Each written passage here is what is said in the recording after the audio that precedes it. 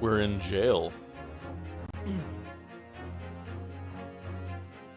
It is Wednesday, my dudes.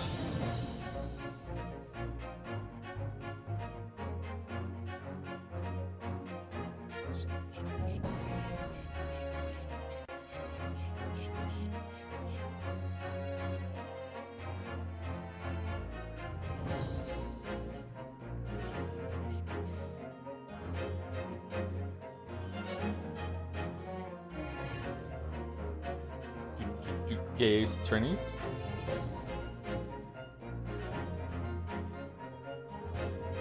Gay ace attorney. Alright, I have an insensitive question. Sorry if this is an insensitive question. Can people who are, maybe it's not possible to be 100% ace, but 100%, let's say you can be. If someone who is 100% asexual, do they have a sexual orientation? The reason I say it that way is I'm sure that asexuality is a spectrum, and some people are not 100% fully asexual. But asexual is not a lack of sexual urges or sexual desire. It's a lack of sexual attraction, right? So if you're not capable of being attracted to someone else, does that mean you don't have a sexual orientation? It's a sliding scale, isn't it? Yeah, that's why I started the question with, like, you know, someone who is like 100%. Maybe they can't be 100%.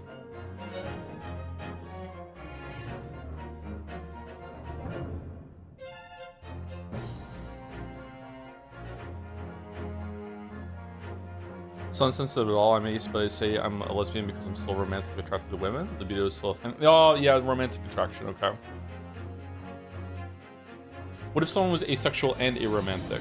I kind of want to just drill down on, like what is that? What would that? Is it possible that someone couldn't have a sexual orientation? I guess so, yeah?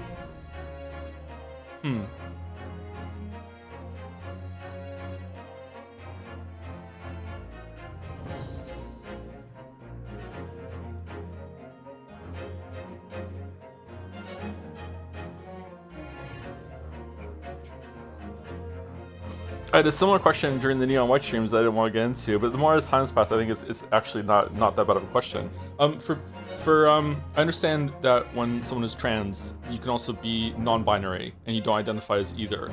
What about someone who wouldn't mind being either? Is that also non-binary? Like, if someone would be like fine with having a woman's body or a man's body, like almost like whenever, like, you know, just Genie makes it so when I snap my fingers I just switch, and I'm equally happy as both. Gender fluid? It's not about gender though, or is gender still a catch-all term for that?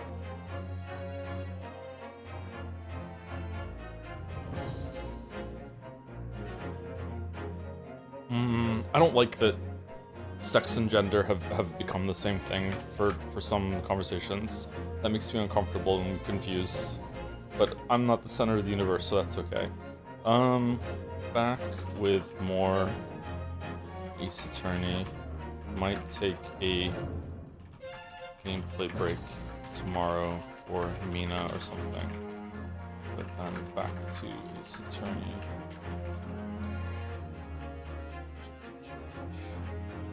Labels are mostly help us understand each other, but they never harm us. Oh yeah, for sure, yeah.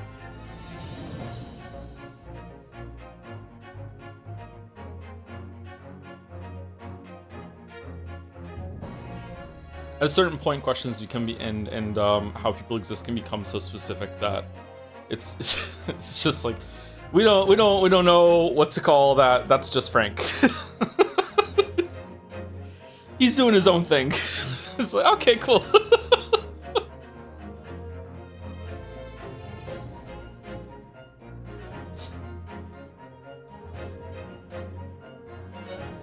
Have you been sleeper well, Joe? By the way, I'm beating the shit out of English as King of Wales. King Crusader Kings 3 is a great LARPing game. Oh, is it? I did not sleep well, but I was in bed for quite a while, so I got a good quantity of sleep, but not a good quality of sleep.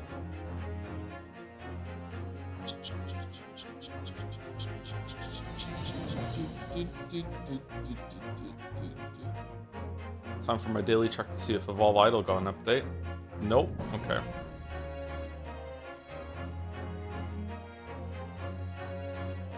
Bum, bum, bum. How's the sound? All right, my windows are set up. My link is out. Is sound good?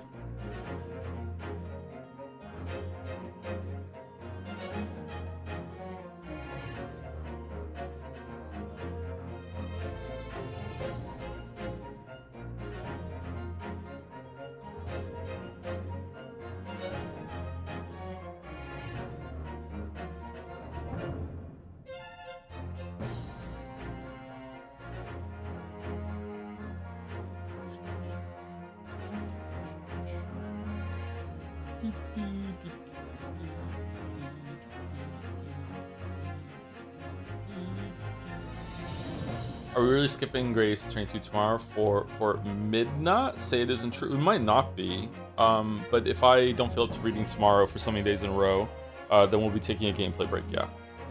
But it might just be more Grace 22. I didn't have time to do a morning Mina stream today, and I won't have time to do one tomorrow either. One of the kids has an appointment tomorrow morning, so that's not happening.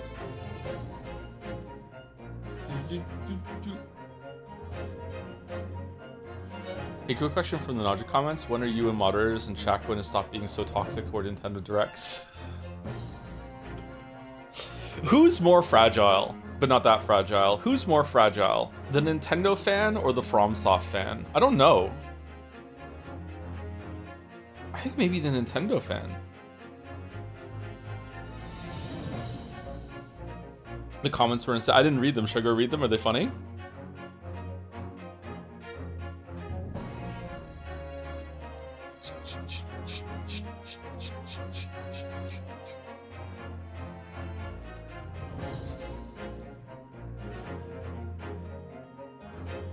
On average, someone is saying that FromSoft fans are more elitist than fragile. I feel like elitism and fragile are kind of the same thing. I see the distinction you're saying, though, and you're right, yeah.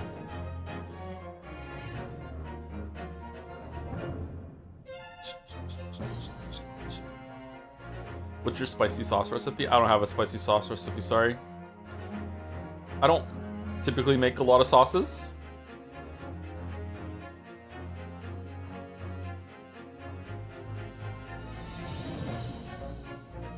The closest I come to making homemade sauces is that whenever I make a protein, I will dump the carbs into whatever dripped off the protein. So if I make something in a pan or in the air fryer, I will put the rice or the potato or whatever like in whatever is left in those containers afterwards, and then cook the carb in that, so it gets up all the flavor. And usually the carb ends up tasting better than the protein. Like if I ever make like chicken in the air fryer and I put some fries in there afterwards, usually the fries taste better than the chicken. If I make some steak and I put the rice in the pan afterwards with some broccoli, usually the rice and the broccoli end up tasting better than the steak. Which is crazy. Bum, bum, bum. Bum, bum, bum. Bum, bum, bum.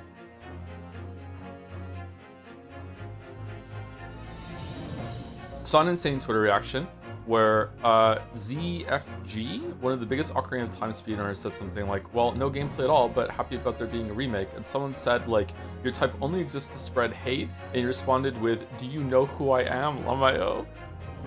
So I saw a Reddit interaction that was similar, where someone said, I wish they could have shown some gameplay, and someone said, I can't imagine being this miserable of a person. I was like, what the fuck? Why are we fucking starting in third gear? Like, what? Like, I don't get it.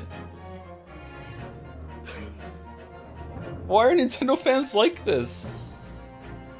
Just be happy and go play the latest Mario game. Oh, wait, there hasn't been one in 9 years. Oh, okay. Bump, bump, bump. Bump, bump, bump.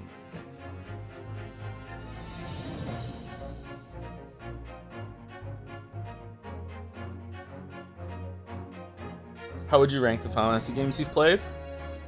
Okay, what are the Final Fantasy games played? I've played Mystic Quest. I played 4. I played 5. I played 6. I played 7. I played 8. I played 9. I played 10. I played 11. I played 12. I played 13. I've played 14, and I've played 16. So, and I have not finished 5.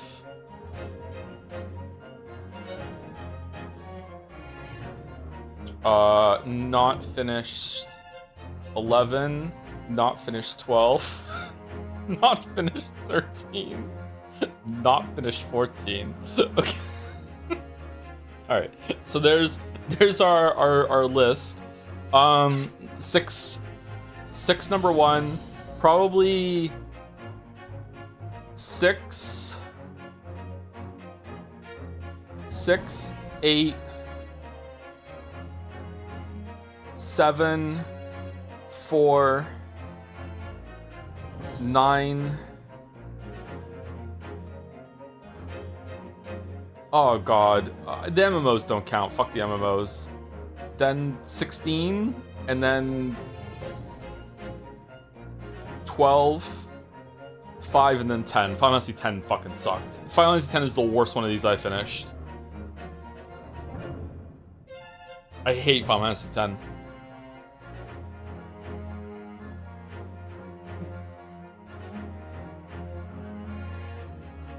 Such a boring ass game. And it's also where Final Fantasy series change into something else and they shouldn't be numbered anymore, IMO, because they don't have an overworld.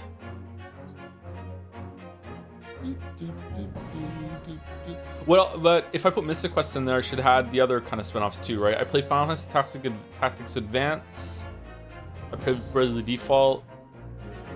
Is that the only spin-off I've played? I didn't play X2, I didn't play X3. Sure thing, Grandpa, not take your pills. Wow. Does Kingdom Hearts count? It should, yeah. The Memoirs of the Clouded Kokoro. Oh, we really are doing a trial. Wow. 22nd of February, 9:23 a.m. The Old Bailey, defendant's antechamber. Is this a short trial? Because I feel like we didn't... Like, there's not much of a case here. Like, also, we're doing maybe poison, maybe not. The Old Bailey, this place always makes me feel strange. Did I load the wrong save?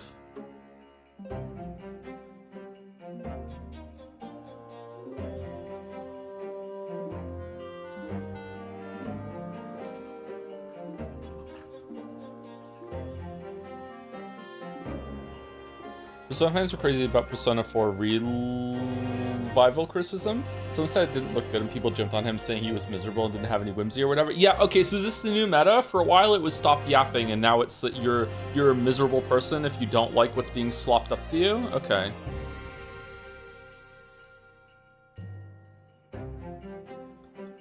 Last Gen's games tomorrow is the Naja title?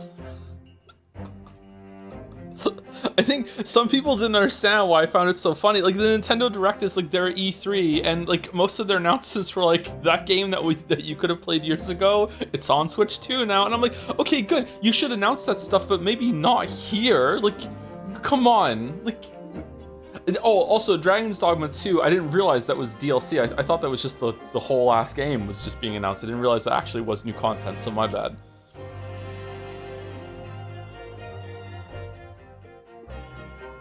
Fortune's Weave being nominated for Game of the Year would be the funniest possible timeline. I am manifesting it, says Great 1036. We need more depressed old men in gaming.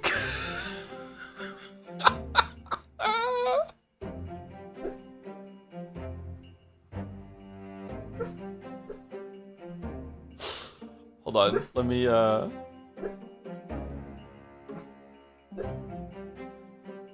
Alright, can we see it?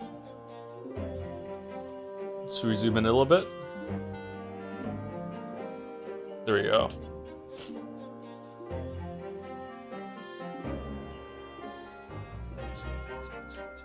I Cannot for the life of me understand why Nintendo would say Ocarina of Time release date is this year and then show absolutely nothing. Not even indicate when more information is coming. It's crazy, isn't it? They don't want to spoil the thumb wrestling minigame. It'll be shown in the Zelda Direct later this year. So why didn't they say that in the announcement? I got excited when I saw a Beato profile pic, then I remembered where I was. What the fuck does that? Why is your name? Please read Umineko.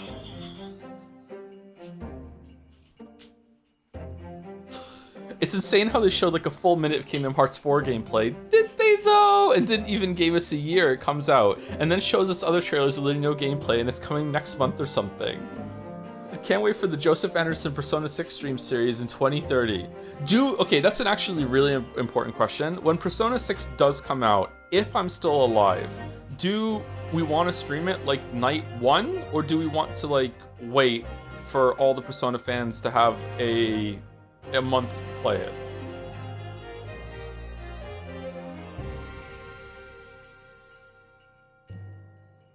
Two weeks? Day one? Most people are saying day one. Okay.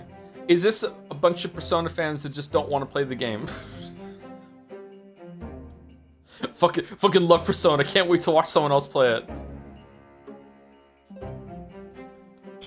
Also, we cannot stand by Rhythm Heaven slander. We need to start the campaign for Jenseiya stat. This is the person that did the same thing about Fortune's Weave being nominated. Gray has plans. Joe would lose 5 lives over trying to do Monkey Watch in Fever. It's a doomed venture. The fuck does that mean?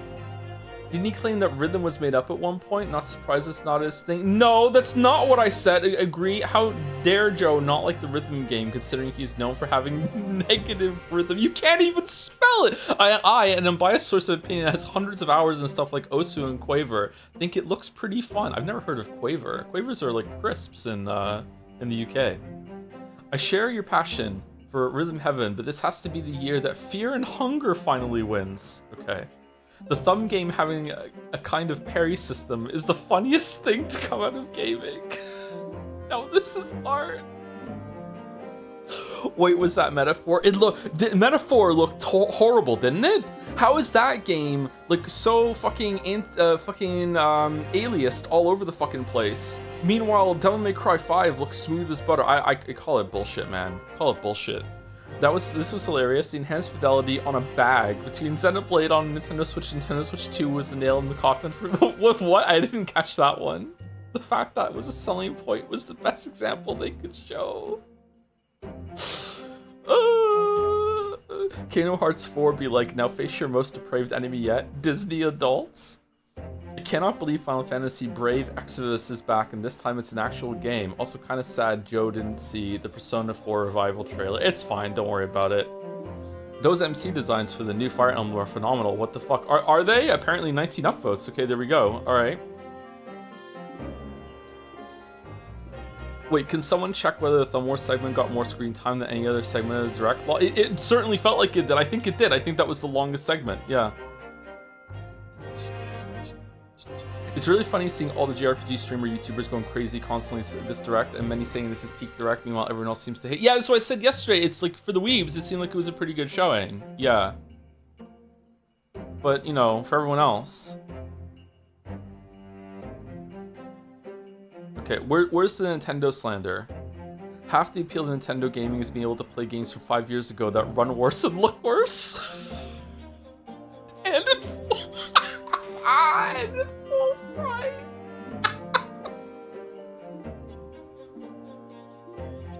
What an amazing uncovering of the reply there. Holy shit. I'm so happy about the remake of Touhou 6. Too bad it was only on the Japanese Direct. Oh, was it really? Okay. Damn. I was infinitely more excited about the Touhou 6 remake, Big Walk release date, and Deltarune than anything else Nintendo showed. It's crazy how much time they spent showcasing ports of years-old games, while an entirely brand new Altier game was a 5-second blip. There was a brand new Altier game? What's that?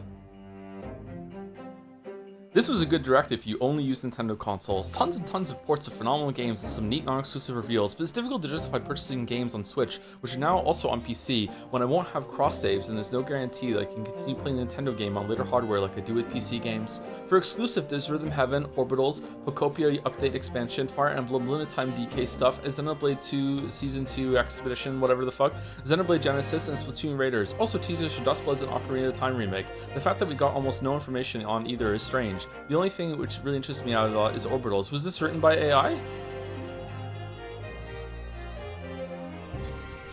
this is a bunch of old games that go on sale often. DMC5 has been on sale for like $5. Has it really? And even newish stuff like Metaphor is 30 on sales. Wait a minute, this isn't Uma Musami for Switch reveal. Amazing title.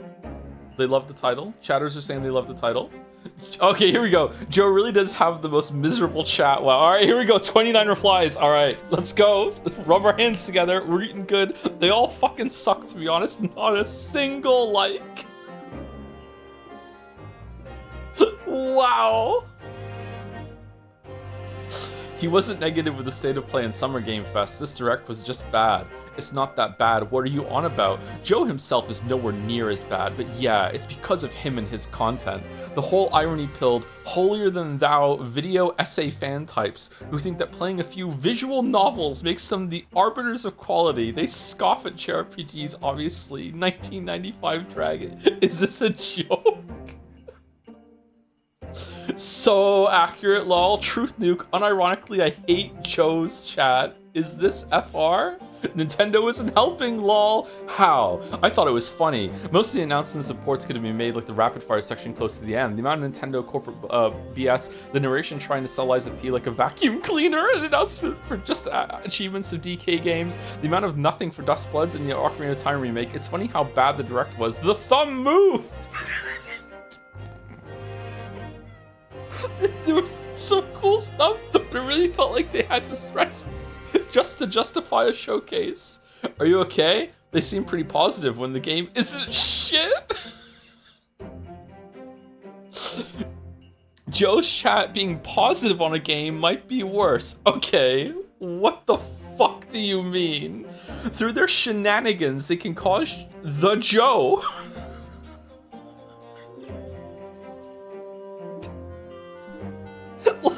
Like I'm a fucking iguana in a tank.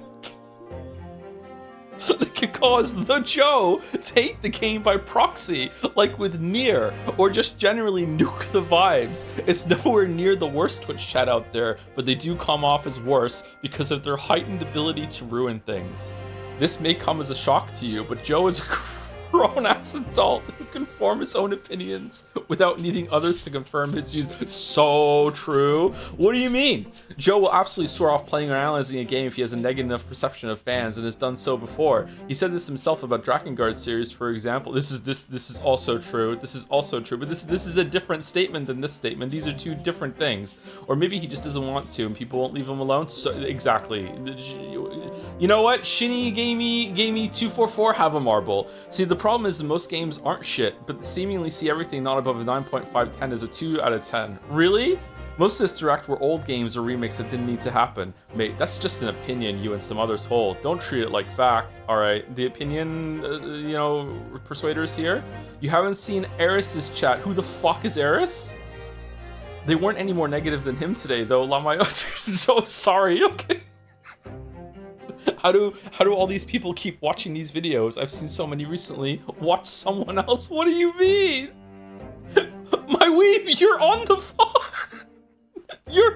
You're in there. You're in the photograph. The comment is coming from inside the fucking house. What the fuck are you talking about? I don't know. I legit think some watch the streams with the same scrutiny one would do with an essay or a book and use this place as a way to filter the opinions through judgments of character. This is so true. This is so true. Yeah, this is fucked up. People hold the streams to the same standards as the prepared essay. Sometimes after I finish a game, I change my mind completely and I need more time to think about it. Like if I had streamed some of my first playthroughs of some games that had videos, you'd be like, holy shit, I can't believe how much you changed your mind. Like, yeah, that happens.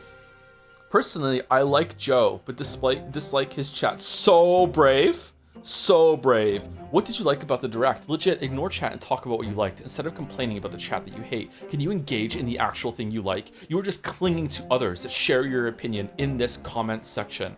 Liked a lot. Oh, he did it! Liked a lot. New Fire Emblem, Xenoblade, Deltarune, Rhythm Heaven, Orbitals, DD2 DLC, which is the biggest surprise for me. Yeah, the fact that it's getting DLC is a really big surprise. An Ocarina of Time remake, that one was dampened by it being leaked ahead of time and not seeing much. Was it leaked ahead of time? Liked the bit, Wii Sports 2 Resort, or whatever it's called. How on earth? Okay, Uncle Jakin. Dude, how?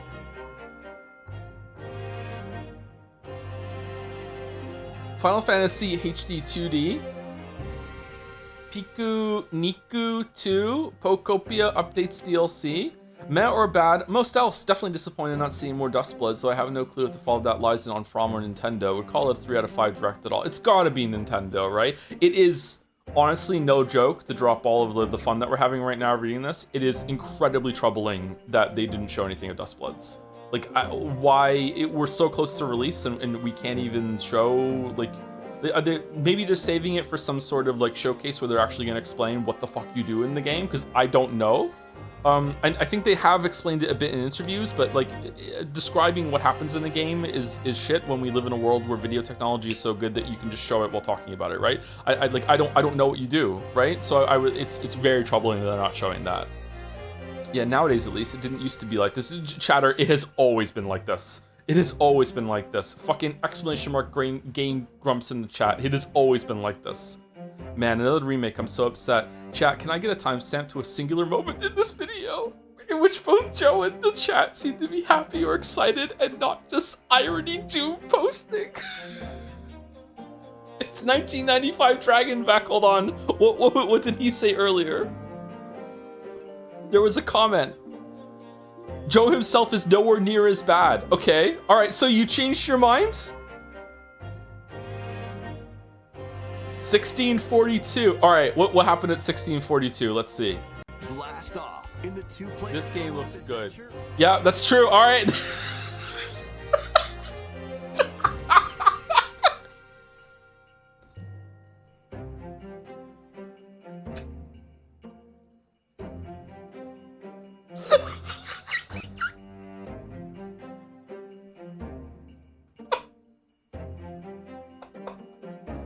Oh, hold on. 49, 59. Maybe, but he sounds sarcastic. Okay, what happened here?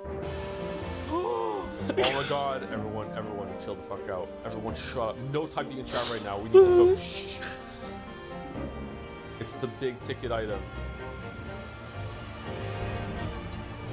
Upon the ancient blood sovereign. I gotta be honest, I forgot they showed even this. Okay. Nintendo has forgotten about Mario. So true, actually. So true. Okay. I'll agree it's a bit cynical, but not doom posting. Gaming communities do unfortunately have an issue with being toxic to more casual players, people who only run Switch and literally don't get to enjoy a game. Until it gets the belated Switch port several years later. I mean, it's their fault for buying a fucking Switch and nothing else. That you can avoid it. It's not even like Nintendo is the cheap option anymore. Like, what the fuck are you talking about? You're mistaking having standards and not getting mindlessly hyped with ironic doom posts is so true. So true. So true. So true. Have a marble, Francomancer. I don't think so. I'm not even sure it's irony anymore. There just seems to be no critical thinking left in the streams. Of course, 33 upvote. Of course, people who only have a Switch are excited to play games you might have already played. I personally remember lusting after Persona 5 on Switch for over a year as a teenager before I caved and made a PS4 my only wish for my birthday that year. Okay, hold on. How old? Of course, that the Xenoblade 2 Switch editions are sold separately. One might not own all three games. No, fuck, dude. Okay, you're accusing us of having no critical thinking when you don't understand what we meant. Chatter, we're not talking about, oh, you have to buy 3 games at once and that's the only way, and they all cost like 1 game times 3. No, it's a bundle of all 3 that only costs the cost of 1 game, and you're getting all 3 in one like a fucking Xenoblade All-Star situation. What the fuck are you talking about? We're not like, oh, no one was in the chat being like, oh, I sure hope that all 3 Xenoblade games are bundled together, and the only way that you can buy all 3 of them is for $150 fucking dollars. Like, no, of course not. It's like, it's just so all obvious. It's obvious. Is it? But people are just trying to be annoyed and outraged. Yeah, okay. Does this person have a marble? Take it away. And they say comedy is an amazing parody post +2. Sorry for critical thinking.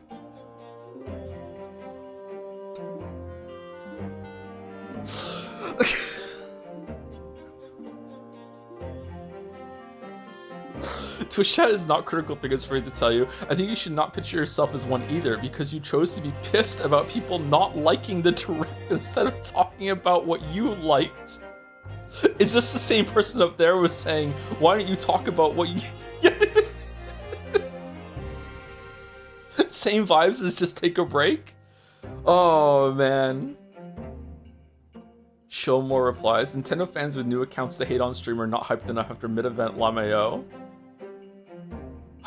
I think we're done, actually. I think we're done. Are we done? Are there any more? I don't get why he thinks it's so funny they always show a bunch of ports to Switch 2. Like, yeah, like, no shit, they're gonna port a bunch of huge games to the new console a lot, because it's just so fucking hilarious that it's like, this is worthy of big announcement that like, yay, like, it's like, we're getting Devil May Cry 5, yay, more than 5 years after release, yay, like, it just seems silly, that's all. I thought it was a pretty good direct. I'm glad that you liked it. What's his issue with Metaphor? Alright. It's bad/funny, but it's the first good Atlas game in a while. Metaphor, more like metaphor. Alright, we're done. We're done. We're done. Bastion OST enjoyer base. And what, maybe one day I'll even play the game.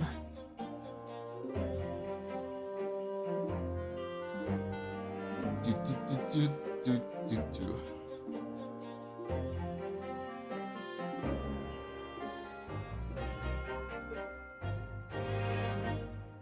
We should play Bastion, actually.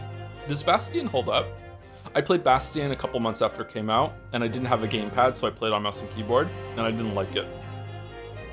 I didn't like it only for that reason. I didn't like it, that was the main reason why, because I didn't have a gamepad for it. But I also didn't like, in my mind, maybe it's not like that, but in my mind, you have to like walk the perimeter of every level for it to appear in front of you. If you haven't played Bastion, you're in the sky, and the level kind of just like appears as you get close to the edges of all of the platforms that you're on. And I didn't like that. It was kind of tedious that you had to move around like that. Maybe I like it now. Maybe it was just because of mouse and keyboard. I would like to play Transistor as well. Yeah, OST and Transistor is good also.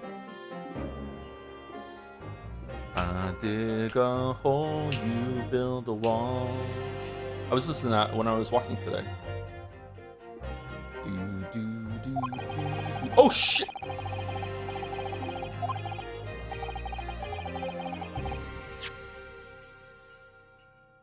The Old Bailey's place always makes me feel strange. I seem to get chills down my spine and break out a nervous sweat all at the same time.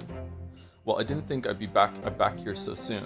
I'll just know what's up with the people calling this most toxic chat on some of the VODs. Like, have these people watched literally any other streamer with 1K, 2K views? I was watching an Cross VOD once, and there was a dude literally posting Nazi shit. It's unbelievable. I think it's because we stay on topic. My close and good personal friend, Mandalore, who I talk to and hang out with all the time, once told me that people get really mad at my videos because they're hard to argue with. Now, he wasn't saying that, he wasn't saying that means you're objectively right, Joe. He was just basically saying that it's because it's so difficult to argue with like the arguments you put forward, it triggers some people into having very strange responses.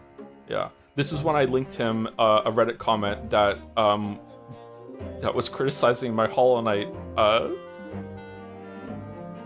video because I didn't talk about the hero's journey at all.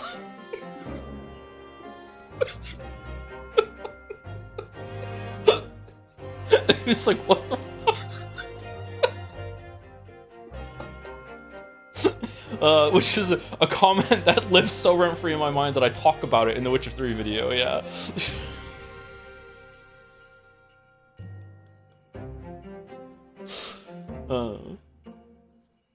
Did Mandalore also say MVP? He did say that, yes. He said, yeah, and in that I'm very handsome and that I'm so big and strong. Yeah. I haven't spoken to Mandalore since Jedsay, I think. Hope Mandy's well.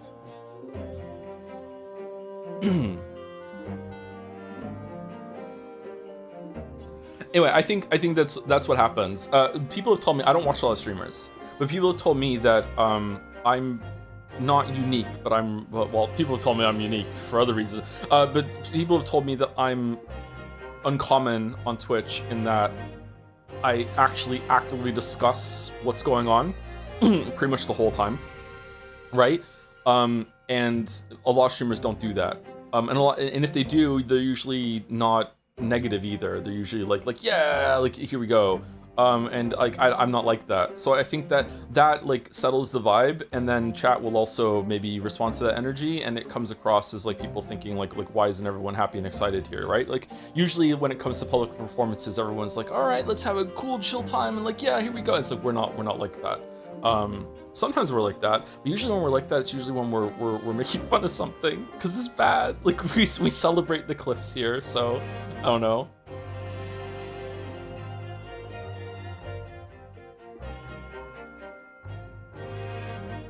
Which is fascinating because a lot of the Naruto comments act like you aren't paying attention to the games. That what happens there is because, okay, so we're gonna talk about a trigger topic, and I'm very sorry. So everyone, just get ready.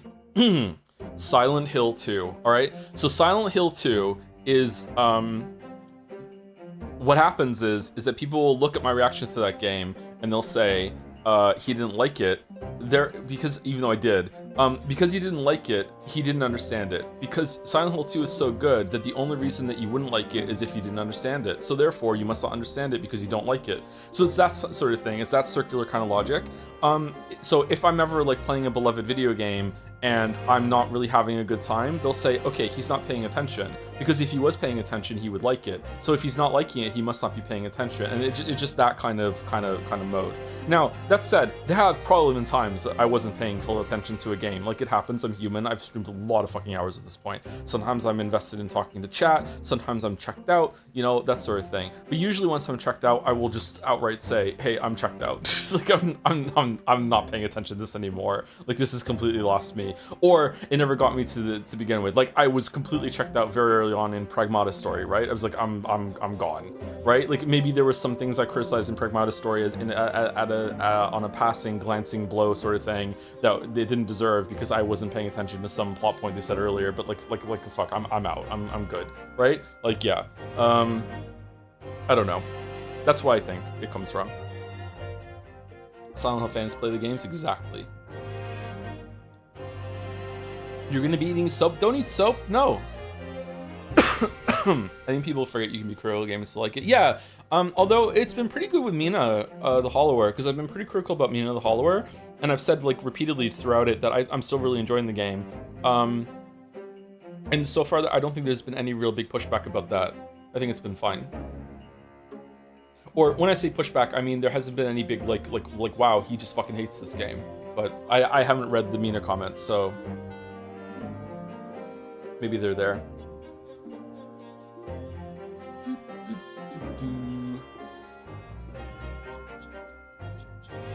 Oh, from the Nina titles? The Nadja titles? I assume you didn't like it. What the fuck, Nadja?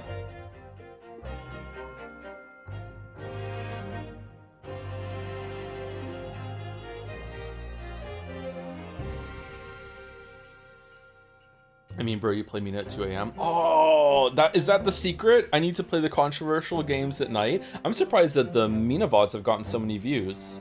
I thought that they wouldn't reach the same level as the other VODs, but I guess people just want to watch all the streams, which is nice. Thank you for watching all the streams, VOD watchers. It's so hot here today, by the way. I have the AC running and I don't even feel it.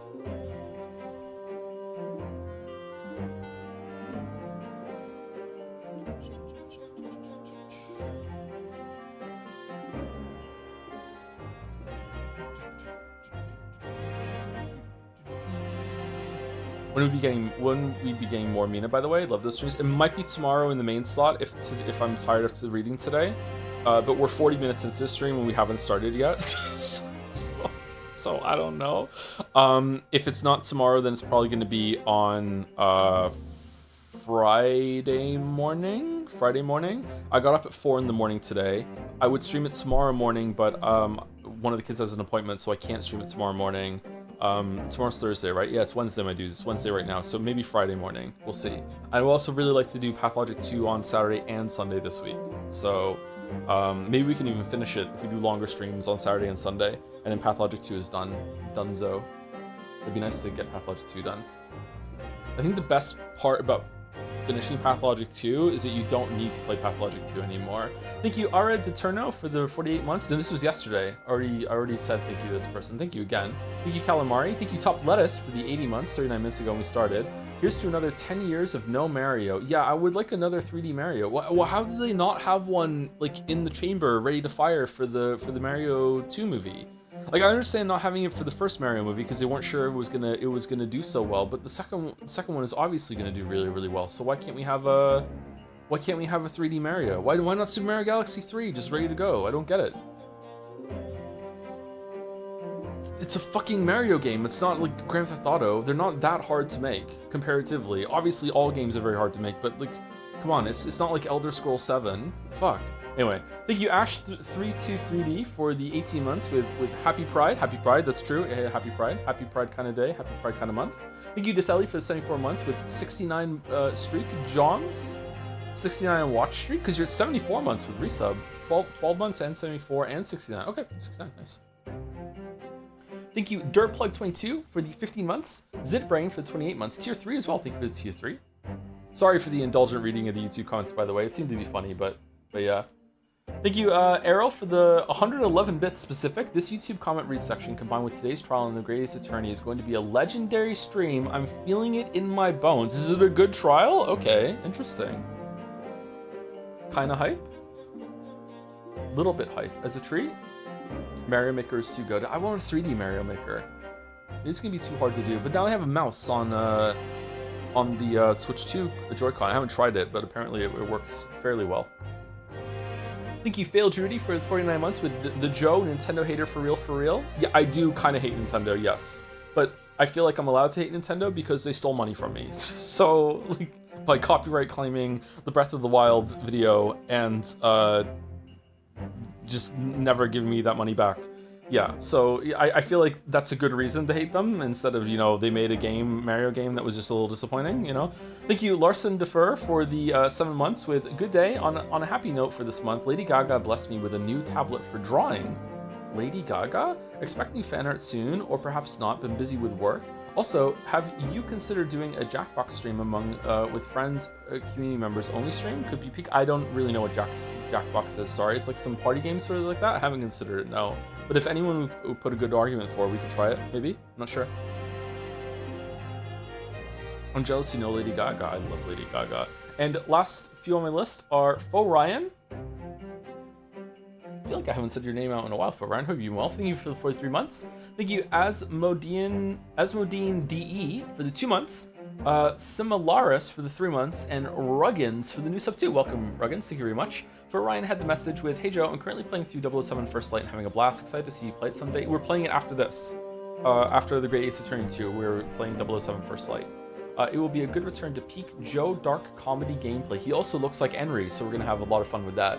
And Similaris had the message with, hi, thank you for all the good streams. Just finished the semester, so I'm excited to get comfy and listen along. Hope you have fun with the Great Ace Attorney 2 as much as I did. So far it's been a pretty good time, yeah, but we're barely into it, so...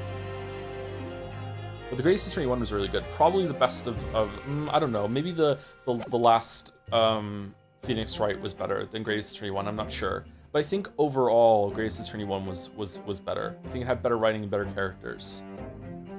I might sneeze. Let me mute the microphone for a second and see if I can sneeze.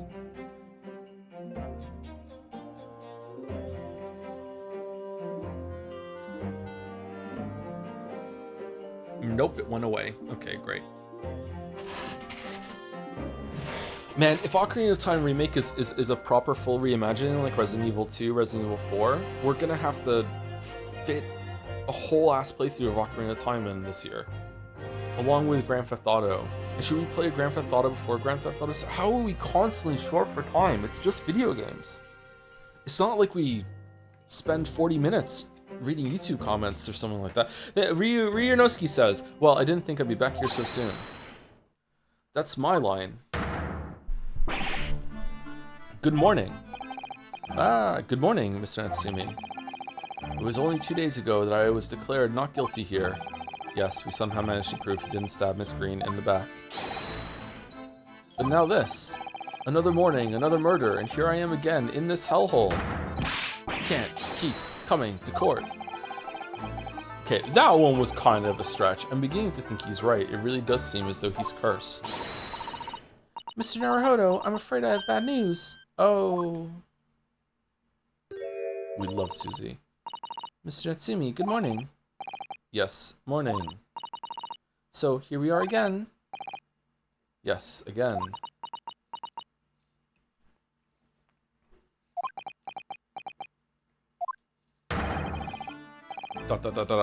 Judicial Assistant Miss Mikitoba Esquires, what's the bad news? Oh dear, you heard, did you? If you come in shouting at the top of your voice, people can't help hearing what you say. It's true, I can hear you in here. Oh, I'm sorry. You've done nothing wrong, Mr. Zato. Now, what is it? Well, it seems that the prosecution in today's trial will be led by Lord Barak von Zeeks. Really? He came for this one? Van Zeeks? Garg. Oh no, oh no, no.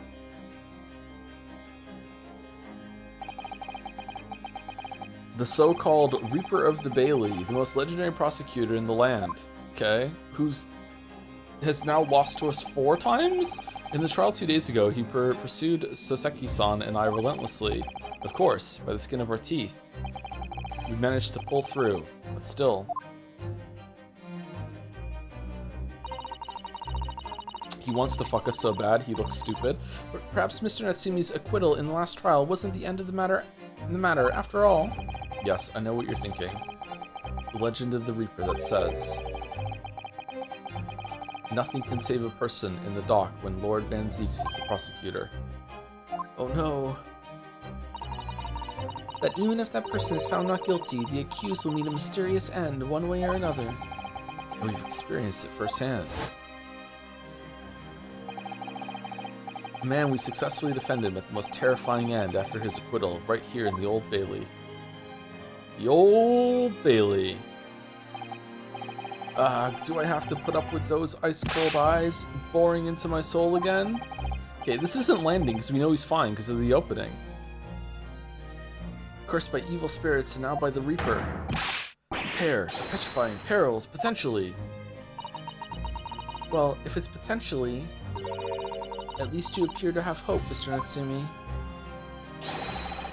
Locum student, Mr. Naruhodo Esquire. Ah, yes? I'm innocent. You have to believe me. You more than anyone now. Why don't you tell us what happened then? Don't worry. I'll be your steadfast ally every step of the way in this battle, I promise. And this promises to be a hard battle, I fear.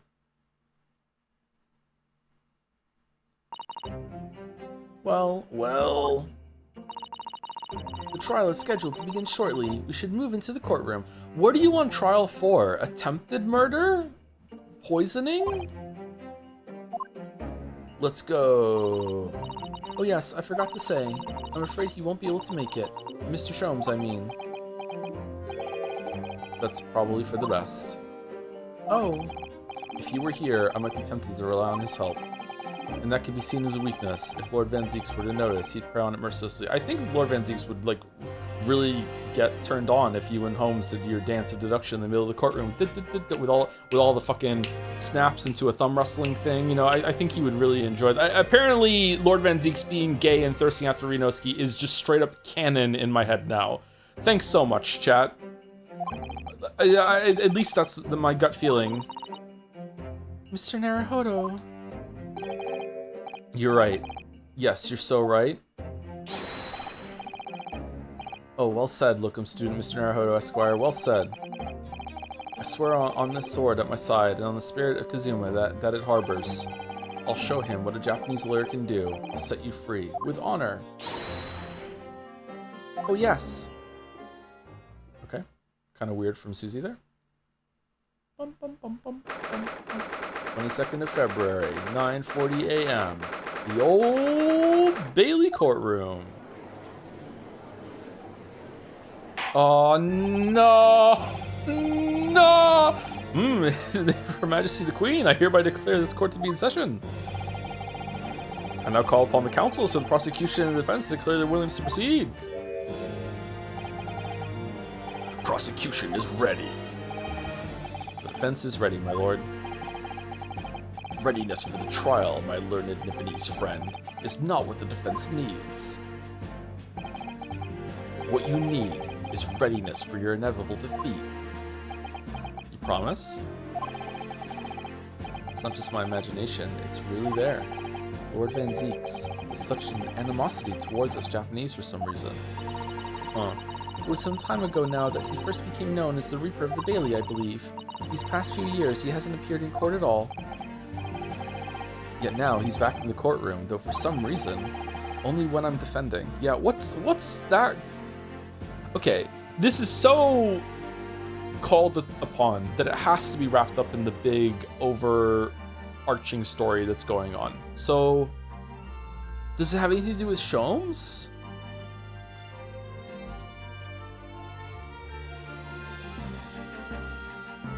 I feel like we found out something about this last game and I've forgotten it. Was he friends with someone from Japan? Did he work with someone from Japan? I feel like that was said. This Reaper, with his curious disdain for us Japanese, is a prosecutor shrouded in mystery. Still, this isn't the time to be pondering that. I have to concentrate on Soseki-san's trial. Furthermore, I now call upon the 6 ladies and gentlemen of the jury.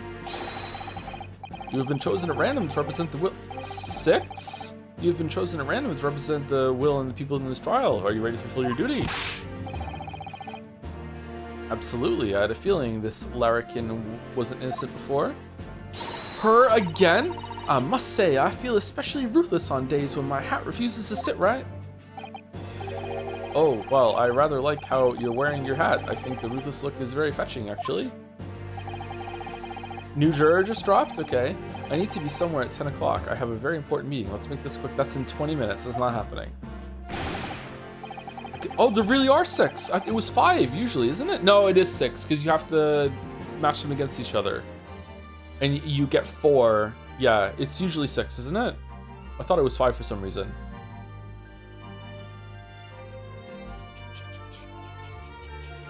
He said he's specifically facing off against Ryu to try and understand through his eyes a Japanese person who was dear to him once and betrayed him in the worst way, allegedly. That's what it is. Okay, thank you.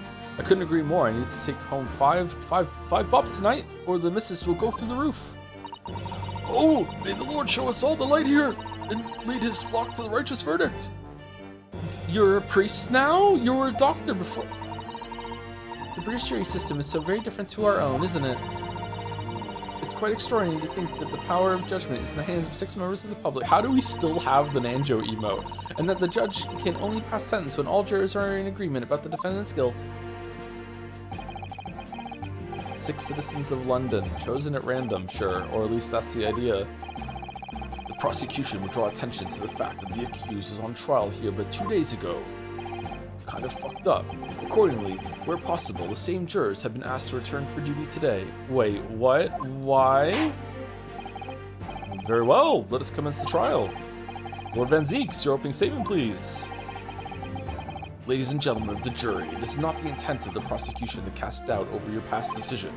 However, the innocent verdict afforded to this eccentric Nipponese before has had dire consequences. Did the accused repent for his wrongdoing in that affair? Far from it. What did he do? Instead, he used his freedom to perpetrate a most blood-curdling crime. namely that of the attempted murder of his neighboring lodger, an innocent Englishman. Alright, attempted murder. To explain the circumstances of the crime, the prosecution calls its first witnesses to the stand. Witnesses. Oh, Cape's coming off early tonight, huh? Okay. The detective responsible for investigating the scene and the accused himself. Can he do that? Is that allowed? Witnesses, your names and occupations, please. Yes, sir. Tobias Gregson, never nude, detective inspector at Scotland Yard's Homicide Division.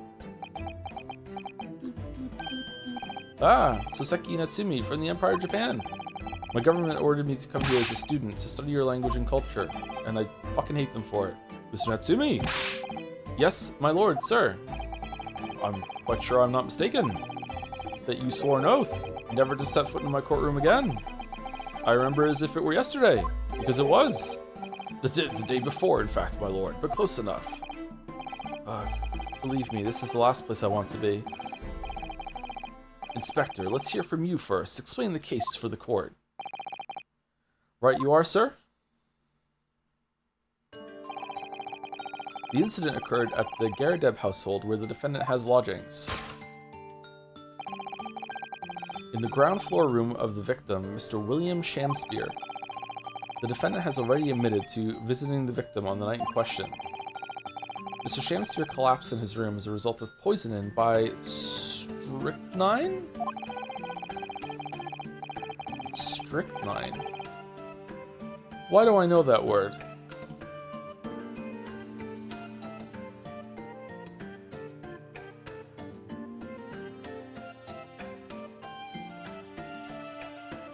Danganronpa?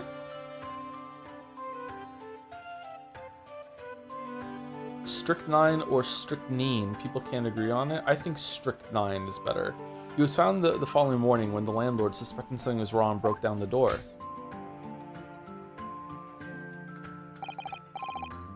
This means, I presume, that the door to the victim's room was locked at the time of the incident. Correct, my lord. It was locked from the inside, making entry to or exit from the room impossible. Sure.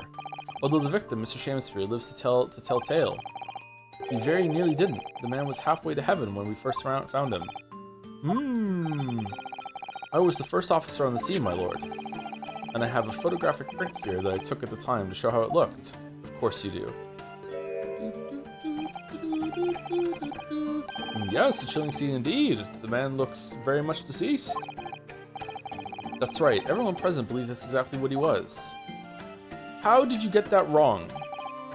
Very well. I shall accept this photographic print as evidence for the court. The crime scene photograph has been entered into the court record.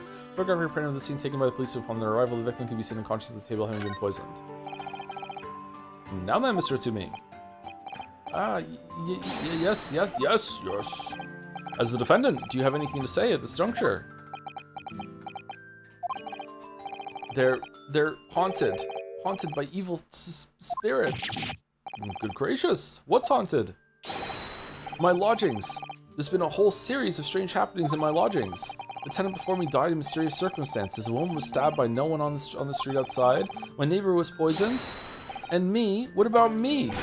It's gotta be a gas leak, right? I've nearly been killed countless times. Killed, Mr. Natsumi? How? Even on that fateful night, it happens. When I returned from Mr. Shamspeare's room, I lit my gas stove and climbed into bed, but before long... Man, that sounds so cozy, doesn't it? The stove went out and somebody tried to kill me. You must always extinguish all fires for retiring for the night, Mr. Natsumi. But it's so cold. My runny nose would freeze. The point is, I didn't poison my neighbor. Oh, why am I being accused of this? Why is my existence so cursed? Thank you, witnesses. I believe I have a reasonably clear picture of events. This has to be the least interesting case of the game so far. I agree, actually, in terms of premise, but maybe it's gonna unravel. I don't know. But in terms of like the setup for the cases, this is the least interested I've been in probably any of them, except for maybe Turnabout Big Top. I didn't really like that one. I don't think I don't give a shit about circus shit. But it was quick though. I feel like we got to the trial really quick, whereas in the other ones, it's like it took fucking forever, right? So. Yeah, we'll see. If I could raise one more point, my lord. One more. Conclusive point. Oh, yeah? Raise it. Conclusive, go on. Fortunately, the victim, Mr. Shamspeare, has regained consciousness after his ordeal. And he has named the true culprit. The poison consumed by the victim was administered in a cup of tea that he drank on the night in question.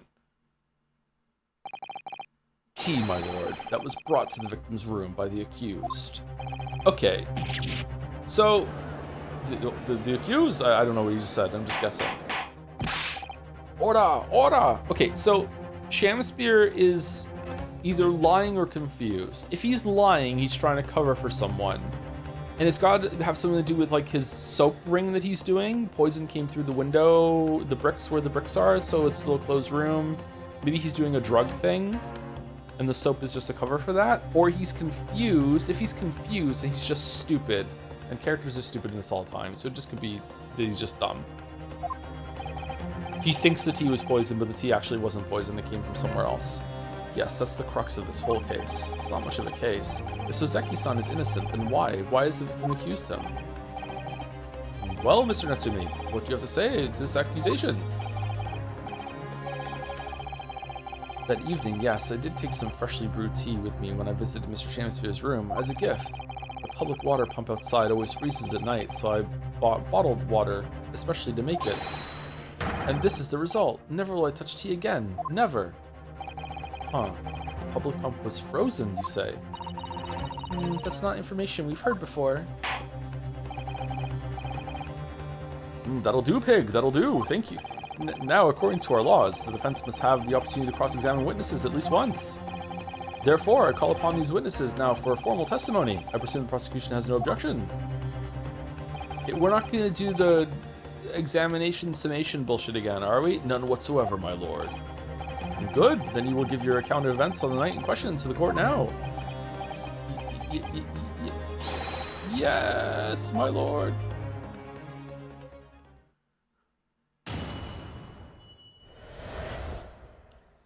The catastrophic night. It was around 9 o'clock that evening when I visited my neighbor and I took some tea with me as a gift. We had a heated literary debate over a nice hot drink, after which I went back to my room at around 11. Oh, maybe he's just accusing you because he was owned in your debate. That happens. Arg. My tea was completely harmless. He couldn't have locked the door behind me otherwise, could he? Strychnine takes some time to have an effect on the body. People don't keel over immediately after taking it. The victim would have been perfectly able to lock the door after his guests left. The argument still stands. Or even get themselves under a, that's a spoiler, never mind. Yes, I see. It all seems relatively straightforward. Excuse me, but that testimony does raise one rather crucial point, I think. Mr. Natsumi claims his tea to have been harmless, presumably though. The teacups have been examined for traces of the poison, haven't they? Why didn't I think of that?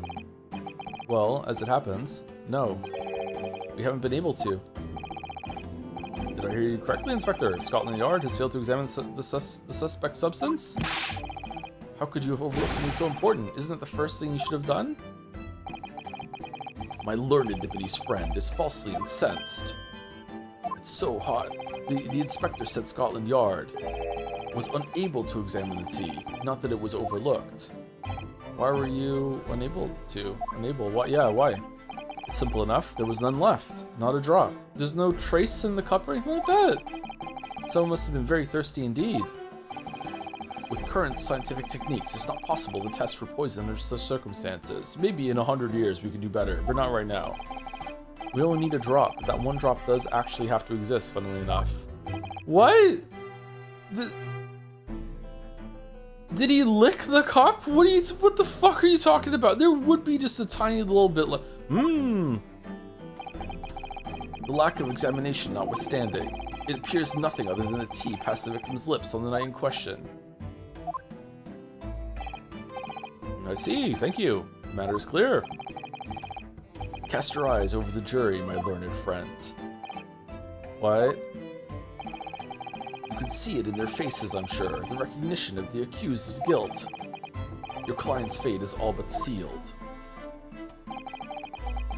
In mere moments from now, you will lose, and your compatriot will be damned for all eternity. He's right. I can feel all 6 of the jurors looking daggers at me. Yeah, slap time. But I can't let them beat me down. I won't. Counsel for the defense, proceed with your cross-examination. Yes, my lord.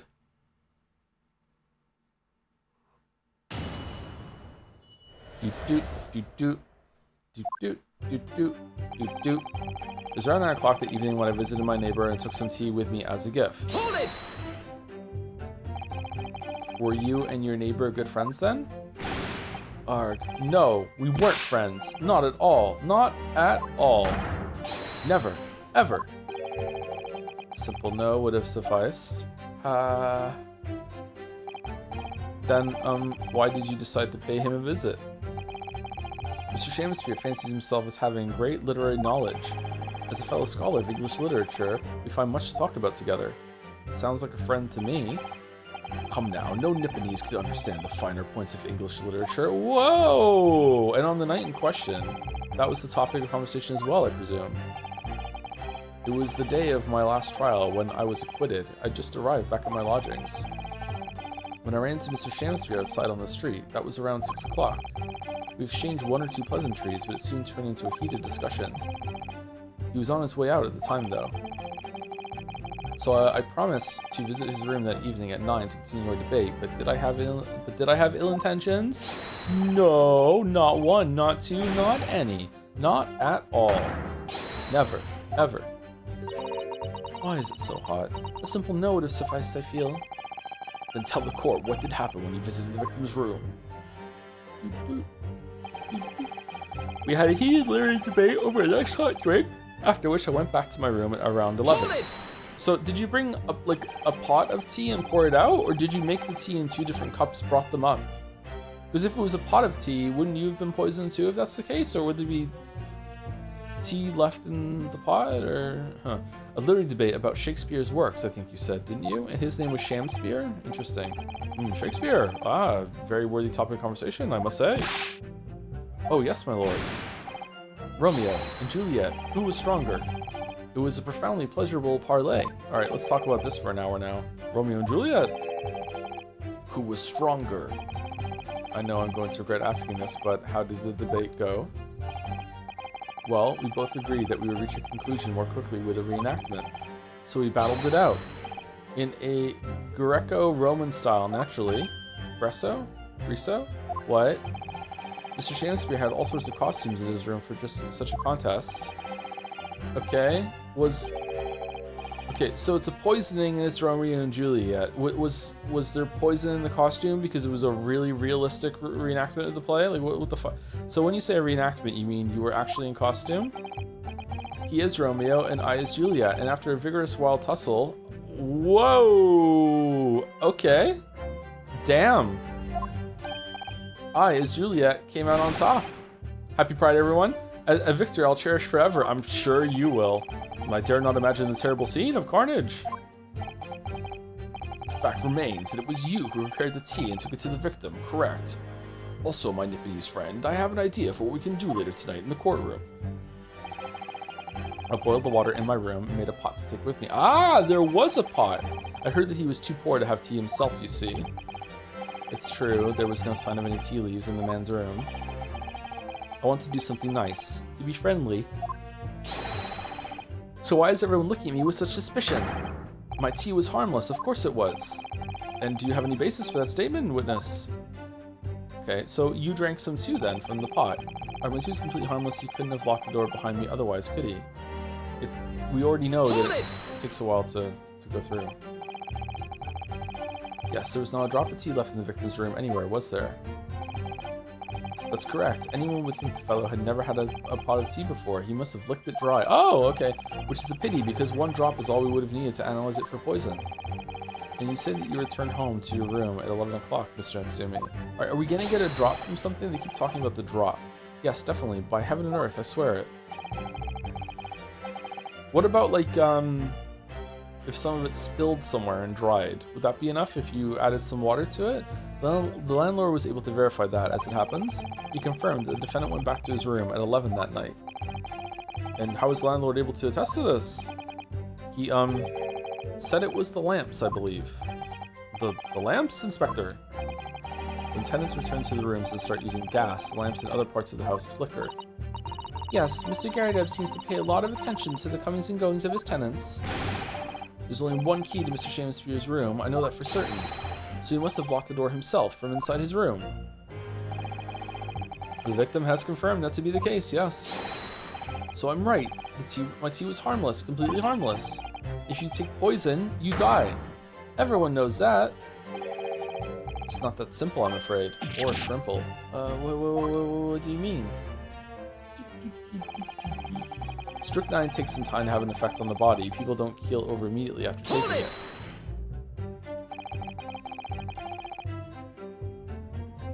How long does it take for symptoms to appear then? According to the coroner I was speaking to at the yard, about 30 minutes after the poison is consumed. Then, the victim suffers violent convulsions, cramping, and stiffness, and eventually dies from asphyxiation. So there's a 30-minute interval between when the poison is ingested and the onset of symptoms, okay? Just enough time to write a huge script that a trial could follow. There seem to be a lot of different types of poison in the world, that's for sure. Oh dear, death by poisoning again. It's always so awful. 30 minutes is a long time. Is it? Certainly long enough for the victim to have locked the door behind the accused after he left. You can't deny that, and it further degrades Soseki-san's alibi. I have the medical report from the doctor who examined the victim here, my lord. It spells it out, really. The accused is the only person who could have done it. Alright, so what bullshit's gonna be in the medical report about, like, the tongue was a different color, or the eyes had, like broken blood vessels, or, like, no, he's not dead! Shit! Very well, the court will have this report to the court record as evidence. Victim's medical report has been entered into the court record. A report issued by Scotland Yard's medical officer. It obviously mentions the poison as well as other details gleaned during the police investigation. Can't they do a blood test for it? Oh yes, I see it here. Delayed onset of symptoms. Great.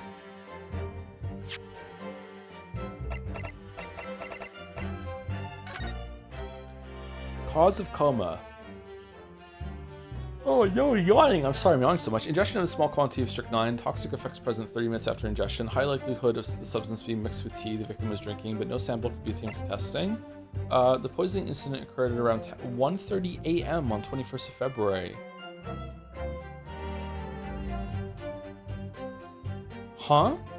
Isn't that way later than what we just went over? Assessed from the victim's pocket watch that appears to have broken on when the man collapsed after delayed onset of symptoms. No container for the poison was found at the scene. You gonna play the Ocarina of Time remake? It depends. If it's just a graphical overhaul, then I probably won't right away. But if it's like a bigger deal than that, then yeah. What is this? Envelope. Soap. Different colored cups. No drops.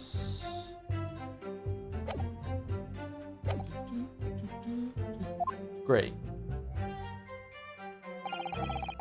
The victim would be perfectly able to lock the door after his guests left. The argument still stands. Hold it! The argument still stands, you say. This is what Mr. Natsumi has been saying, isn't it? A pair of them drank tea together that night, so if there was poison in it, the victim wouldn't have been able to lock the door after the accused left later on. Exactly. Me and my tea are innocent. Sweet and innocent, I tell you. I'm afraid, sir, that doesn't follow. You see, strychnine is a slow-acting poison. In other words, sumari, it takes time for symptoms to appear. So you could have left the room up to 30 minutes after the victim drank the tea. And as long as you did that, Mr. Shamspeare could have locked the door after you'd gone. But no! We drank the tea straight away.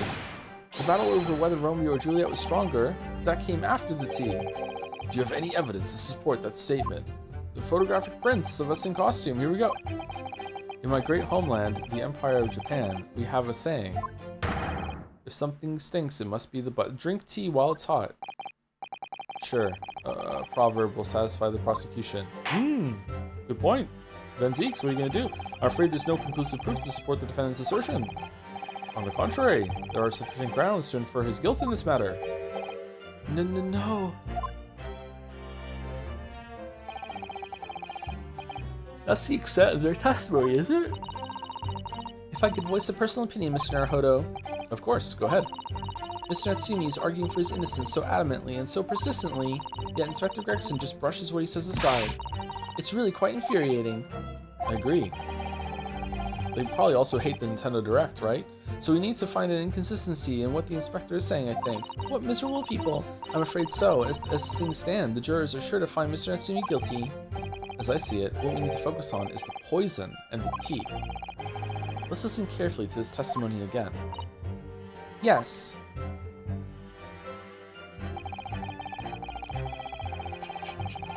Okay, so it's gotta be around 9 o'clock, and then, oh, sorry, when did he leave? We had a heated debate, he's harmless. When did you leave? Around 11. All right, so we're presenting this, that the poison, he collapsed like an hour and a half later, or 2 hours later, something like that. Objection! Mr. Natsumi, you say it was 11 p.m. when you left to return to your room, correct? Yes. And Inspector Gregson, can we rely on the information in the medical report unconditionally? Of course we can. There's no problem with that report, Sunshine? You're fucked. Actually, I think there's a very big problem. Because there's a chronological inconsistency between it and the defendant's testimony. Chrono what? What are you on about? According to this report, the victim must have consumed the poison at around 1:30 in the morning. And yet, the defendant, Mr. Natsumi, left the victim's room at 11. Ah, okay, slam dunk, we're done then. Alright, let's go. Yes, that's right. There's more than 2 hours of missing time there.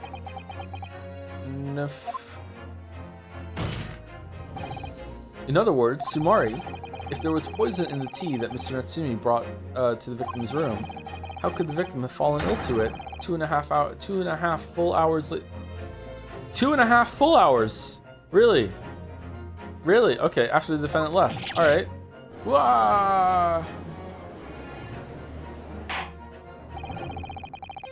The defense's argument is entirely reasonable. How do you respond, Lord Van Zeeks?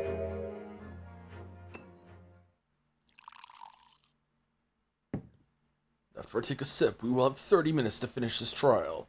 Good luck, everyone. Pray forgive the discourtesy if my mind has wandered. Oh, that's a very ostentatious way of saying that you weren't listening. I was considering what cuisine would best complement the contents of my hallowed chalice this luncheon. How could it have happened, you ask?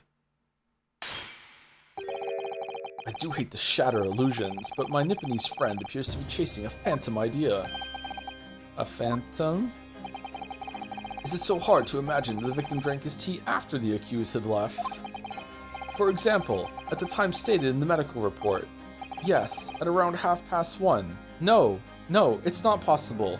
You're saying that the guy brought up tea, poured the tea out, and they didn't drink it, and then 2 hours later, he's like, oh, time for some cold tea? The fuck off. Objection!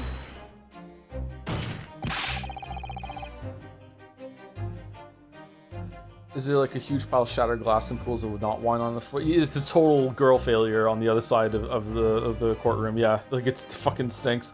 Mr. Natsumi brought the tea with him to drink together with his neighbor. And in Japan, there's a well-known saying, drink tea while it's hot. Objection. Weren't you listening? Yeah, Van Zeeks, weren't you listening? Oh, yeah, we always drink tea while we're hot. And in my country, there's an even more apt saying.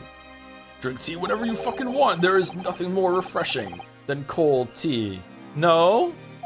No one says that. The point is, if there was such a long gap, there may be other ways to explain how the victim came to be poisoned, other possibilities. What sort of possibilities, counsel? He poisoned himself. Well, for example, the man could have had another visitor. Another visitor? Without Garadeb noticing the lamps changing. Don't be absurd. It's a very bold assertion, my learned friend, from someone who has nothing to substantiate it. Well, you can't not prove it, or the victim could have taken the poison of his own volition.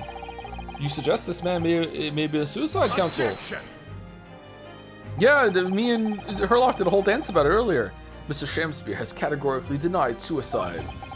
The idea can and must be discounted. He could lie. He's a liar. But he could be lying. Yeah, exactly. Yeah. No, you don't understand. We did a blood test, and he came back with the blood result that makes it so that he can't lie. Get fucked. Yes, I've heard of this too. Council, what do you think? Bring him in. Let's solve the mysteries of the universe. Is something wrong, Lord Van Zeeks? I was listening to the sound of the carriage pulling up outside the courtroom. Pray, forgive the discourtesy. Carriage? What carriage? Are you Daredevil, bro? What do you mean? It would seem that the key player in this case has just arrived.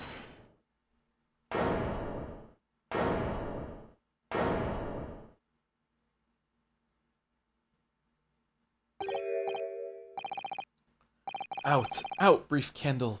Life's but a walking shadow. A poor player that struts and frets his hour upon the stage, and then is heard no more. Okay, is this just all some elaborate advertisement for a show you're putting on? It is a tale told by an idiot, full of sound and fury, signifying nothing.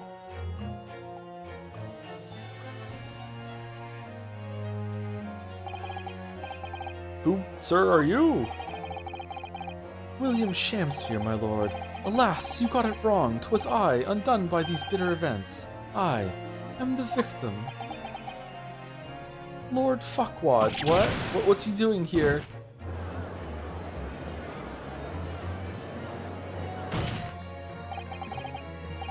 The prosecution seeks to call this gentleman to the stand.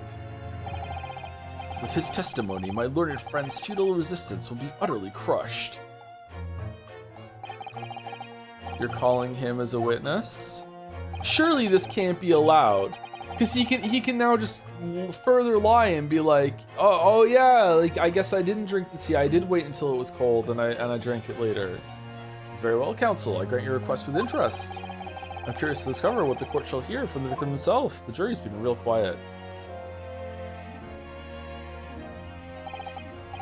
Happy am I, Shamspear, to regale thee with my tale of woe, my lord. But I still have my own tale to tell, my own tale of worse woe. I can regale the court with the tale of my perfect innocence in perfect English. That will do, Mr. Natsumi. Let the court now hear from the victim.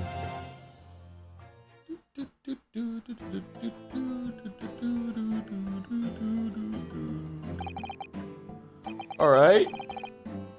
So that's Mr. Shamspear, but who's that other man beside him? We saw him outside the house. Yes, I feel sure that we've caught a glimpse of that man before. It's Chin Man. State your names and occupations for the court, please, witnesses. Witness I. A writer of words so sweet. They do scent the breeze, an inventor ideas so profound, they compose the earth. The unrivaled poet, the unmatched scribe, William Shakespeare. Were the great bard to be recalled to life anew, lo, what a magnificent man! Who knew, good fellows, I am he who ponders such a miracle, William Shamspear. Oh, name's Meterman? Adron B. Meterman. Adron? Adron B. Meterman. What's the joke here?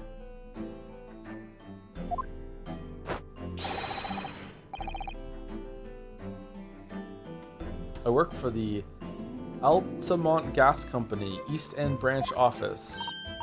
Ah, I remember now. It was yesterday on Briar Road. Oh yes, she's right. It's him. Oh, what's this? What's that man doing over there? It looks like he's trying to see into Soseki-san's lodgings. Aren't you a writer? Yeah, but what does that got to do with me understanding the joke in his name? I just don't see the joke in his name. Is something wrong, Mr. Naruhodo? Excuse me. Do we have a word? Because I'm a writer, I must understand every pun? That's true, actually.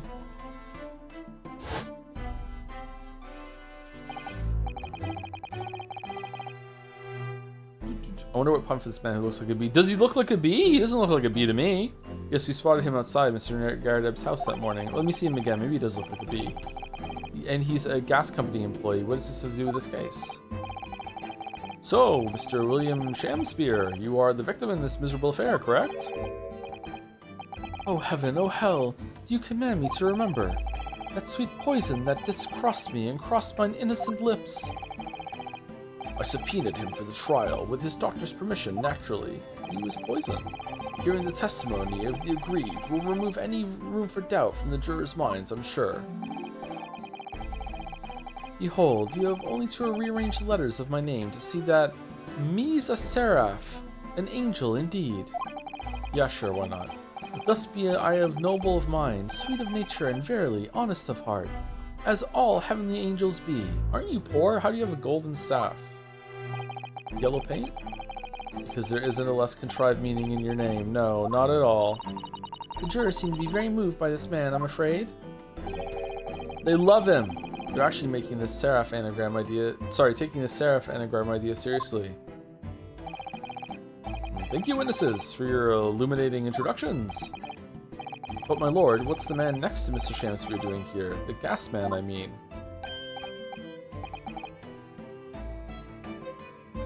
I'm not seeing B. Like, he's yellow, I guess?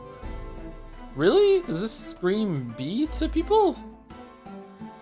I guess the back of his scarf kind of looks like wings. Yeah, someone in chat just said it too. I don't think I would have thought B unless some... Oh, we can't really see it, but the bag underneath him does kind of stick out like a bee's butt or whatever it is. Okay. What? Me? Well now. Allow me to enlighten my learned friend. You recall, I presume, your earlier impertinence. When you suggested that the victim had another visitor to his room on the night in question. And moreover, that the victim is a compulsive liar. What? No, I didn't quite say that. This young chin stroker is here to controvert your wild claims conclusively. What if he's also a liar? Is that not so, Mr. Meterman? Hang on. No, I'm just here for the free drinks. I hereby call for your formal testimonies. You will tell the court as lucidly as possible what happened on the night in question. One may smile and be a villain. Yes, it doth pain me, but let the truth be spoken. The truth of that wintry night of my discontent. Okay, fuck off. Now is the winter of our discount tent. The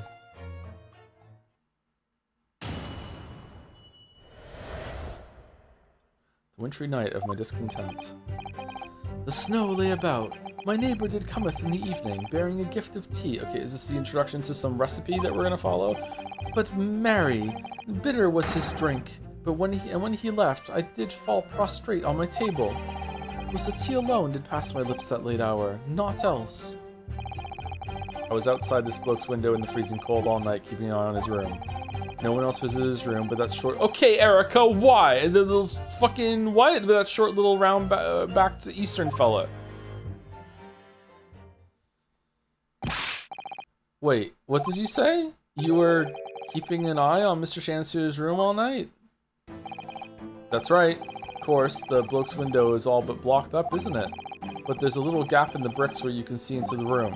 So I spent the night trying to keep my teeth from chattering as I peered in through that. What, the question is, sir, why? Yeah, I agree. Why? Well now, that's because he's on my list.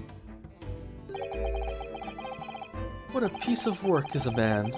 Wherefore wilt thou not stare in wonderment? What are you talking about? This buzzing busybody hath not part in this play. I pray thee, pay him no heed. Make no more ado about his tedious words. Okay, definitely a B then. Okay, yeah. Alright. I hadn't seen that yet, chat. What the fuck? What you say about me? What you say about B? Calm yourself. This court is concerned with what happened on the night in question. Nothing more. Indeed, that is so.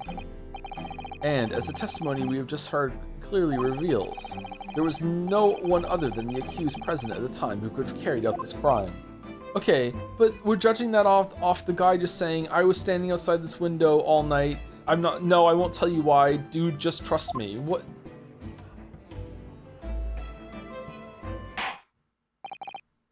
Well, I believe this may be the final testimony of the trial. Now, counsel, the defense may proceed with the cross-examination. Yes, my lord. Gotta be about the gas.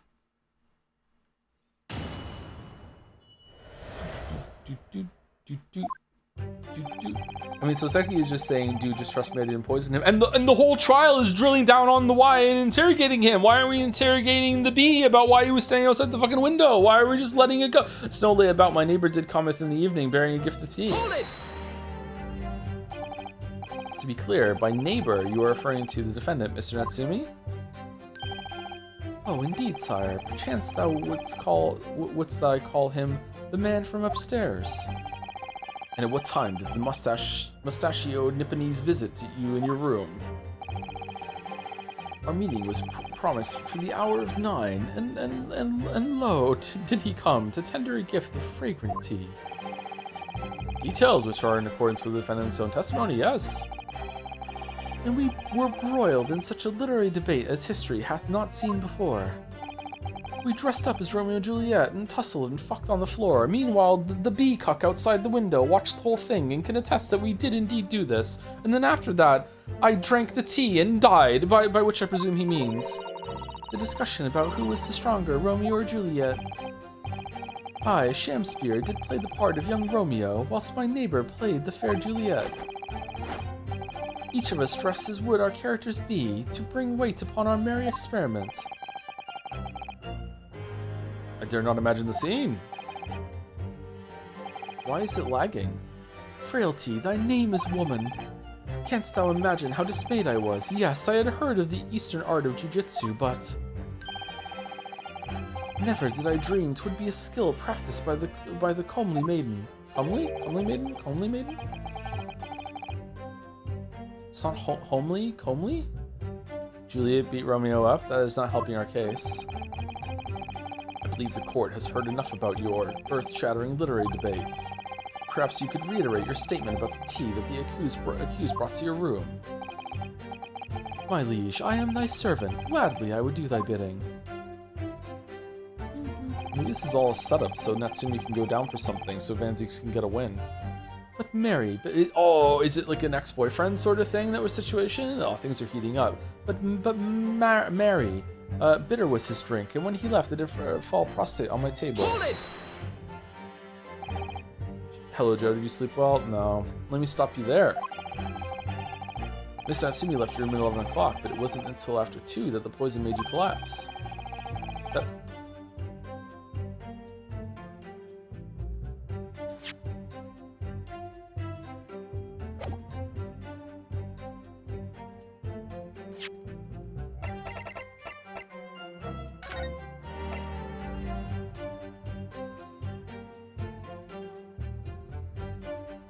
No, it wasn't. It was after 1. Is that a mistake? What time zone are we on, Big Mac? That amounts to more than 3 hours of missing time. What are you doing? If the defendant had really put the poison into your tea, that 3-hour window of time is something you're going to have to explain. Gladly. This is an easy task. I just didn't drink the tea until later. I just didn't feel like it, Lamayo. Get fucked. What?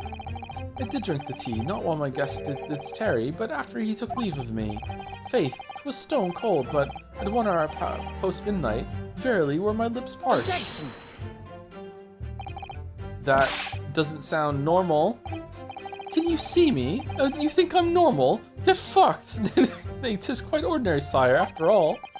Thou wouldst recall our fiery debate. Amidst such argument, there'd be no time for fiery tea. Well, Natsumi drank his. Romeo and Juliet again, and who is stronger?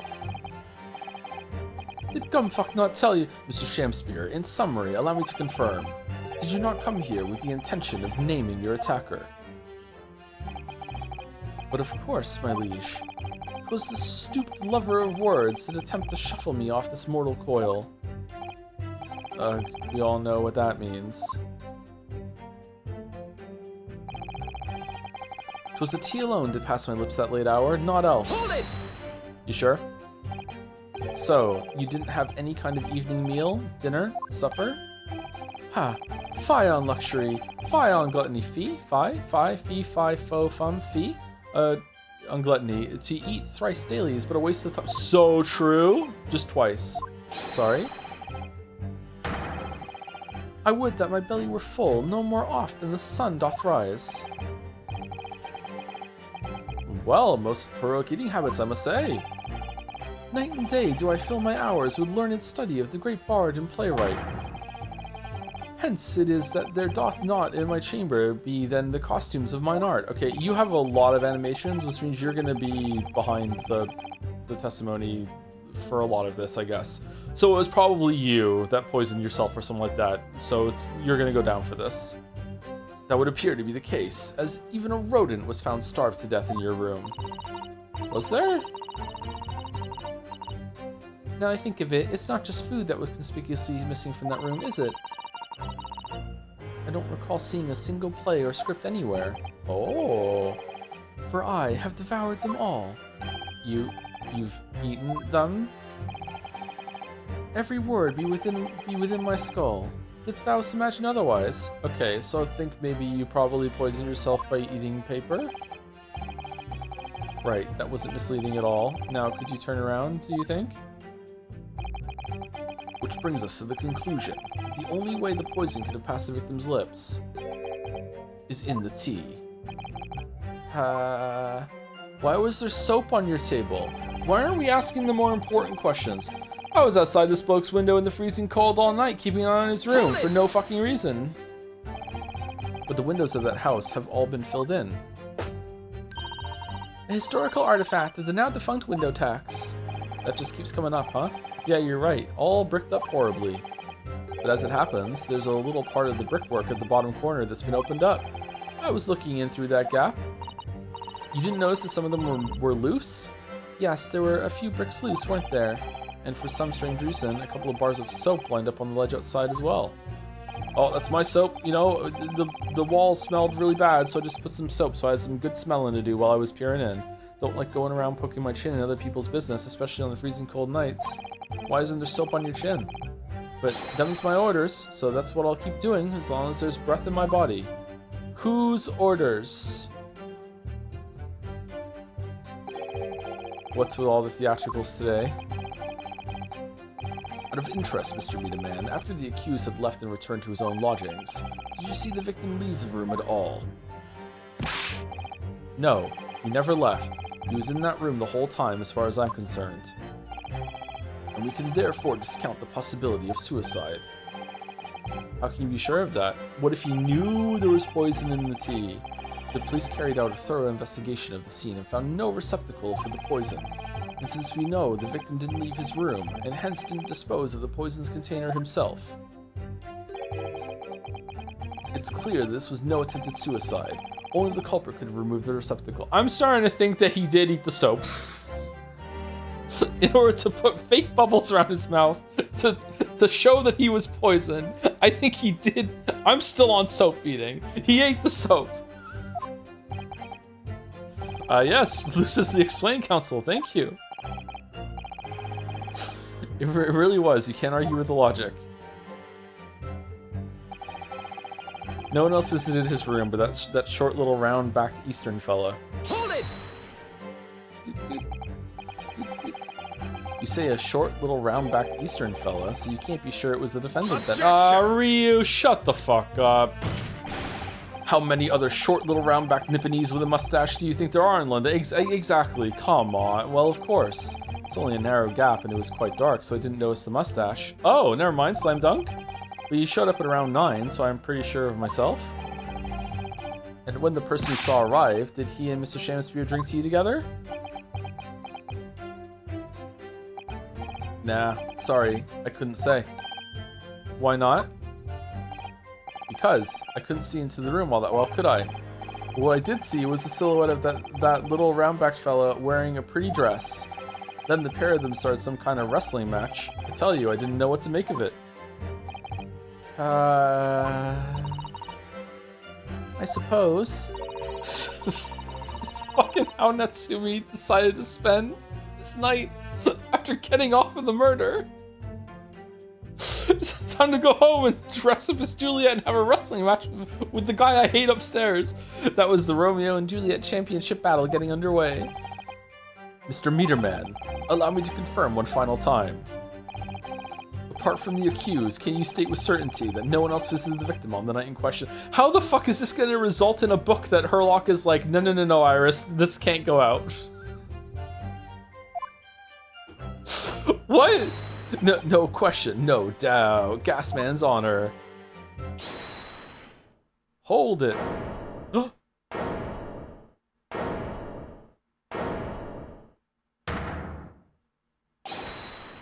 My lord.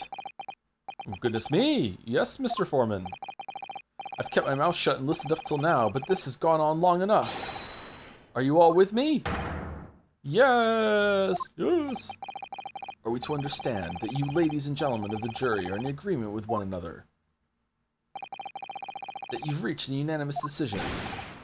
Two right we have? Are you all with me? Yes. Wait, no, the defense is in the middle of a cross-examination. To be honest, I was holding out a bit of hope for you, young man. Especially after you identified those few hours that followed the accused leaving the victim's room. So you were listening! Yes, the 3 missing hours, as you put it. But in the end, what difference do they make? None, as far as I can see. And since that's now apparent, there's really no reason to delay our decision any longer. Like I was saying before, if I don't take 5 bob home with me tonight, the missus will blow her top. Huh? What's that? Sorry, I didn't quite catch what you said.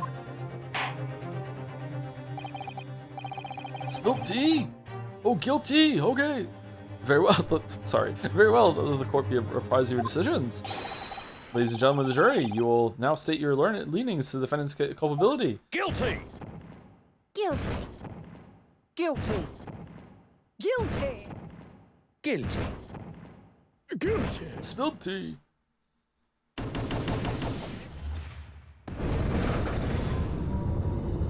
Examination. Excavation. Examination. Excavation. All of you? Well, it would appear that the jury is indeed unanimous.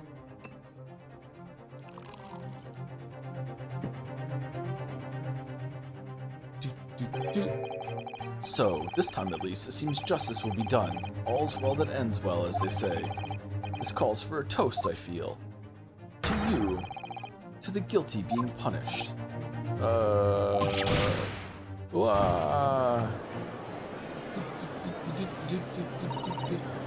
Get up, Mr. Naruhodo, please. The trial isn't over yet. What do you mean, Mr. Zato? What about the information I found in this encyclopedia of British laws I have? That obscure right that belongs to the defense in these situations. Remember? Get up and slap yourself, Ryo. A summation examination. But it takes so long to get going and set up, I just don't want to do it. Yes, that's right. We don't have a jury in Japanese courts, of course. But here in a British court of law, if we can reverse the decisions of a majority of the jurors, we can force the trial to continue. This trial can't end now. Whatever it takes. I just can't let that happen. The defense moves to invoke its right to a summation examination, my lord. Why am I not surprised at my learned Nipponese friend's inability to admit defeat? You choose to cling desperately to some archaic rule you barely comprehend instead of accepting the truth. Okay, that's a lot of sass and bullshit coming from someone who lost the last 2 trials to exactly this way that we conduct ourselves. Shut the fuck up. Certainly no other defense counselor in recent times has exercised the right to a summation examination. Because they all know that once the jury's mind is set, it cannot be altered. Okay, again. Van Zeeks, you dumb. Nevertheless, the right remains and must be upheld. Base judge. The defense counsel's request is granted. The court will proceed with a submission examination, as outlined in the Encyclopedia of British Law. Thank you, my lord. Are you and your fellows prepared, Mr. Foreman? Believe me, my lord, we know all about this young lad's tenacity, and we're ready for it. Very well. In that case, ladies and gentlemen of the jury, I hereby call upon each of you to state the grounds upon which you find the defendant guilty of the crime for which he stands accused. Listen the fuck up. Judicial findings. The jurors' contentions. The victim may not be well off, but he's a nobleman and straight up. What? There's no reason to doubt the man. Well, I do declare the good gentleman has no reason to lie. In fact, I think he's rather splendid. I'm gonna go see his show after this. Just look at the accused by comparison. He's Japanese, stoops all the time, and has a mustache, very fishy. So true, actually. So true. Can't trust anyone with a mustache. There's no evidence to suggest the gangling actor is a fraudsman, for now at least. I really don't care, like, I just need this trial to end quickly. Oh, he's from Birmingham? I didn't realize, like, 3 hours of missing time is nothing when you reach my age, you know? Nothing at all. I knew it. Every single one of them seems completely convinced. Oh, he's from Liverpool? It was seen that all the jurors have come to the conclusion that Mr. Shakespeare is a fine, upstanding, and honest citizen, and now we have to tear him the fuck down, Mr. Naruhodo. If you ask me, they've all been bewitched by his strange theatrical movements. And sadly, nothing Mr. Natsumi has said appears to have registered at all. Well, here goes. Let's not forget. I've pleaded with the jury on Soseki-san's behalf before, and it worked, so you never know. Before we begin, it might be an idea for me to remind you exactly how a summation exam works, Mr. Naruhodo. Nah, that's fine. I played the first game. Oh. Well, you're still very new to British law, after all. That's true, I suppose, and Soseki-san's fate is entirely in my hands now, too. There's always a chance I might have forgotten some crucial detail. Perhaps I should hear Suzato-san out. We had one tutorial. Let's have a second tutorial. Trial. I wonder, should I let her talk me through it again or not? Nah, I'm good.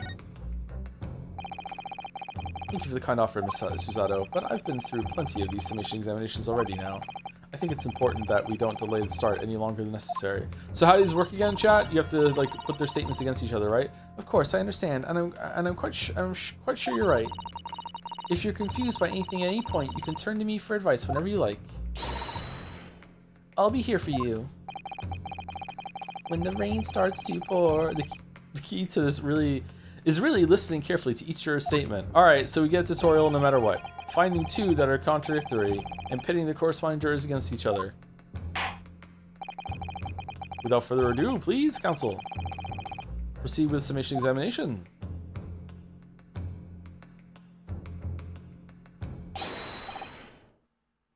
Yes, my lord.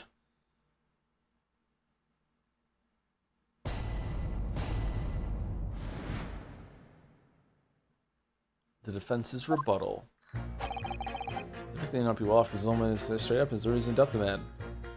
Hold it! I can sense to you that he is not straight up. He's curved down. Wow, okay, I take it back. Well, there are plenty of people in London who seem noble but poor. Couldn't some of them also be liars? I've no doubt about it. Like that shaky client of yours, for example. Absolutely not. Mr. Matsumi is no liar. Look, the point is, the only thing that passed the victim's lips that night was that Japanese man's tea. When you take the gas man's testimony into account as well, the truth couldn't be any clearer. The gas man that was just hanging outside the window just because, and we're not saying the reason because it needs to be a reveal later that's going to push the trial forward to the next stage? Fuck it, well, that's alarmingly logical. But let me be frank here. Oh, you're frank? I'm a gentleman with a gentleman's values. If it turns out that the old Shakespearean chum is a rotten liar after all, I'd gladly change my decision about the defendant. And I'm sure my fellow gentlemen on the jury would do the same. Isn't that right? Well, yeah, whatever. Though I don't see it happening. What? Huh? What's that? Elderly gent on the end here, you know? You'll have to speak up. I'm wearing a towel. Look, I really don't care about all this nonsense. I just need this trial to be over. How many gentlemen do we actually have on the jury then?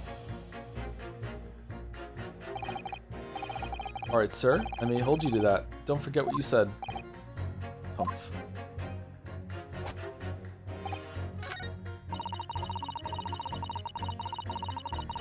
I do declare good gentleman has no reason to lie. In fact, these are splendid. So this is the same thing. So this is a character assassination. The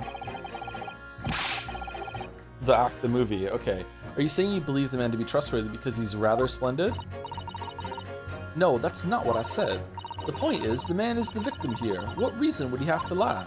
And yes, he is rather splendid. So you say, yet again. Meanwhile, the man who stands accused behaves so suspiciously. It's exhausting to look at him. I'm afraid he's not splendid at all. Splendid logic there, madam. Thank you so much. Just look at the accused by comparison. He's Japanese, stoops all the time, has a mustache, very fit. Hold it! It's so blunt. No, not one of those things is a reason to find the man guilty. But he is fishy. There's no point dancing around the fact. He's Japanese, he has a mustache, and he stoops. You see, you arrive at the conclusion just 3 steps. 3 steps, like a waltz, in fact. You know, the more I think about it, the more this trial seems like a dance. You seem to be several steps ahead of yourself, though, and you're on the wrong foot. No, there's nothing but circumstantial evidence here. There's no actual proof of the defendant's guilt. Okay, which one of you works for the gas company? Or does the one to the right own the gas company and we're gonna like blow the lid off this whole entire fucking thing of why the gas man is there? But the victim's version of events is backed up by what the big chin man next to him says, isn't it? When the gas man testifies, 1, he saw the Japanese man there. 2, he saw no one else. And 3, he saw the Japanese man there. Oh. It's another 3 steps. Oh, all this really does seem more and more like a waltz, doesn't it? Right, and the prosecution will waltz its way to victory if I let you speak much more.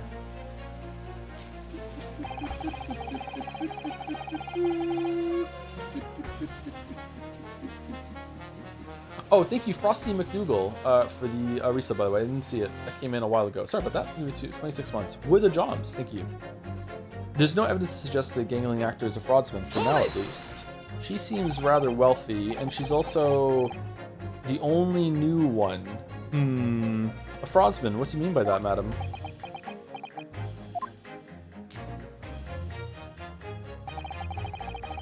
It really is the most tiresome problem for the company, most irritating. We can be absolutely certain that a customer is stealing from us, but without hard evidence, we can't even threaten to take action for fear of being sued. I'm sorry, you've lost me a little there. Who are you? I'm the wife of Augustus Oh, fucking bullseye. How'd I do that? What the fuck? Holy shit. Just the intuitive fucking reasoning there of just, that was metagaming for sure. But god damn. I'm the wife of Augustus Alamont, owner of the Alamont Gas Company. Good gracious, Alamont Gas, you say? Gas is the future of energy in this country and around the globe, but proper handling is essential. As I'm sure our employee from the East End branch office would be the first to agree. Absolutely, Lady Quimby. Gotta be used properly. Alamont Gas is the best in the world, of course. Best in the world. A bloomin' he was. I think we may have solved the mystery of the bow from earlier, Mr. Naruhodo. Right, he bowed in deference to his employer's wife, did he? Ah, so would I be right in assuming the reason Mr. Meterman was watching what Mr. Shamsphere was up to in his room? I'm afraid there's no end to lengths the population of the East End will go in order to steal our gas. So I really have no choice when the company identifies somebody as a possible fraudsman. But to dispatch a worker to watch the suspect day and night, we're very thorough in our investigations. That sounds super duper legal. Judge, are they allowed to do that? I don't know. Why are you asking me for? Because... so I just making up bits in my head. So you mean Mr. Shamsphere is? I wouldn't come out and say it in public. But you can finish that sentence with a grubby little gas thief. Oh, so she's Queen Bee. Okay. You have noticed the public gallery in here, have you? The eye of man hath not heard. The ear of man hath not seen. Faith, wouldst thou wound me with thy words, were I to let them penetrate the skin? Do you know that you don't have to let the gas company inspector in? It's like the TV license. The TV license in Britain is kind of fucked up. Are people who are not from the UK know about this? Is that still a thing? That you need a license to have a TV? Because it pays for like the BBC and all that other shit, right? Sorry, the what? If you have a TV, you have to have a license for the TV. And I think it's, even if you claim that you don't watch any of the channels, you only use it for like cable or something like that, they'll be like, nah, fuck you, or something like that. They're like, nah, you still have to have it. Also, radio tax? Is there a radio tax too?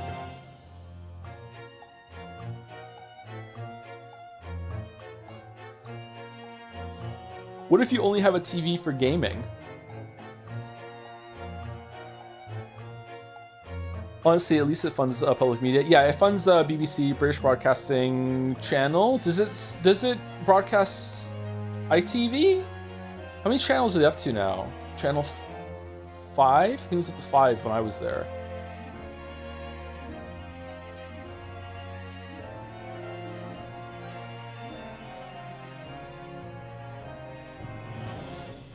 Corporation, they can't prove anything. Apparently they go to great lengths to figure out people who are dodging it. Faith, wouldst thou wound me with thy words, were I to let them penetrate the skin? But seraphs hear not insults, only choirs of angels in song. We may not have evidence yet, but my workers won't stop buzzing around you until they find it. And when they do, you'll find yourself blasted back to your angelic heights in an Alamont gas explosion.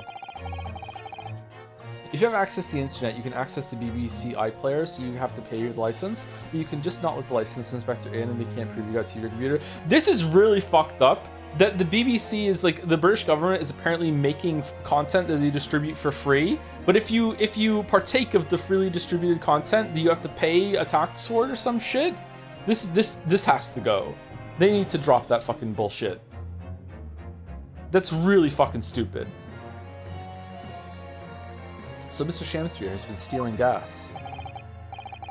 I wonder, juror number 4, if you wouldn't mind adding that information to your statement. My pleasure. Was it the bit about ripping that thief apart you enjoyed? I did, actually. A little before that part about abject violence, if it's not too much trouble. Yes, of course. This could be it. This could shift the balance. The victim puts on a fine performance, but in reality, he's a common thief of my company's gas. Okay, can I press this statement to something new now? I can't remember. Let's see. That's a bold claim. How can he be so sure? It's really very simple. Noble lady of gas, I pray thee, hold thy tongue. I beg your pardon? Hath that rank-odored air that doth our darkness illuminate any place in this assembly? Nay. 'Tis of sole import here that someone would extinguish the light of my own life.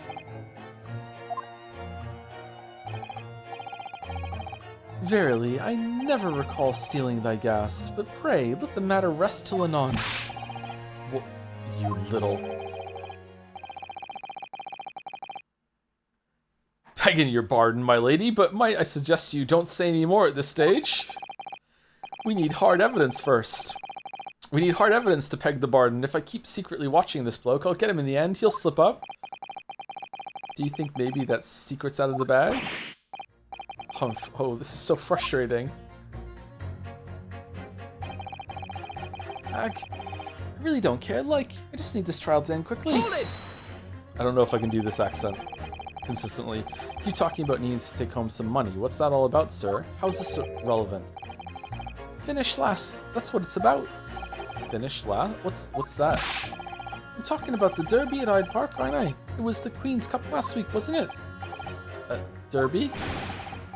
Darby. It was a dead cert. That's the thing. I couldn't lose, so I took my wife's secret savings, like. But then that hopeless old mare went and did the unthinkable. That stupid finish last. Oh dear, I think it's clear what happened, isn't it? This is the day the missus uses her savings for a trip down the pub. So come on, let this business lie now. Just give it up. No, that's not going to happen. 3 hours of missing time is nothing when you reach my age, you know, nothing at all. That's your testimony that we're pressing. That's it. What do you really mean by that, sir? Well, I'm not one to boast, but I get up at 5 every morning, I do. Oh, I get up at 4. This is me and juror number 6, like looking in the mirror. At 5, you're a really early riser then, aren't you? Huh? What's that now? I said, you're an early riser. Oh, well, I wouldn't say that. I mean, I like to while away the hours in the evening reading books as well. But by about 2 in the morning, I'm usually too tired to go on. He sleeps at 2 in the morning and gets up at 5? Oh my, that means he only has 3 hours of sleep each night. Huh? What's that, dear? Only 3 hours of sleep each night. Oh, that's right. You see, 3 hours of missing time. Like I said, it's not much, is it? Oh, that was good. This really isn't helping. The key to summation examinations is identifying contradictions between juror statements, Mr. Naruhodo. Right, and once I found 2 jurors whose statements can't coexist, I need to pit those jurors against each other. Then hopefully, when they see that what they're saying doesn't make sense, they'll change their leaning. Yes, and if you're able to change the minds of a majority of the jurors, the trial will continue. But conversely, if you're unable to do that, the judge will declare the trial over and move to adjudication. I can't let that happen. Somehow or other, I have to turn this trial around. Juror 6 is a surgeon, that's true, yeah. Okay, so, victim's a liar, it's this one, right? Victim is a fire department's reality is a common thief my company's got, or is it that one to you?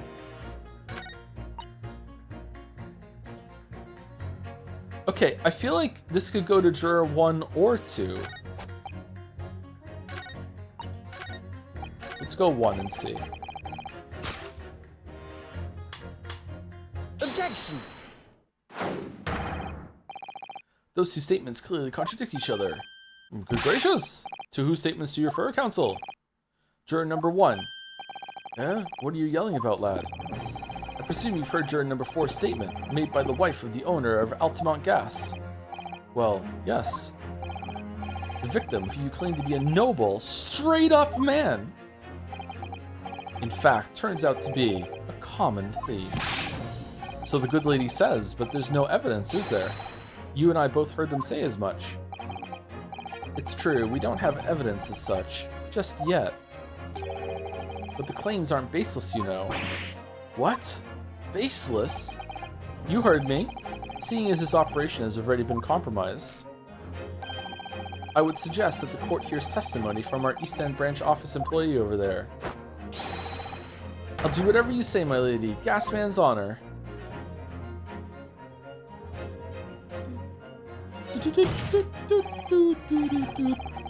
Juror number 1, you say you're a man of your word. If I could show that Miss Shamspeare was a liar, you assured me that you would reconsider your decision about the defendant's guilt. Yes, I did say that. And as a man of honor, I'll hold to it. As I'm sure the other gentlemen of the jury will. Me? Oh, well, yes. Now that we found out the man's a liar, perhaps we ought to consider the matter further. Well, if I'm perfectly honest, I haven't heard half of what you've all been saying. So if this means you'll recap a few points, that would suit me down to the ground. Oh no, I'm not having any part of this. I want this trial over and done with. In that case, I shall change my leaning. So, Mr. William Shamspeare, if that is your real name, we of the jury demand to know exactly what kind of a man you really are. Oh, that was easy. It was just 1 that we had to do instead of 2. Or 3. Actually, if we did 3, they would all say innocent and we'd be done, right? That's 4 jurors. 4 for not guilty.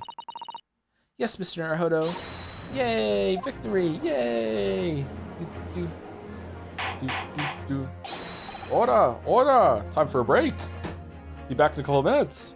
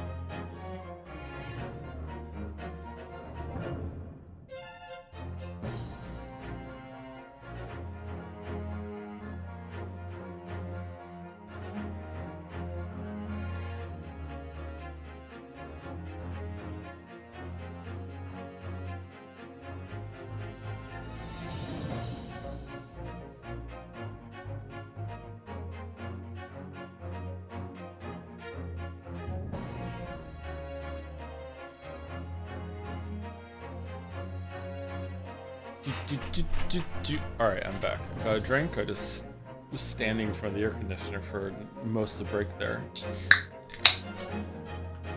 Stupid hot. Okay, I think I got 2 more hours in me. I don't know if that's long enough to finish the trial. If we're close to the end in 2 hours, then we can continue finishing the trial. We'll see.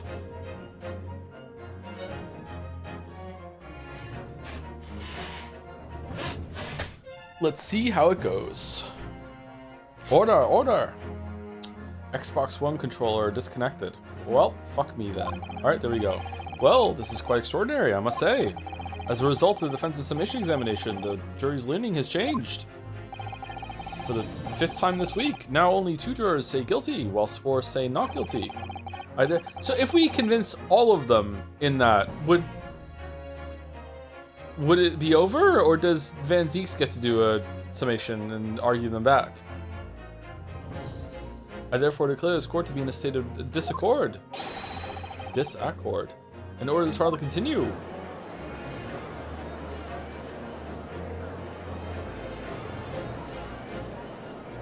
Bum bum bum bum bum bum bum bum bum bum. You have spoilt the bouquet, Mr. Shamspear.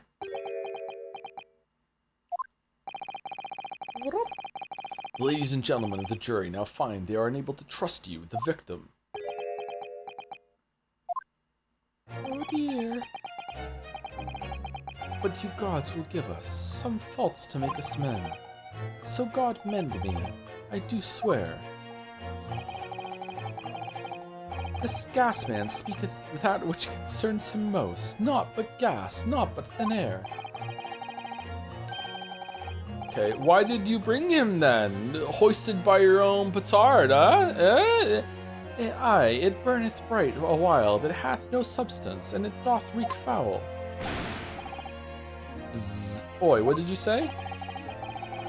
Well, I take it, Mr. Shamspear, that you deny the allegations of gas thievery. Most heartily, my lord, hast thou forgot? I am as a seraph, an angel, noble of mind, sweet of nature, and verily, honest of heart. Don't pull your wings like that, bud. What are you doing? Alright, you flowery-mouthed, pompous beanpole. Just because I haven't got the evidence yet. Mr. Shamspear, if, in fact, you are not noble of mind, sweet of nature, or honest of heart, if you are a liar, then your testimony should have no sway in this courtroom. Oh. Here's my considered opinion. That at the present time, no other possible culprit of this crime has been identified. All testimony heard by the court thus far heavily implicates the defendant. In short, sumari, it would not be unreasonable at this stage for me to rule on the case. Oh no. However, in light of the fact that the jury has expressed concern about the fidelity of this witness, I believe it would be inappropriate for this court not to pursue the point further. Objection! Strings are so good, huh? I assure you, my lord, that it would be a waste of the court's time. The gas in this case are unrelated. Juror number 4. Yes. Didn't you say before that although you had no hard evidence to prove this man has been stealing gas, you have strong grounds for suspecting him? That's right, we do. Don't we? Worker.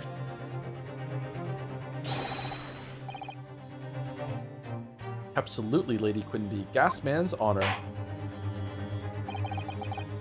Very well then, we will hear your testimony now. You will tell the court precisely why you believe the victim, Mr. William Shamspear, has been stealing gas. Yes, my lord, it'll be my pleasure. On the Alamount gas name, if I may, my lord. Go ahead, madam. This worker's testimony may have a significant bearing on the good name of my husband's company. Therefore, I should like to take the stand alongside him in a supervisory role, if you wouldn't mind. Wahoo! Oh yeah! Sweet as honey! Yeah, yeah, yeah, yeah! Very well. As an exception, I shall honor your request. Thank you, my lord. You wait till the boss gives you an earful. Oh, it's gonna sting. You mark my words. I like this lady. So you'll both testify before the court on the subject of the legal consumption of the Altamont Gas Company's fuel. Yes. Is that clear, my good man? Clear as Altamont gas, my lady. which is the clearest in the world. Because she's rich? Yeah, because she's rich, yeah. Do you think the gas has gone to his head, Miss Susato? Is that a clue? I think the man is just a very dedicated employee, Mr. Naruhodo. Is Garadeb stealing the gas? Doot doot doot doot. Doot doot doot doot. I'm proud to be the company's East End branch investigator and meter money collection agent. Altamont gas meters accept threepenny bits? Threepenny bits? Each coin giving customers about 2 hours of gorgeous gas. And yet, the meter in Mr. Shamspeare's room didn't have a single coin in it. The meter doesn't appear to have been tampered with, though, and the collection agent has the only key.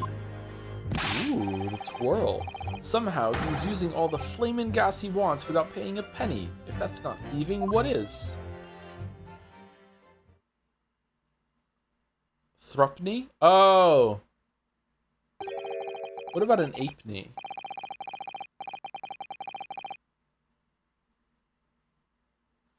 Christmas is coming, the goose is getting fat. Please put a penny in the old man's hat. If you haven't got a penny, an apney will do. Or is it thrupney in that song? And if you haven't got an apney, then God bless you. I think so. I think someone just said, recent games have been a joy to have on second monitor. I just finished my Garou project. Thanks. Oh, good luck with that. Happy to give you a distraction for that. Hopefully it helps. The soothing sounds of a weeb losing his mind to Ace Attorney to help you study. Pray forgive the discourtesy. The irrelevance of this testimony caused me to turn to my hallowed chalice. What do you mean by that remark, Lord Van Zeeks?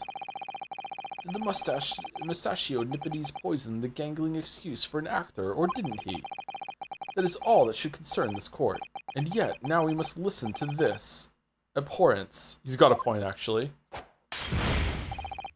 Clearly, what separates the vast British Empire and your eastern island nation is more than geographical distance. Whoa! Whoa! Oh, even I heard that. But this turned out to be a crucial testimony. The cross-examination must go ahead. Do what you will. Lord Van Zeeks appears to be in a violent mood. As usual. Yes, he does. An attempted poisoning, and an incidence of gas theft with no supporting evidence. It's true that they would appear completely unrelated at first glance, but I wonder, the truth tends to be buried in the most unusual places, and the first step in uncovering it will be to establish just who and what this man really is.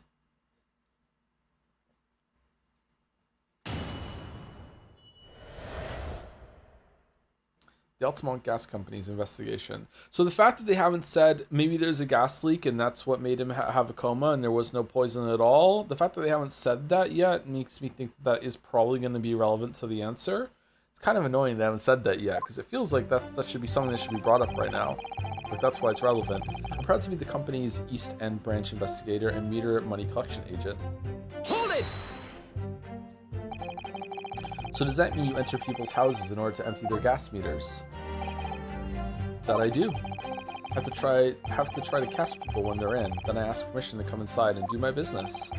Does that mean you've been into Mr. Natsumi's room before, as well as that of Mr. Shamspeare? Well now, interesting you should bring that up, because I couldn't believe how little money was in his meter. There are electric meters outside houses in this area, I think all throughout Moncton, that will, I don't know if they still have to physically come and read them. I guess if there's a discrepancy, they can come and read them. Because it has to be all like done remotely at this point in time, right? But it is backwater fucking Moncton, so who knows? So something like this still exists in this part of the world, at least. I mean, how the pair of them survive the winter is beyond me. It really is. When I was in the UK, one of my friends had a house, and they had an electric meter in their house that they had to put money in to get electricity. And rarely, because they usually were on top of it, or rarely they would forget, and the power would go out, and they had to they had to go get more money to put in it. I don't know if it was actually straight up money that put in, or if they went and bought like the equivalent of tokens, and the tokens went in to get electricity, or lecky as they called it. Yeah, I don't know if that was when I was 14 at least. So I don't know if later on they changed over to a different system, but yeah, 14. So 26 years ago, that was still a thing at least. Lecky, they were cringe, I don't know what to tell you. Knowing Mr. Natsumi, he probably spends all his gas money on books. And then when he's finished reading them, he probably burns them for warmth. You will kindly reiterate your statement about the gas meters themselves, Mr. Meter Man. Not much to say, really, but as you wish. Ultimate gas meters accept threepenny bits. Each coin given customers about 2 hours of gorgeous gas. Hold it! Loves gas. So all London houses that have a gas supply are fitted with these gas meters, are they? It makes me, said this on stream before, repeat it again, makes me extremely uncomfortable, the idea of gas just being fucking piped around long distances like that. Fucking volatile as shit. I don't like it. I don't like gas pipes. I don't like it. Gas for cooking is really good though. It has its uses, don't get me wrong. But like fuck, I really don't like it at all. The latest model, the height of technology, developed by our company, Altamont Gas. And anyone who uses our gas will have one of these meters in their property, yes. So if a 3 pence coin gives 2 hours of gas, most people would use about 3 coins in a night. A bit more than that usually, if they have both gas lights and a gas stove, that is. Thinking about it, Soseki-san doesn't have a fireplace in that room of his, does he? Why would the other people using the gas make the other gas slow down the other units then? It's just one pipe that you draw from continually? That isn't a clue, is it? No, that makes sense. There would just be one pipe that runs through the house, and then you get to use it from that. Okay. Huh.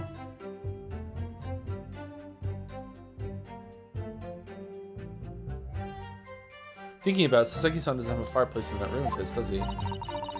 Some people still choose to use candles, of course, and only have gas for heating.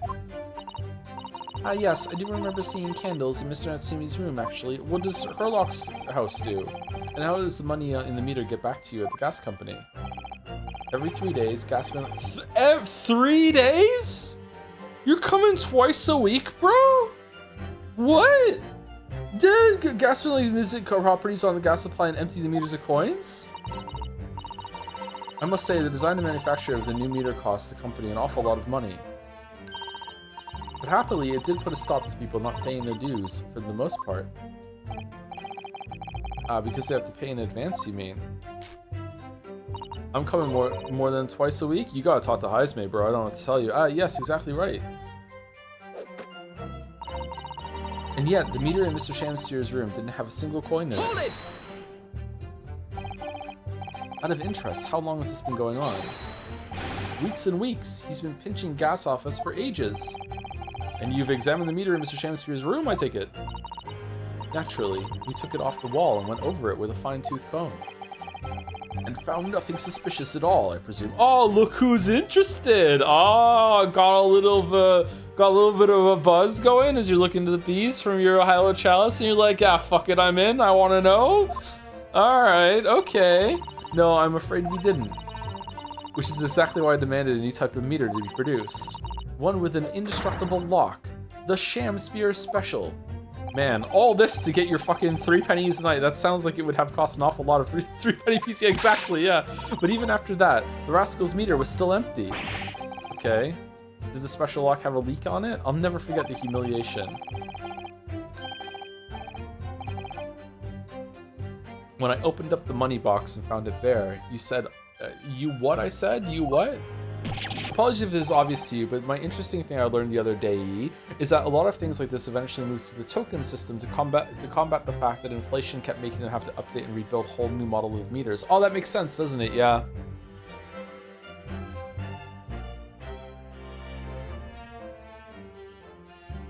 Although people could buy a lot of tokens early and then save them for when the price goes up later, right? But I guess if you're buying a lot of tokens early, then they're getting their money earlier, so it might just balance out. I remember in Toronto when the TTC famously just got, I don't even know what a TTC fare is now, but when I was still in Toronto, it was I think it got up to $3. And we joked that it was the $3 coin was the new fucking bus token, because it was the most expensive coin around. If you got a fucking bus token, holy shit, man! Fuck the TTC, awful public transit system. Fuck off. And the look on his face, that smarmy smile of his. Looney Tune, yeah, the $2 coin in Canada really is actually called a toonie, yeah, which I like actually. It has whimsy. I pulled the meter straight off the wall and took it back to the office. It's got a polar bear on it, but you know what? Nothing. Not a trace of it being jemmied open anywhere, not a single sign. And what's happening to my salary as a result? Down by 3 shillings a day, that's what? Wait, you take a cut? A life-threatening situation in a number of ways. Salary cutting noises. Incidentally, what became of that meter? Nothing became of it, I've still got it. Oh. What's the Beatles song about the meter maid? Right here. Oh god, it's evidence. No wonder they call you Meter Man. I think it would be prudent for the court to sequester this item while the trial is ongoing. Lovely Rita, meet her maid. A meter that dispenses gas for a set time after a coin is inserted. Oh shit, put a coin in! It sports a very strong lock, developed especially with Mr. Shamsphere in mind. Oh. Definitely. Oh, so after it didn't work, you put the old one back on? Wait, what's happened here? Although, at first glance, there doesn't appear to be anything unusual about it. Bro, how could you know? Let's move this along, shall we? Continue with your testimony. Though I would say it has as much value as the contents of that meter. Oof. The meter doesn't appear to have been tampered with, though, and the collection agent has the only key. Hold it! What about lockpicking? I'm the lockpicking. Shamsphere, there's only one key for all your meters? Well, in truth, there's another key in the company vault at our main office. What has this got to do with soap? But even if someone had somehow managed to get a hold of a key, we'd know if the coin box had been opened. Then, can you make a key mold out of soap? No, it would melt. Could you make a temporary one?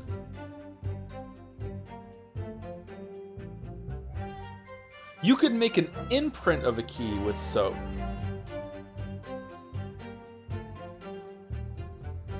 Why would you have 3? Caramel? Oh, fucking the caramel. But even if someone had somehow managed to get a hold of a key, we'd know if the coin box had been opened. Oh? How? I came up with a rather clever way to expose any little shenanigans as it happens. Would you care to explain? Oh yeah, the new meter box has a fucking camera in it. That was set to go off every 10 minutes. And oh look, it just so happened. Well now, in order to empty a meter, you have to unlock the padlock and remove the cover. But when I close the cover again, I stick a little beeswax seal on it, you see? A seal? Like the sort of thing you put on an envelope, you mean? Like the sort of thing that was on the soap, the red one? Something like that, yes. Basically, you can't remove the cover again without breaking the seal. Now, in the case of Mr. Shamsphere's meter, there were no coins inside at all, as I said. But the seal hadn't been broken either. So that would mean Mr. Shamsphere somehow managed to steal coins from inside the meter without opening it? Wait, what? What? He's paying for the gas. He's putting his coins in. And then he's opening it. And then he's taking his coins back out? Is that the argument right now?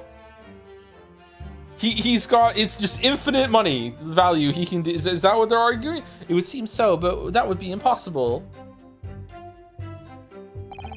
Somehow he's using all the flaming gas he wants without paying a penny. If that's not thieving, what is? Why can't he put the coins in wrapped around on a string and then pull them back out again? Hold it!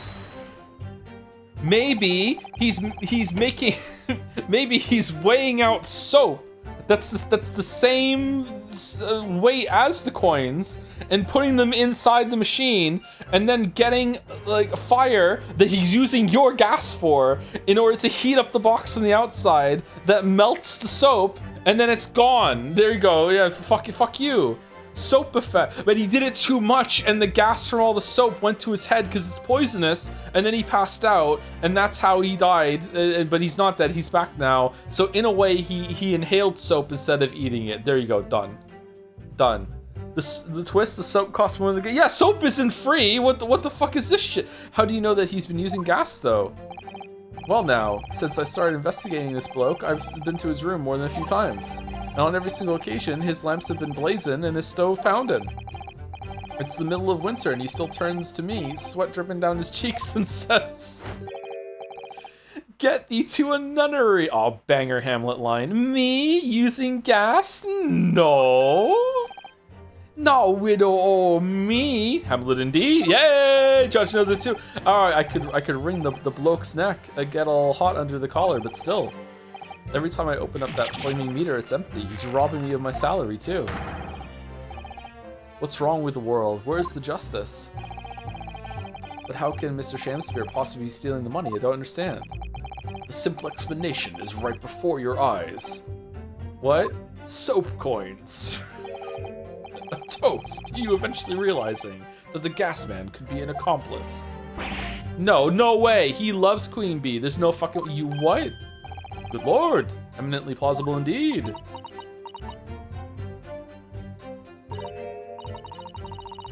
Well. Oh, nice. Well, what do you have to say for yourself? There's so much character in these. Oh, please, Lady Queen Bee is Queen Bee. Fucking hell. I'm a faithful worker. And besides, if the money us gasmen collect doesn't tally with how much gas has been used, and he's been shoved outside for the winter too, you dock our pay by the same amount? So you'd be stealing money only to have the same amount taken from your wages. Clearly that makes no sense. Perhaps it's a case of losing the battle to win the war. No, I'm not going to stir up that hornet's nest. If I went stealing from the company, I'd be finished. It would seem there is no evidence to support the claims of thievery made against the victim. Because Mr. William Shamspeare is innocent. He's a sham. Pray, forgive me that if that shatters some illusion my learned Ebony's friend was clearly under. I certainly didn't expect to uncover another crime that looks like it's been taking place in the very same room. According to the testimony, it's only the meter in Mr. Shamspeare's room that's under suspicion. It does seem as though perhaps it has nothing to do with the incident involving Mr. Natsumi. I know, it does seem that way, but the fact is we just spent like 20 minutes on it, so it's gotta be relevant. Since I've been practicing law in England, I feel like I've encountered this at least once already. Cases that are interlinked. Oh. It might seem that two cases have nothing to do with one another at first, but in fact, they're intimately connected.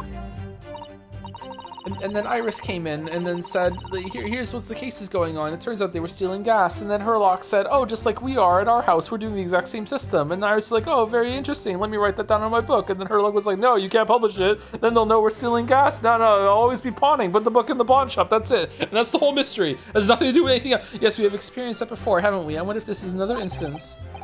Perhaps. We can't be sure of that yet. If the Altamont Gas Company has been investigating Mr. Shamspeare so earnestly, there must be something to it. But then, how has he been managing to steal their gas? I'm proud to be the company's East End branch investigator and meter money collection agent. What to do? Hold it!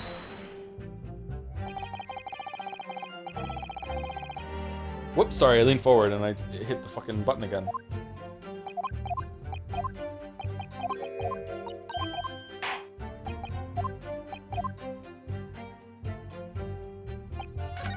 Okay, so we have to present something to them. Let's look through. What do we have? We also... Did we read everything? Summons 2 shillings tendered in street of the pitcher of Monsieur Lecoq, a meal for Gaboria, and Canterbury Yearnings. Okay. The street map again. Fucking hell, why is this back? Torn off envelope.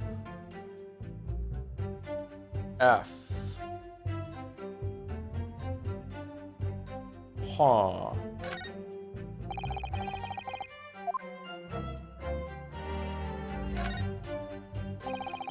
Whoever opened this envelope didn't bother with a letter opener or scissors, did they? Yes, whoever opened it was clearly someone with an unrefined temperament, and judging from the angle of the rip here, the person in question must have been right-handed. Miss Usato, I think perhaps someone's been reading too much of the Adventures of Sherlock Holmes. Yeah, how the fuck did you figure that out? You can never read too much of it, Mr. Naruhodo, never.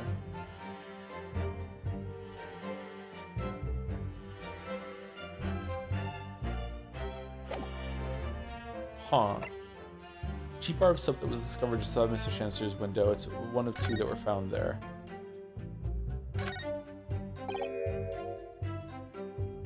Oh god, is he actually making soap coins? No!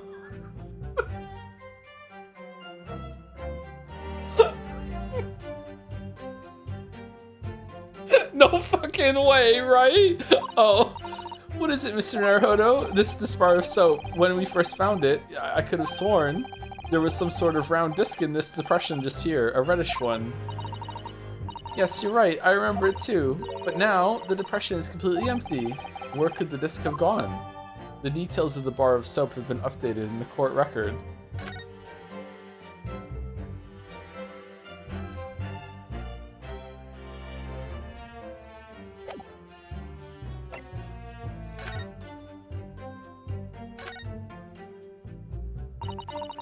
This is the teacup from which Mr. Natsumi was drinking. Yes, unlike the other one, the inside of the cup is completely clean. I suppose he must have drunk the contents before the tea had a chance to leave a mark. I always gulp it down too. Sorry, Mr. Naruhodo? Well, if you just sip it a little by little, it goes cold. Clearly, I shall have to instruct you in the proper way to take tea. There is no tea ring on the inside of Mr. Natsumi's cup. Oh, thank you for saying that, because I didn't notice. Yeah, there's a tea ring here, so the tea was in the cup for longer. Oh shit! This must be the cup that Mr. Shamster was drinking from then. It's stained on the inside. Tea does that, I'm afraid. Even green tea. Oh really? I've never noticed before. You've never noticed? Well, I never leave it in the cup long enough to leave a mark. I like to gulp it down. Does coffee stain the same way? Drink tea while it's hot. That's the Japanese way, isn't it? The Japanese way. Oh dear, so many people seem to have the wrong idea about our culture, and most of them are Japanese. I think cold tea is not good, so I think you should drink it hot. I agree.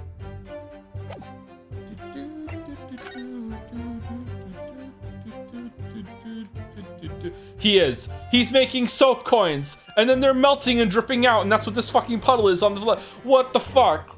What the fuck? He's making fucking soap coins.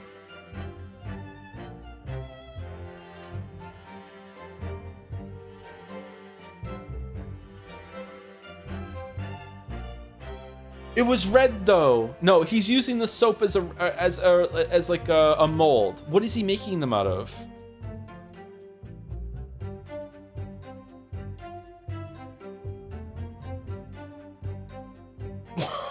What the fuck?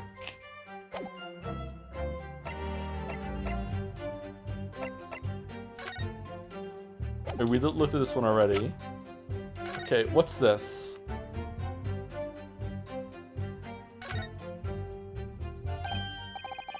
Oh, what? Have you spotted something, Mr. Naruhodo? Just here. There's a little hole. Do you see? Goodness, you're right. I wouldn't have noticed. It's not a very neat hole, is it? Not professionally made, I'd say. So, you think it might have been opened by Mr. Shamspeare?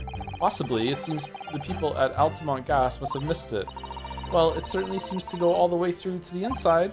Yes, but there's no way a coin could fit through there. That's true, but even so, it seems more than a little suspicious. The details of the gas meter have been updated in the court record.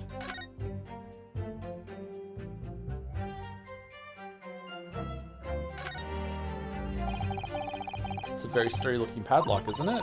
And the money box is sealed with beeswax too.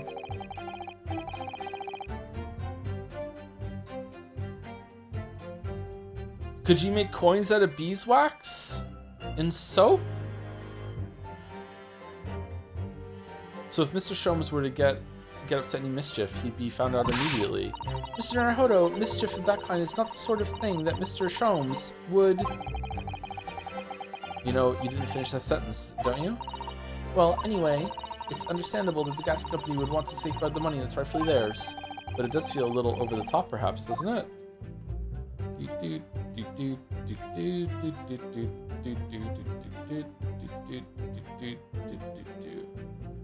Okay, I have no idea what I'm presenting.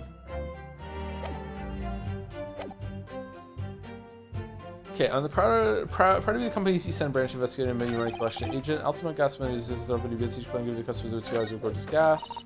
And yet the meter in Mr. Shamster's room didn't have a single coin in it. The meter doesn't appear to have been tampered with, though, and the collection agent is the only key. Okay, so it's that. It is tampered with. You just didn't know about the hole in the bottom. Objection! Lady Altamont, I'm afraid to say that this meter clearly does show signs of having been tampered with. What? Get away! I've been over and over that thing. How'd you miss it? I'm telling you, there's nothing wrong with it. In that case, what do you have to say about the small hole that's been made at the base of the coin box? Hole? What? You're right. You're quite right. There is a little hole there. The meters aren't supposed to have that. None of the others do. In other words, Sumari, we can assume that Mr. Shamspear secretly opened up this hole himself. Or it's just a flaw, like a mistake. Yes, I wouldn't be at all surprised, but why? Yeah, why? I mean, it's tiny. You couldn't get a farthing through that. Lady Altamont, I wonder if you could give the court some more details about your meter design. What sort of details? Well, what I'd specifically like to know is how it's dismantled, how it differentiates coins. How does the meter tell the difference between different coins? What do you mean? Well, for example, if someone were to put in one penny coin, that wouldn't work, presumably, would it? No, of course not. So, well, how does the meter know that the coin it's been fed is a threepenny bit?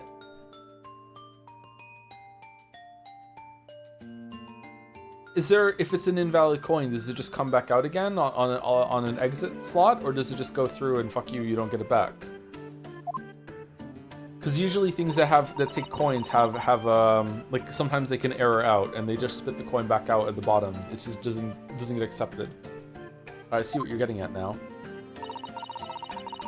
The meter tells coins apart by their shape and size, which includes their thickness. A threepenny bit is about 3/4 of an inch in diameter, you see. Other coins just won't fit. Ah, I see. It's clearly been very well thought out. Have you ever actually said another word, Sumari IRL? I recently caught myself making an Enry joke at work while reading some documentation. I'm so cooked. I haven't done the Sumari IRL, no. Don't think so. I probably would though, yeah. Or it would be poker face time. The witness will amend her formal testimony with that information in case it is pertinent. As you wish, my lord. The meter is designed for coins the exact diameter and thickness of a threepenny bit. Nothing else will fit. If the coin doesn't fit, you must acquit. But conversely then, it would seem that anything matching a threepence coin exactly in terms of diameter and thickness could equally well be used. Would that be true? Well, yes, in a way. The weight comes into it to a certain extent as well. We've thought of that though anyway. If I find any fake coins inside the box when I empty the meter, the contract says the customer has to pay 100 times the amount they diddled as a fine. Whoa, that's punishing. We live for moments like that, us gasmen do. Live for them. Ha ha ha. We've seen the gas company has thought of everything. Oh, I'm a coin now. I'm threepenny. Nice one. Nice one. Nice. That's good. Fucking hell. Wahoo! Hurrah for gas. Hurrah for cash. Altamont all the way. That's quite enough of that. Remind me, how big are the threepenny bits? About 3/4 of an inch across. What do you think, Mr. Naruhodo? Is this 2 centimeters measurement significant? Or perhaps there's some other aspect of the meter's construction that we should be focusing on? Yes, you may be right. Perhaps I should try a different tack here. Like asking about whether the meter can be dismantled, for example. Yeah, delve deeper. How can the meter be dismantled? Dismantled? Dismantled? Yes, given that there are no signs of it having been forced, I'm wondering if perhaps, rather than being broken open, it might have been taken apart. Well, yes, that does make some sense.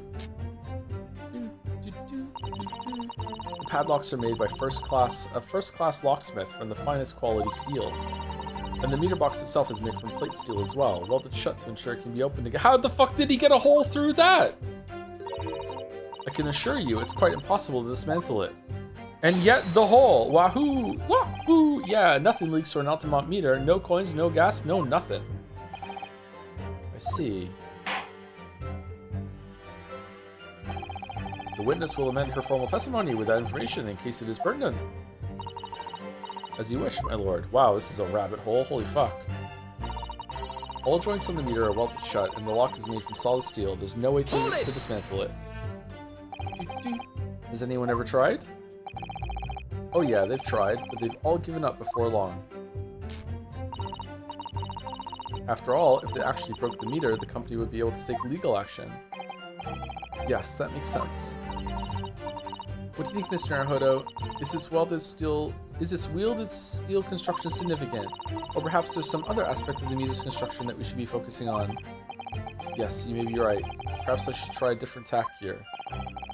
Like asking about how the meter differentiates coins, for example.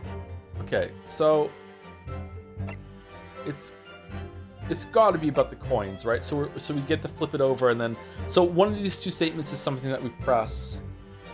Is it the soap?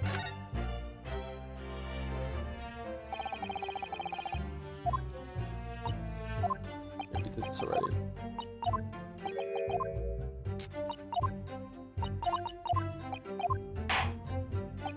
Little tedious having to switch this over like that. Ninja's design for coins use that diameter and thickness of a threepenny bit. Nothing else will fit. Okay, let's try the soap thing then. Let's try this. Objection! My lord, there are clearly grounds for being suspicious of the last statement. I'm sorry, counsel, but I fail to see why. Well, you know, I was just playing devil's advocate. Dude, yes, you do appear to have something of the devil in you, Mr. Naruhodo. Alright, so it's not that. This is the man merely dishing out penalties. Okay, what does it want from me then? The meter design for coins use that diameter and thickness of a threepenny bit. Nothing else will fit. Huh.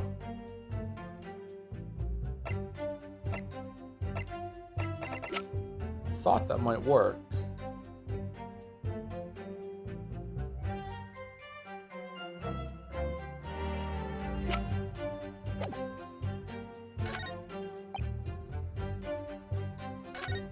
Do you need to inspect the item again? Oh, maybe, yeah. I shouldn't be looking at chat right now, actually, fuck.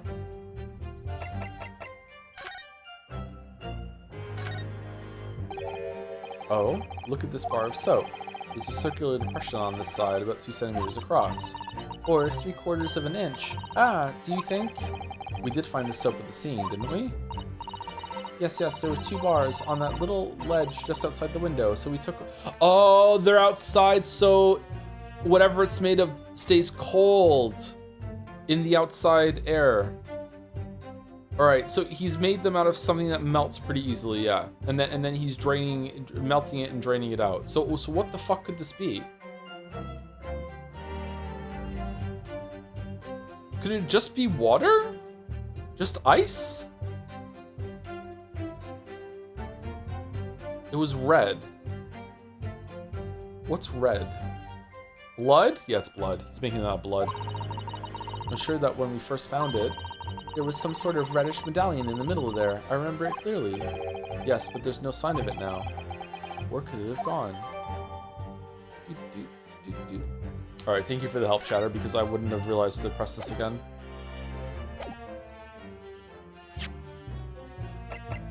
Objection! Let me just confirm something here. If the diameter and thickness were to be correct, the meteor would accept any object as if it were a threepenny bit. Is that correct? Threepenny bit? Yes, that is correct. Well, by something of a coincidence, while we were investigating Mr. Shamsphere's room, we found a particular item that matches the dimensions perfectly. Why didn't he see the soap on the outside window then when he was peering through? Maybe he is on it. It is in on it. He would have seen it, right? Because it was on the outside of the window. Or was it like a soap sandwich? Was it like brick and then soap and then outside bricks? Or it's just one layer of bricks, isn't it? He would have seen the soap. Something the same size as a threepenny bit? What was it? The item in question is this. The Thinker. What? Have you been inhaling gas? That's a bar of soap. It certainly looks nothing like a threepenny bit, I must say. It looks like I'm going to have to point out exactly what I mean here.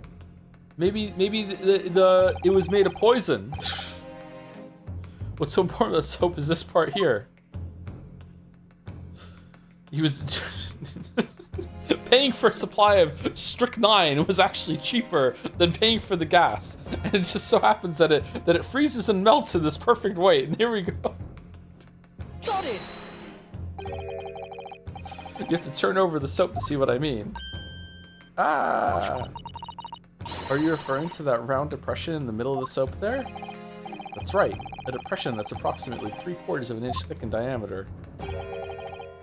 Or in other words, Sumari, almost exactly the same size as a threepenny bit. Get away. Does anyone here present have in their possession a threepenny bit? Quickly now, hand over your coins, ladies and gentlemen. It sounds rather like a highway robbery, doesn't it?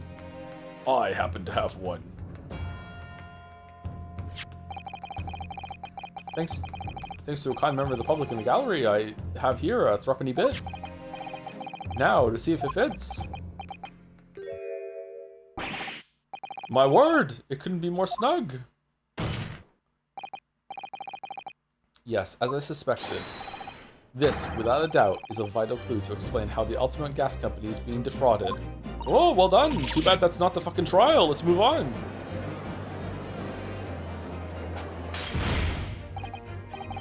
So, your assertion amounts to what? That some inferior bar of soap has a tentative connection to the theft of gas. Yes. The depression in the soap was clearly made by a threepenny bit. I must concur at least that pushing a coin with some force into a poor quality bar of soap such as this is a remarkably simple way of replicating the coin's shape. Poor quality soap, and then you can use, well, some melted wax or something to pour into the mold. You can make fake coins in no time.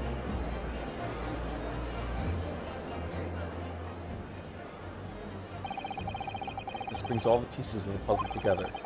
It's the method Mr. Shamsphere has been using to steal the gas. That's the missing link.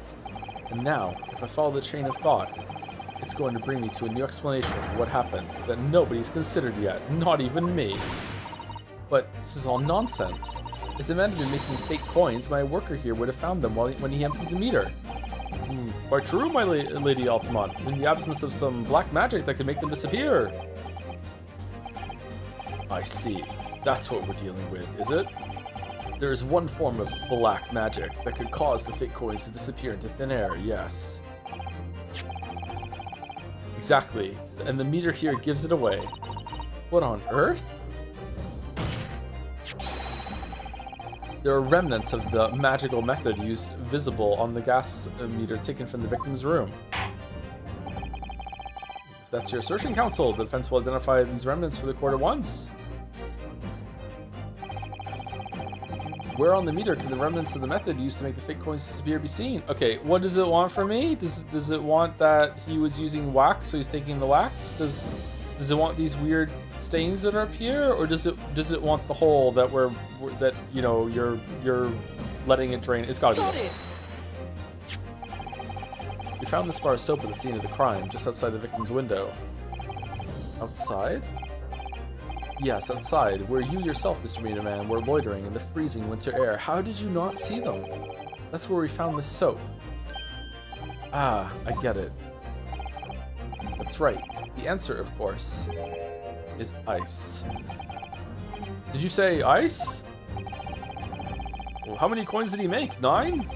Sorry. Mr. Shamspeare has been leaving soaps like this outside his window each evening filled with water. After a night outside in the bitter cold, the water is completely frozen solid the next morning. Then he takes his fake coins of ice and feeds them into the gas meter, giving him light and warmth in spades. As his room becomes very comfortably warm, the ice now inside the meter's coin box melts. Well, at least they're using ice like this instead of, you know, the person was killed with a knife, but we can't find it. It turns out the knife was made of ice and it melted afterwards. It was the icicle stabber was back at it again. The perfect crime. Turning back into water and draining harmlessly away through the small hole made in the underside of the meter. How did he make that hole?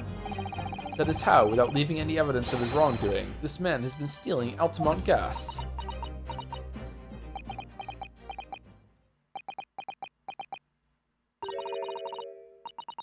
Just like that, so simply. Is he trying to make us look like idiots? He's been fooling us all with some bars of soap and some water? That's right, madam. I don't believe it. It can't be true. Do you have any idea how much money we spent to develop that new meter? And now you have the audacity to suggest that a bit of soap and some water can render it totally useless? I'm fairly sure I didn't design it. Evidence. Sorry? I want evidence. If you're going to stand there and tell me our meters are rubbish, I want to see proof. She's very good at enforcing accountability, isn't she?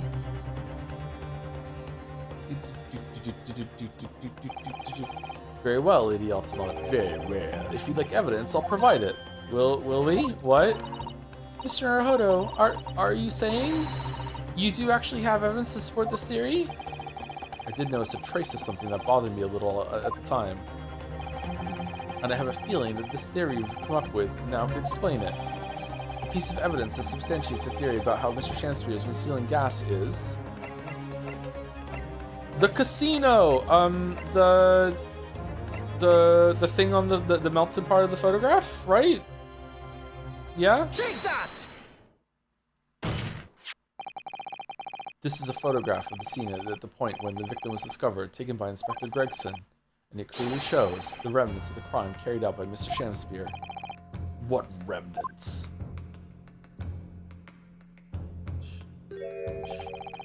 Here you can see the gas meter on the wall in Mr. Shamspeare's room.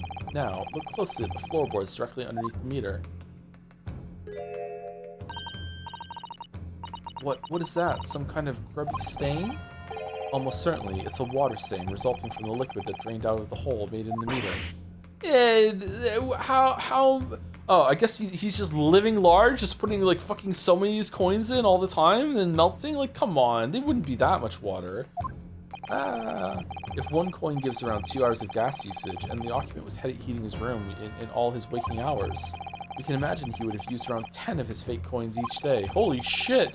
The melting ice inside the meter's coin box would have been dripping out almost constantly. Leaving a stain on the floor. This is awful. And there's further evidence too. Mr. Shamspeare is slumped over his table, apparently having consumed strychnine. And right there next to him is a bar of soap, broken in half. You're right. It would appear to me then, Counsel, that the man was eating the soap.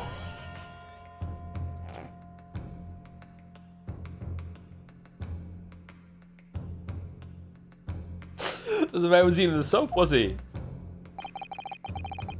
Pardon me for disagreeing with your lordship, but certainly not. Certainly yes. He didn't beat around the bush there, did he? In truth, Mr. Shamspeare was found with a fork in his hand. A meal of soap is sounding increasingly likely, Mr. Renseeks, Lord Renseeks.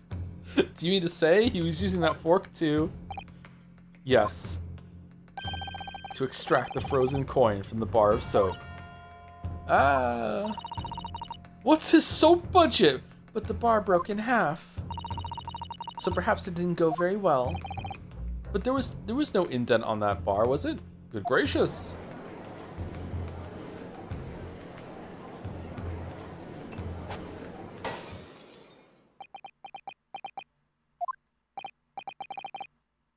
Lord Van Zeeks. I was throwing my hand up in despair and happened to catch my hallowed bottle on the way. Pray forgive my maladroit mistake. What is the meaning of this counsel? Allow me to pose my learned friend a question. What exactly did you establish with your most recent cross-examination?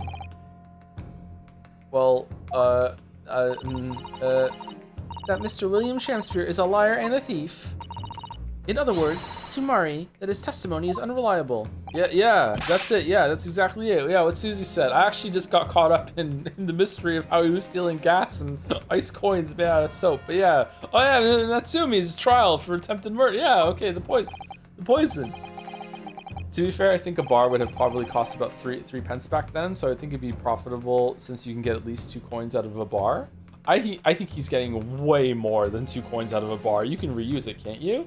Do you think that the seats in the gallery right behind Van Zeeks go for a premium? I feel like every trial there's surely a throng of big-hatted Victorian ladies scrambling each over to try and catch his wine bottles whenever he flings them over his shoulder. The splash zone? Van Zeeks' splash zone? Holy shit. What possible difference does that make? Well, we know that suicide can be discounted. Scotland Yard's investigation revealed no sign of another vessel that contained poison. And on the night in question, there were no visitors to the room except the accused. The young gasman's testimony, which we have no reason to doubt, has confirmed that. Furthermore, the only possible way the poison could have entered the victim's body is via the tea. The court has seen no evidence whatsoever that suggests otherwise. What? Even if William Shamspeare is the liar you claim him to be, these facts have been objectively established. We don't even know if he was really poisoned. There's no escaping it. Therefore, in light of these facts, the prosecution calls for immediate adjudication. You... What?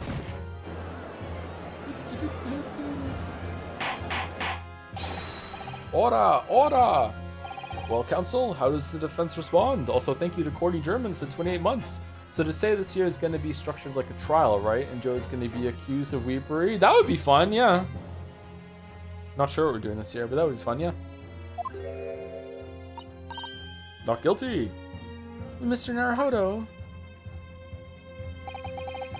What was the point of that last cross-examination? Did it actually get us anywhere? I feel like we have definitely made it so his character is deeply in question. Or did it make no difference at all? Like Lord Van Zeeks is saying, raise an objection! No, this isn't over. The defense will not rest. What? But counsel, you've successfully explained everything. You've identified and substantiated the unscrupulous method employed by Mr. Shamspeare to consume gas. What more is there to discuss? Lord Van Zeeks just highlighted 3 facts in order to make his point, but contrary to what he would have the court believe, not all of them have been objectively established at all. What are you trying to say, my Nipponese friend? At least one of those so-called facts is an assumption made due to a lack of evidence. All right, which one is it? But the situation has changed now, following the cross-examination of the latest witnesses to take the stand. Don't be absurd. What is this nonsense? Yes, when you bring everything we've learned so far together and consider as a whole, it's clear. There's a question we now need to reconsider, namely, was someone else responsible? Was there another visitor? Was the poison in the tea? Yeah, was there even poison? We've all been led to believe that the strychnine poison that affected Mr. Shamspeare was in the tea brought to him by Mr. Natsumi, but that's conjecture at best. Objection! The victim has testified that nothing else passed his lips that night. There is no other possibility. And since there was no trace of the tea left at the scene, it couldn't be tested for traces of the poison. Objection! As I said, the situation has changed. Because in fact, some of Natsumi's tea was left at the scene. And a particular piece of evidence proves it. Objection! A ludicrous claim. Scotland Yard detectives investigated the scene exhaustively. What evidence are you suggesting they missed? The defense has made a bold claim indeed. Very well, counsel. Present your proof. What evidence from the scene of the crime can tell us about the nature of the defendant's tea? I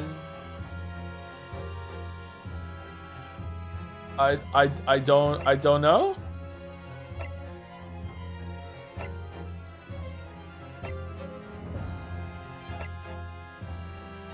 The tea ring on the cup?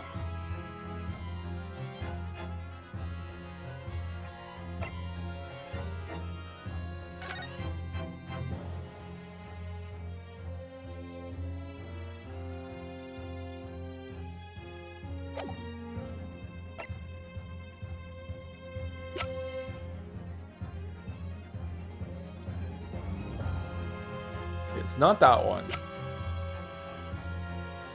It's not that one, right? Is it that one? Cause of coma: ingestion of a small quantity of strychnine. Oh, was he actually poisoned? Toxic effects present 30 minutes after ingestion. High likelihood of the substance having been mixed with the tea the victim was drinking, but no sample could be obtained for testing. The poisoning incident occurred around 1:30 a.m. on 21st of February. Assessed from the victim's pocket watch that appears to have broken when the man collapsed after the late onset of symptoms. No container for the poison was found at the scene.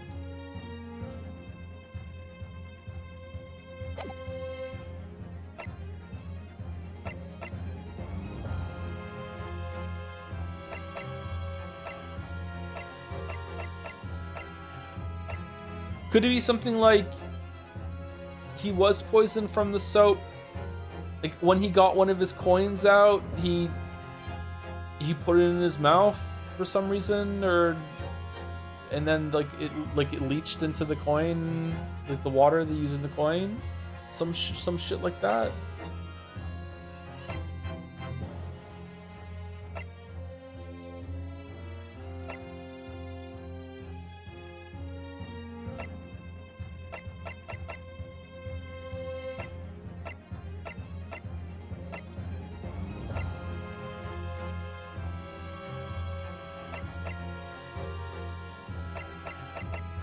Was he using the tea to make the coins? But there's no trace of it.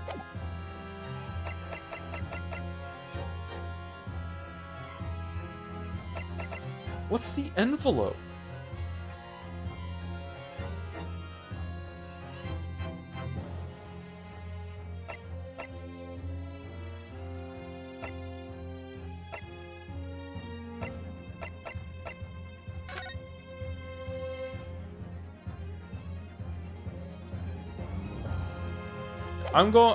Okay, I think what evidence from the scene of the crime could tell us about the nature of the defendant's tea?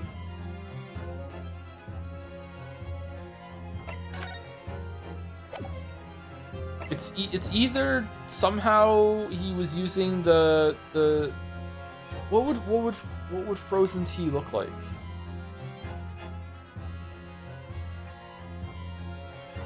Wait, if he did that, then when he put them outside, he would have seen the guy standing outside the window, and the guy outside the window would have said that, right? Would it look like that?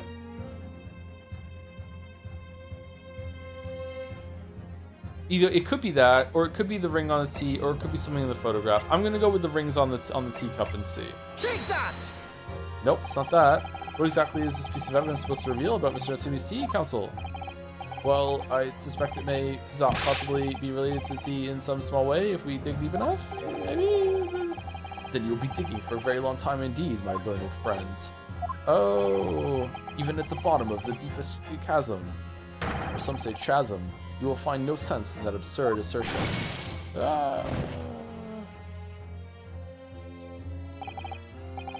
He's not standing outside the window 24/7, but he was standing outside of it. Sorry, maybe I wasn't clear of the idea, probably because it's wrong. My idea is that the red thing that we found on the soap was frozen tea, and was frozen tea that Natsumi brought. But if that's the case, the guy was standing outside that whole night throughout that whole entire thing. So if he was to use that tea on that bar of soap that night, he would have seen him. He was there that night, but I don't think that's it. Look, sometimes I wish I could disappear down a deep chasm to escape his deep sarcasm. I advise you think more deeply before you answer again this time.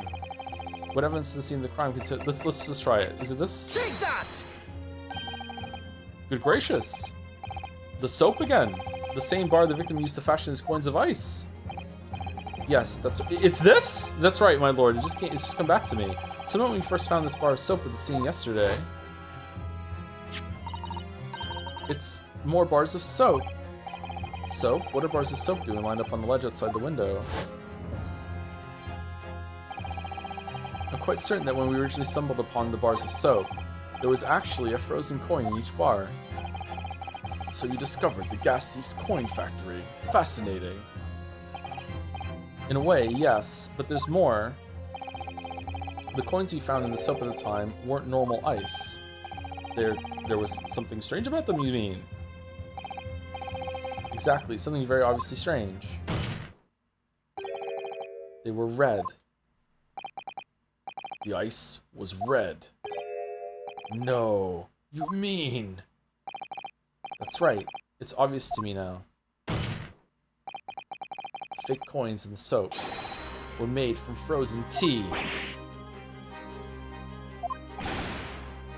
You didn't see him do that?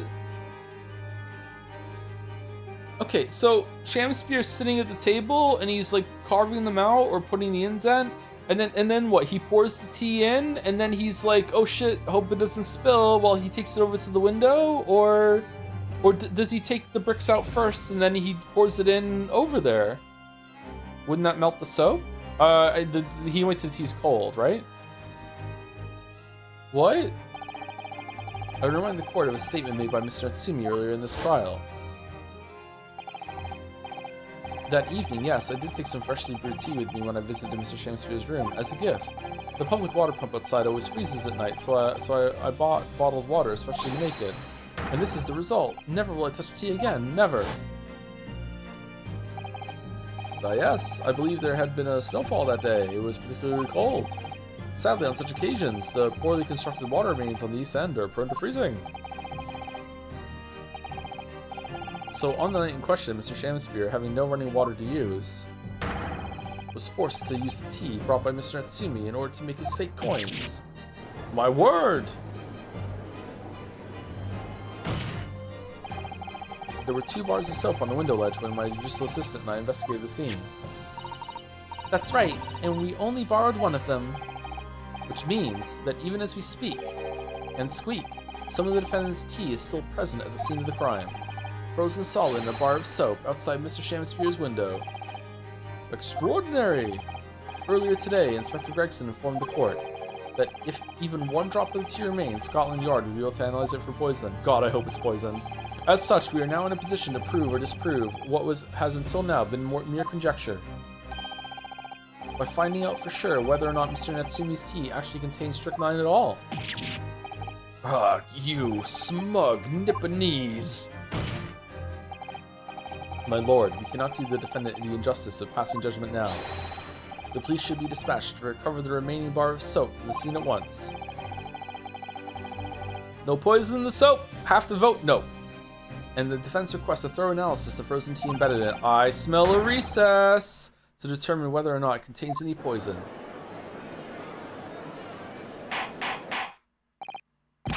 Bailiff! Bailiff! Instruct the police to attend the scene at once. I need to know what happened here. I'm so curious. I'm in. Yes, my lord. Understood.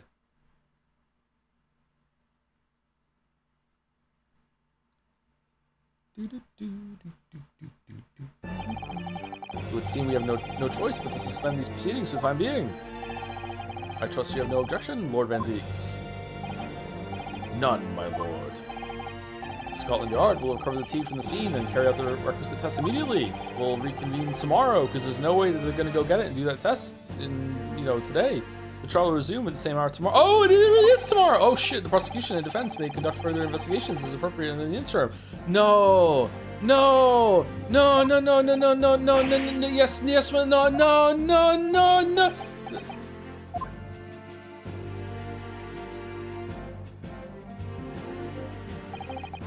Well, we managed to scrape through there somehow. Thank you, councils. Court is adjourned until tomorrow.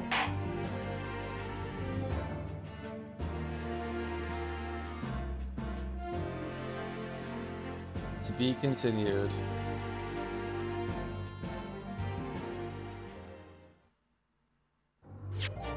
Do do do do do do do do.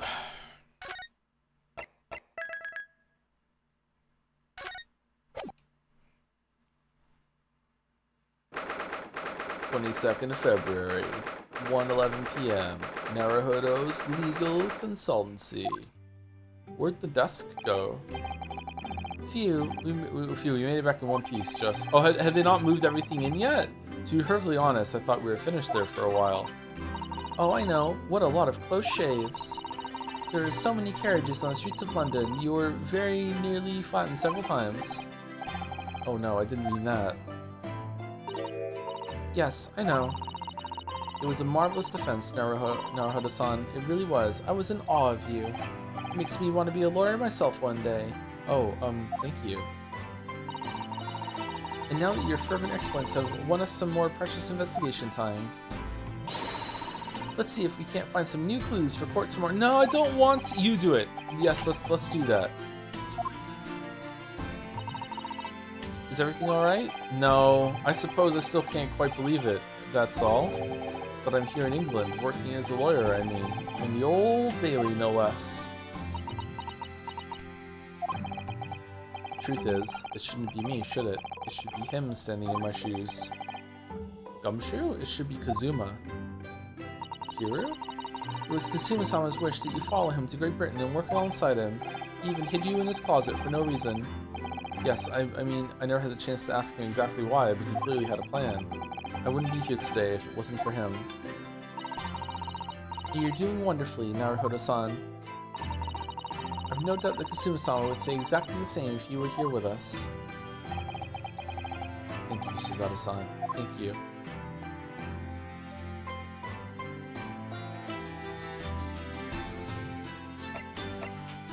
Ah, fucking hell. Perhaps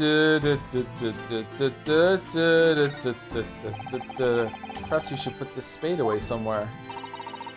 That's not a spade, Naruhodo-san. It's a shovel. No, shovels are for digging. That's for scooping up loose material. It's a spade.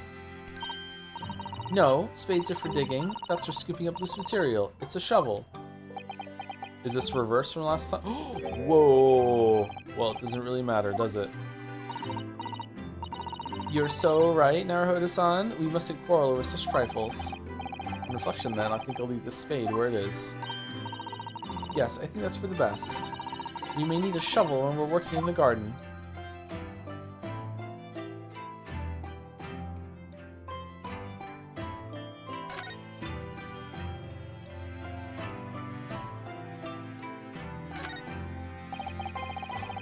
Wait, there's another room behind that door. Yes, it's my bedroom, Naruhodo-san, as you well know.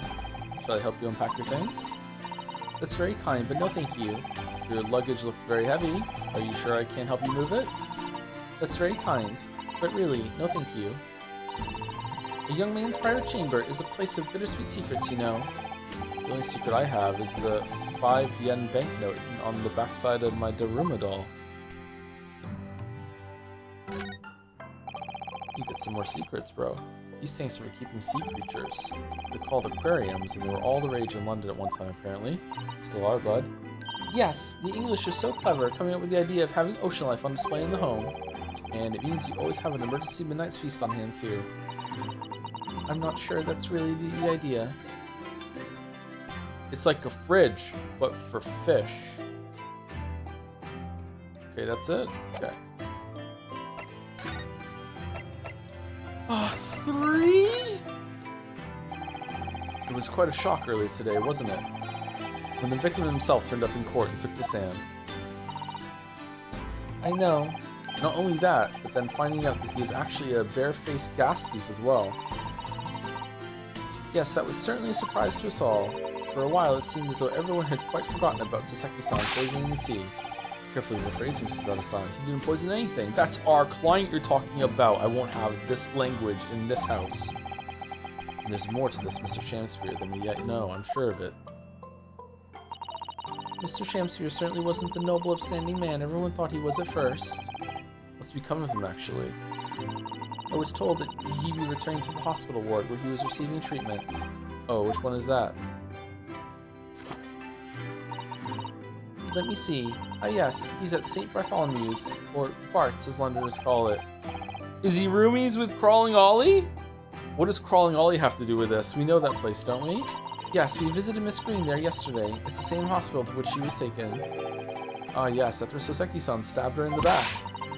Do be careful of your phrasing, Naruhodo-san. He didn't stab anyone. Perhaps we both owe Soseki-san an apology. St. Bartholomew's. Yes, we should probably visit the hospital later. So, we know that Soseki-san took tea to the victim on the night in question, but as he isn't the culprit, then obviously... Yes, the poison surely wasn't in his... Okay, how did he get poisoned then?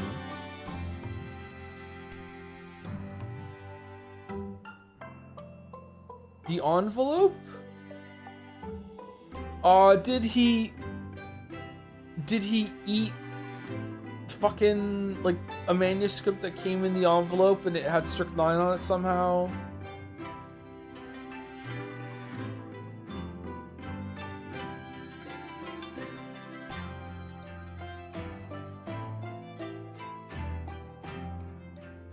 I hope it is soap, yeah. Yes, the poison surely wasn't in the tea. But if that's the case, how on earth did the poison get into Mr. Shamspear's body?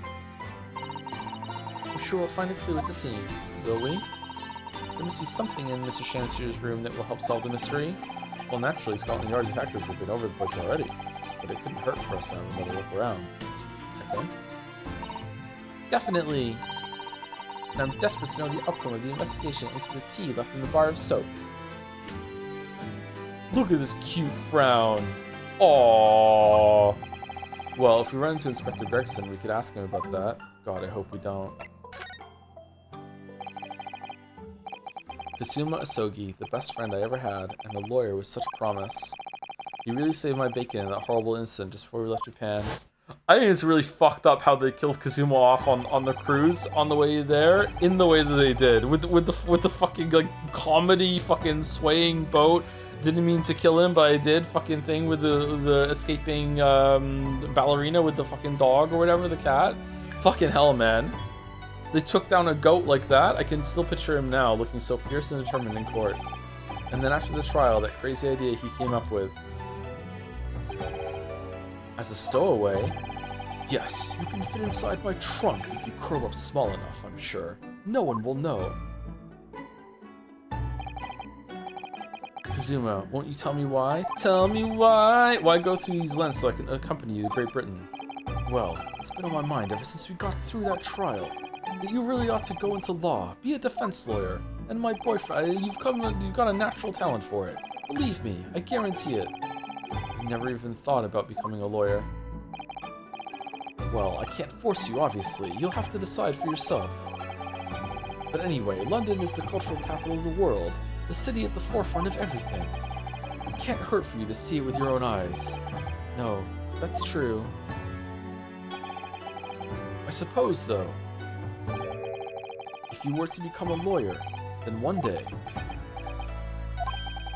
One day what? Oh, no. Never mind. Kazuma, what the fuck are you talking about? Naruhodo-san. Oh, sorry, I was just thinking about Kazuma. He was kind of fully clothed for that, though. Yes, he's forever in my thoughts, too. To change the Japanese judicial system for the better. That was his dream. And that's why he so desperately wanted to come to Great Britain to study, of course. Yes, that's right. But... Yes? I do wonder if his true intentions lay elsewhere sometimes. I don't know. The thought just takes hold of me every now and then, that's all. He was really fucking suspicious. It was like he had like a secondary motive. I felt like he was coming here to kill someone, to be honest. But maybe it's just because he has a sword. Naruhodo-san, what do you mean by Kazuma-sama's true intentions? He definitely had a secret mission because What's his face? I can't remember his name. The lion guy in the clock tower. He seemed to be like, oh, you're gonna do what he came here to do. I mean this. Male Strongheart, yeah. His katana. I never expected to inherit the sword after Kazuma passed away, of course. No, I know. It was because I asked you to take it. When I have it at my side in court, I feel as though it gives me courage. Yes. Actually, the night before he died, he told me a little about the sword, and also said, right before he died, I think I might die. Karuma? Karuma? That's right, it's a prized sword that's been passed down through generations of the Asogi clan.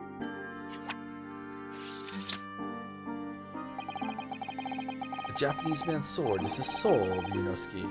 I can't be parted from my katana. Kuruma guides me. I truly believe that.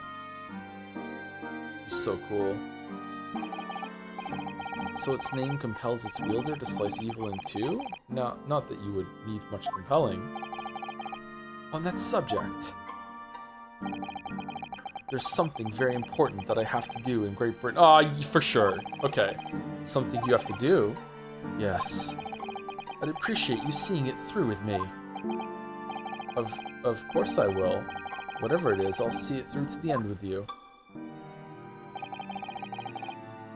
I knew you wouldn't let me down. What did he mean by something very important that I have to do? I had hoped that the answer to that question would become apparent when we arrived here, but as yet, I've not found a single clue. I see. What the fuck has this got to do with Van Zeeks hating Japanese people? Alright, back to the gas leak bullshit. Alright, here we go. Wait, is Iris around or no? 22nd February, Shams Suite. Oh, Runo and Susie, hooray, you're back, yay! Hello, Iris, you're in fine spirits as always, I see. I am, and you look as immaculately presented as ever, Susie. Oh, you flatter me. Well, you couldn't have come at a better time. I've just made a pot of tea. I'll set some cups. Nope, could be poison. Nope. Really thanks, Iris, but actually... What is that foul smell? Where's that smell coming from? Aha! The Wanderers return at last. Where on earth have the pair of you been? We've been in court? Oh, for Mr. Mustache's case? That was today, was it? I'm sure I mentioned it only yesterday, Mr. Sholmes. I'm sure you think you did. Ha ha ha ha ha ha. Well, we can laugh about it now. Is this pipe a different color? He's fucking crazy. So tell me, how did the trial go? Reasonably well so far. We've managed to escape without a guilty verdict, at least. Really? I would have liked to see it. And I must pass the time of day with Mr. Reaper again. It's been too long. Is Lord Van Zeeks an acquaintance, Mr. Sholmes? Naturally. There's not a person in the world who doesn't know my name, Mr. Naruhodo. Not quite what I asked, but still.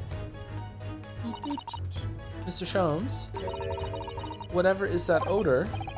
Yes, what is it? It's faint, but absolutely awful. Where's that smell coming from? What does that even remind me of? Ah, indeed. That's the scent of victory, my dear fellows. Victory in science. So it's B.O. Okay. Oh dear. Alright, I'll bite. What's he up to now?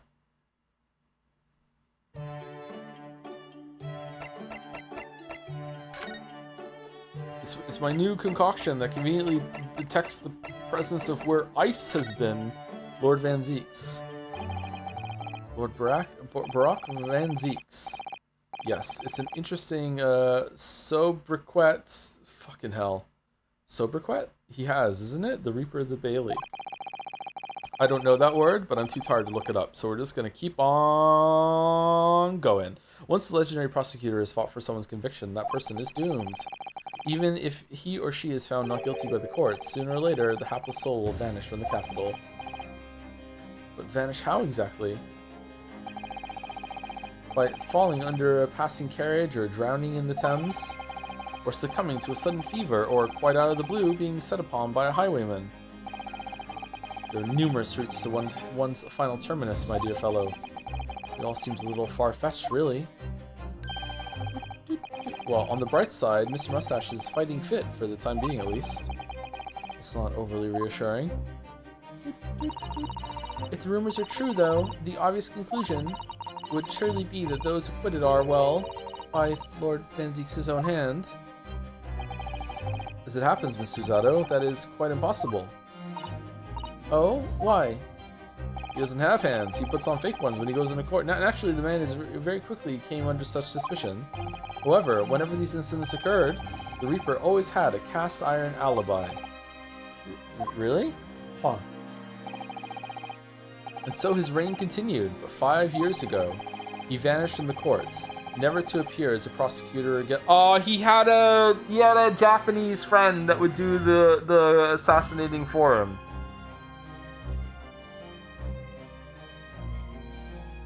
And then they had a falling out. And then he lost his person that would do the killing. Okay.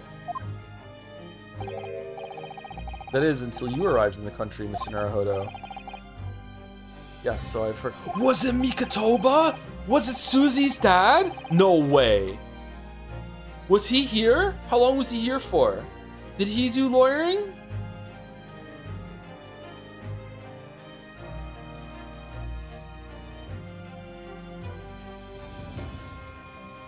I can't remember all the things that he said now. Shit.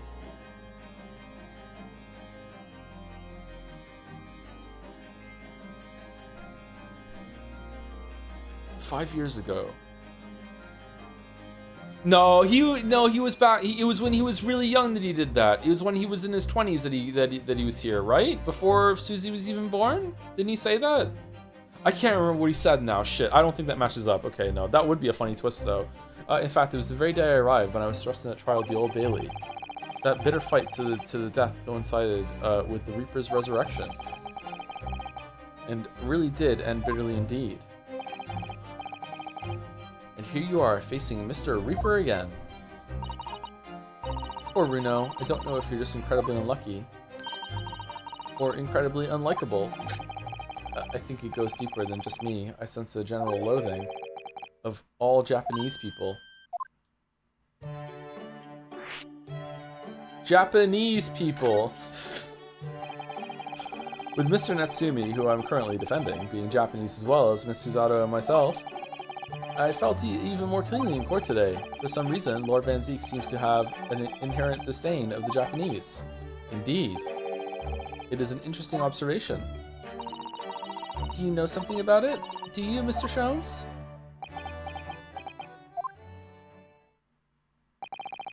It was about 10 years ago that Barak von Zieks chose to enter the legal profession. However, before that time, the young man's closest companion hailed from the Empire of Japan. No! What the? Tell us more, Mr. Sholmes. Mr. Sholmes, Mr. Sholmes, what happened?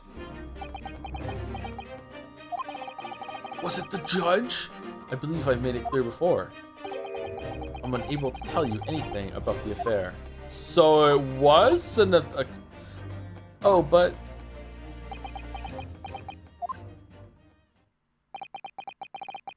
The veil will be lifted on the events of the past in due course, I have no doubt. Okay. Thank you, writer of the game, shoving their hand all the way up Sholmes' ass to fucking puppet him in this scene and this scene only to make the fucking thing have tension in the plot. Alright, for now, however, it is Mr. Mustache who is most deserving your attention, I believe. Aha, get fucked! So, what is that indescribable foul smell? Ah, well... Most probably this, I would say. What is that? My dear fellow, it is, of course, my latest invention. A chemical test can identify whether or not a tea is genuine at the...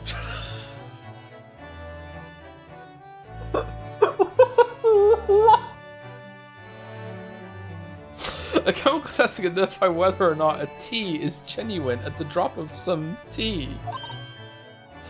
Oh my! There are some unscrupulous sorts manning the stalls along some of London's less frequented streets. They regularly sell what purports to be high-quality tea, but it is in fact merely dyed leaves of drab flavor. Well, that's certainly unsavory behavior. So when one is presented with what appears to be black tea, one must be careful. Iris.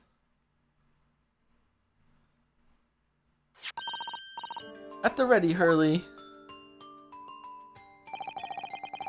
You get to make a cat flap-o-matic after this. Let's add a drop of my chemical to this cup of tea here. Do you see what happens? My chemical romance.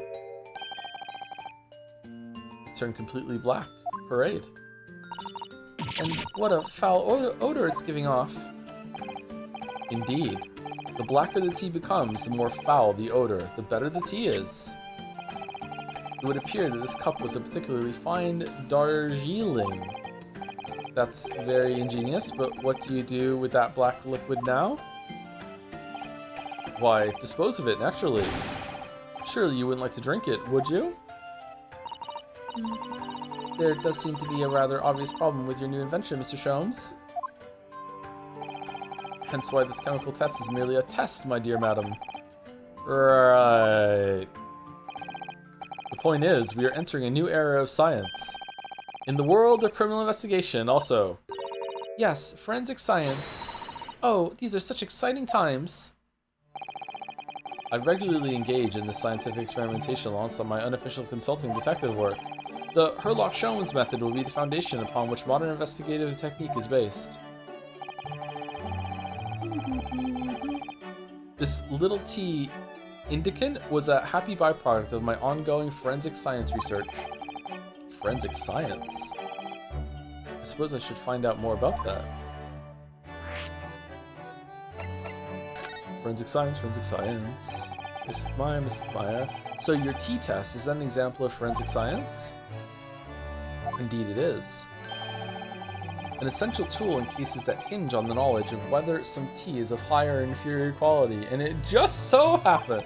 Thank you, Sholmes. Not a huge number of cases then. Perhaps a more practical example is required.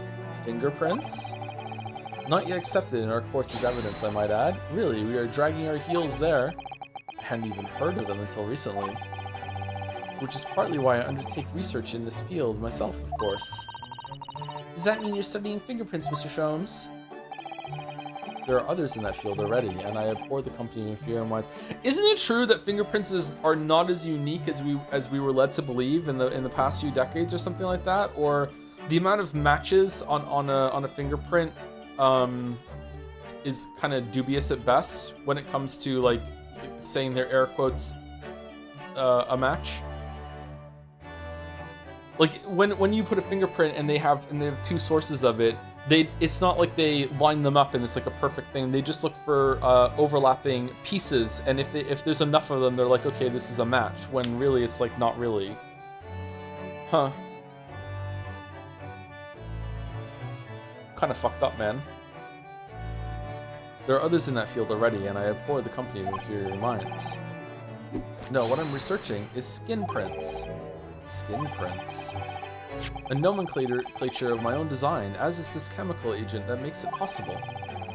It instantly reveals objects touched by whichever person is under investigation.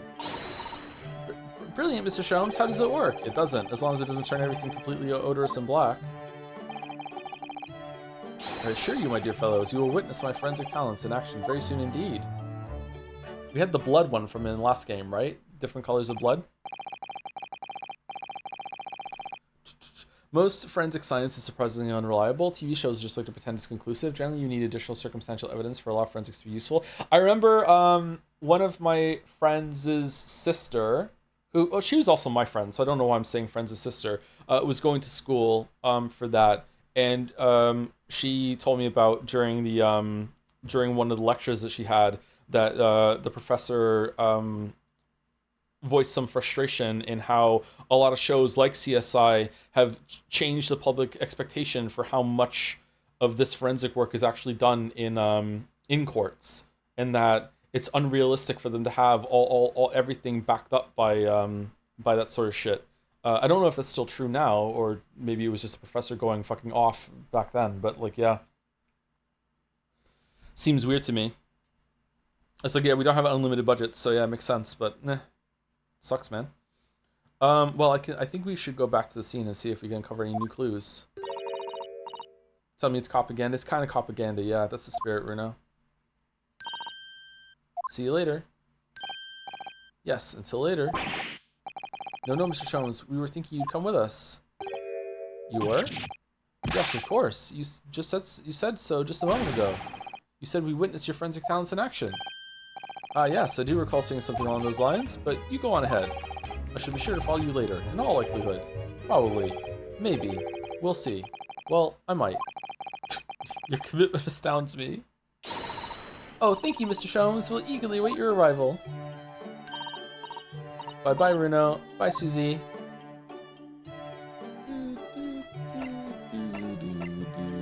We don't need to examine. Oh my god. No, I'm not doing it. I'm sorry. If there's something really good to examine in here or any of the scenes, then let me know. I'm not doing it.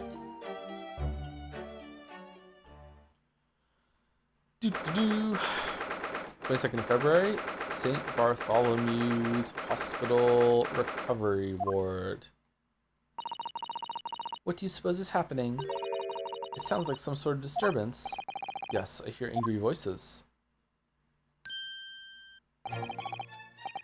Be not angry, O ample lady. Verily, thou art mistaken. Mistaken my foot, you were looking at my painting. The eye of man hath not heard. The ear of man hath not seen. 'Twas foul indeed, the poison that mustache villain gaveth me. Forgive me, lady. Do you think he poisoned you, or are you just completely lying?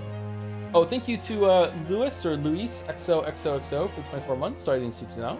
24 minutes ago. Thank you to 2 years.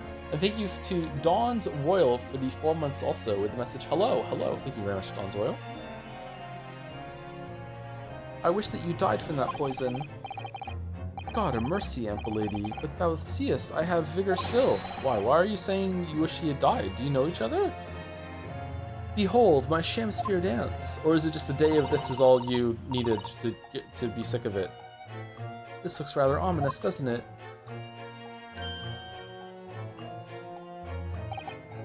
He reminds me of the villain in the last case of the game. Lo, of the first game. Lo, 'tis the lawyer from the land whence riseth the sun. How now? What are you doing here, Mr. Shamsphere? Mary, do I believe I am returned unto another ward? He was looking, that's what he was doing, looking at my terrible work.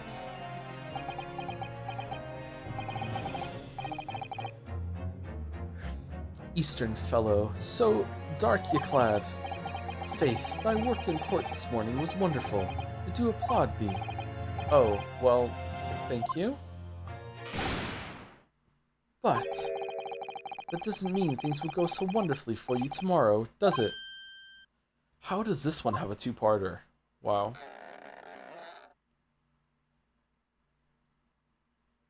Oh, that's straightened out nicely. Okay. Anon, exuent? Exeunt? I think it's exuent.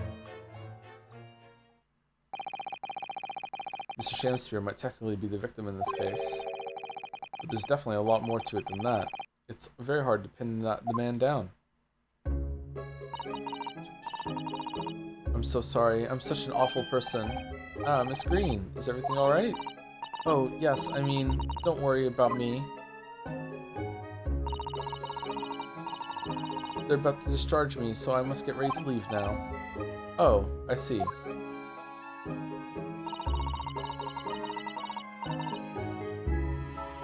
We're delighted that you'll soon be well enough to go home, Miss Green. Oh dear, you're too kind. I don't deserve it.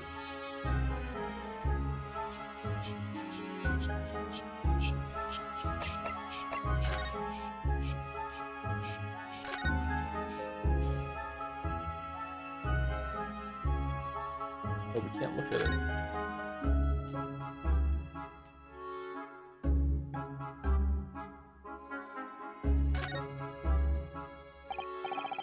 So, are you feeling more like yourself today, Miss Green? I am. Thank you. I mean, people do recover from ordeals like this, don't they? Even people like me. Oh, give it a fucking rest. Holy shit. Well, yes, it really was an ordeal, wasn't it? As far as I was concerned, I was just walking along in the snow one evening, minding my own business, and then completely out of the blue, I was struck in the back by a knife and collapsed unconscious for days. Of course, when I finally woke up again yesterday, the whole business had been cleared up already. What a terrible week it's been for you.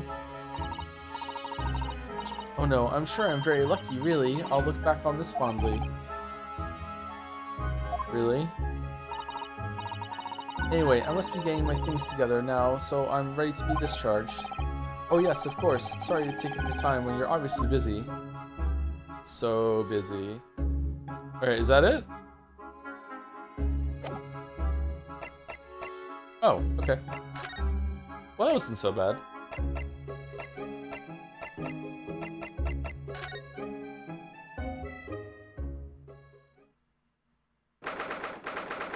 Why is the soap green now? 22nd of February, Mr. Natsumi's lodgings, ground floor. Why soap green? Oh, hello again, Inspector Gregson. What are you doing here? Well, we were hoping to have another look around, actually. The lawyer representing the defendant has a right to examine the scene, as I'm sure you're aware. Yeah, I know the score. Oh, yes, one other thing. The soap on the ledge outside the window. Did you find it? With the tea in it? Yeah, we found it all right, and there was a small amount of tea in it, as you said. I knew it! It's with the identification section at the yard now. They're looking into it. The results should be available later today. That's wonderful news. Thank you.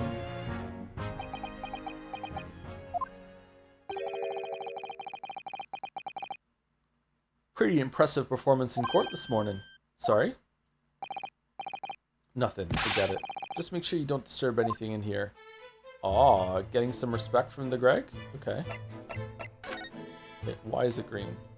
Oh god, fucking hell. Okay, So it turns out Mr. Shamspeare wasn't eating soap at all. Hold on, he still might be. That's right. The mystery of why he had it on a plate whilst holding a fork in his hand is solved. Yes, to prise his latest ice coin out of its mold. And in the process, he accidentally broke the bar of soap in two. It certainly was hard to imagine, let alone deduce. Why is it green? Was it green already? Oh, it was always green. I thought it was yellow. Why did I think it was yellow?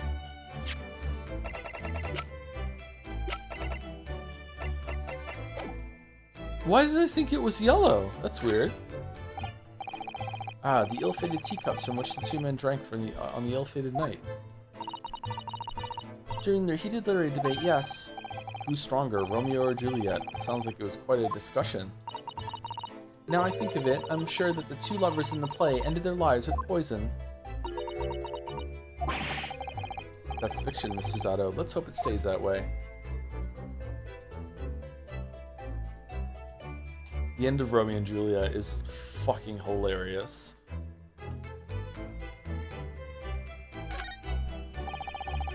The sun never shines in this room thanks to that depressing bricked up window. Yet, with enough determination, you can always remove the bricks to set some soap outside, can't you? It sounds like a very wise life lesson, Miss Susato. Only if you plan to follow a life of crime, Miss Naruhodo, which I do.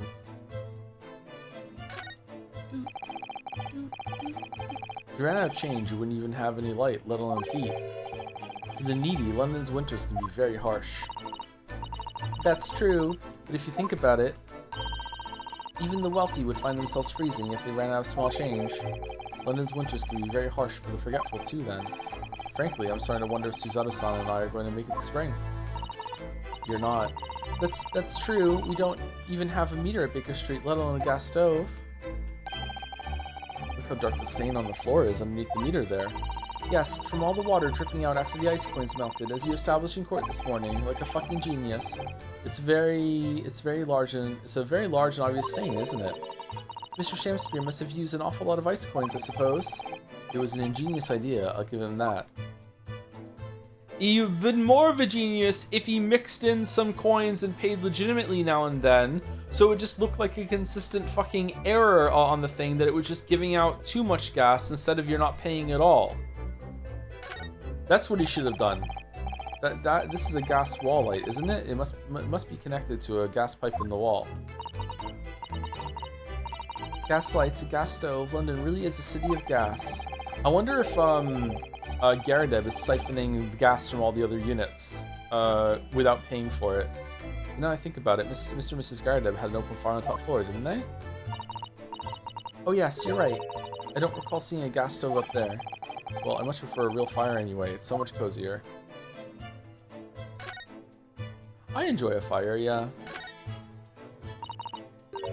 This is some sort of makeshift stage, I think, isn't it? Where does the audience sit, though, for the nightly Shakespeare performances? Actors aspiring to the great stage must practice their art, Mr. Naruhodo, with or without an audience. In fact, on a related note, perhaps you should set up a mock bench for the defense in your office. What? Then you could practice your art every single day. Uh-oh. I'll think about it. If you promise to don a beard and play the role of the judge. Well, if that would help you achieve your goal. This I have to see.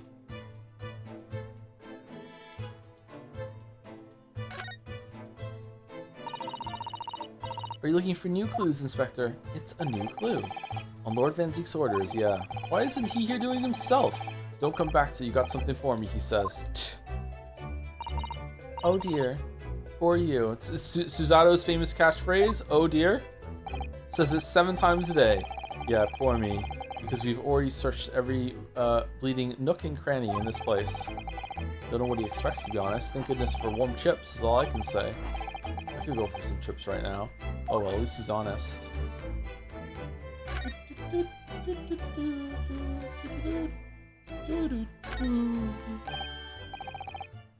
Mr. Shrooms, what are you up to over there? What a question indeed. Was it not your good self? Who asked me to attend the scene? Oi, what are you doing here, Shrooms? Oi, oi, oi. What are you up to over there? What are you doing here? Dear me, once a great detective, one is... Oh, dear me, once a great detective, one is always under scrutiny, it seems. There you go. Is now the time, Mr. Shrooms? Are you about to show us your forensic talents in action as you promised? We're not going to do another dance of stupidity, are we? With the greatest of pleasure, my dear madam.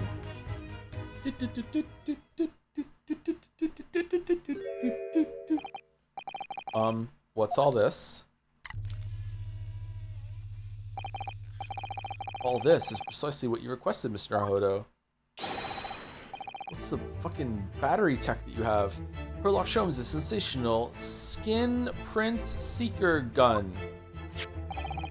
The what now? Moments ago, I took a sample from the teacup that was used by the victim. A sample from Mr. Shamspeare's cup? Each individual leaves microscopic secretions on everything he or she touches. Yeah, sure. A sample of the secretions is all I need to produce this, a refined indicator solution. By liberally spraying the room with this chemical, everything the victim touched is instantly revealed with the aid of these goggles. Here, try them on. Okay, well that's gonna be literally everything because it was his fucking apartment. There, now spray the chemical indicator about and all will be revealed. Spray? How do I do that exactly? A little press of A of the area you're interested in is all that's required, like this. What is that stuff? It's like fog. A suspension of the chemical indicator in a pressurized gas. It's the most efficient way to cover a large area. That was another invention I discovered incidentally whilst I was developing this idea. As you do. Go ahead, try it, my dear fellow. We may learn something interesting about the victim's movements on the night in question. Well, there's nothing to lose, I suppose. Let's explore.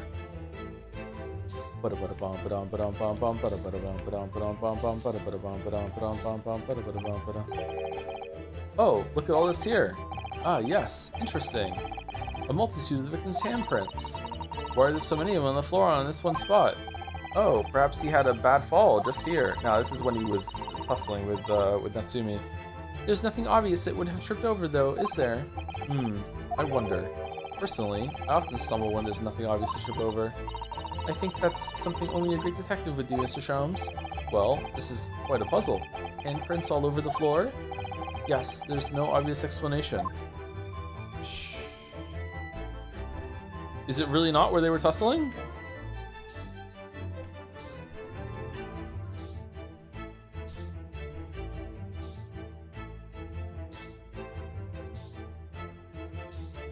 man. I love this shit.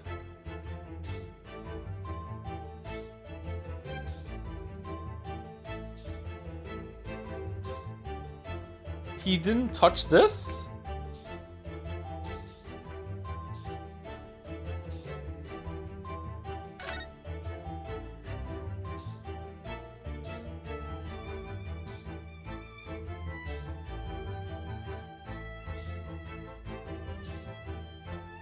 Oh, he did. How the fuck did I miss that? Look, there's dozens of handprints here. Interesting pattern, okay. So there are a great many indeed. So much so that it's hard to make out any one individual print, in fact.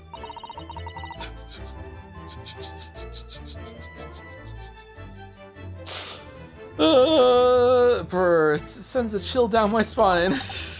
Perhaps he was leaning against the wall while he admired this picture. Yeah, maybe, sure. Unlikely, I would say. It's rather a dull scene after all. And without wishing to state the obvious, oh, state it. You wouldn't generally admire a picture from such close quarters, I feel. Yes, good point. Yeah, oh, very true, Mrs. Otto. It's a bit of a mystery then.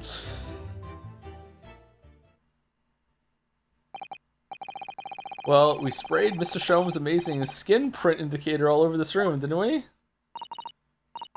We did, but there are two places in particular that are of interest, I would say. The handprints on the floor there. Oh, loose floorboard and hidden thing behind the hidden painting. I love secret compartments. The handprints on the floor there and the wall. By the picture, you mean?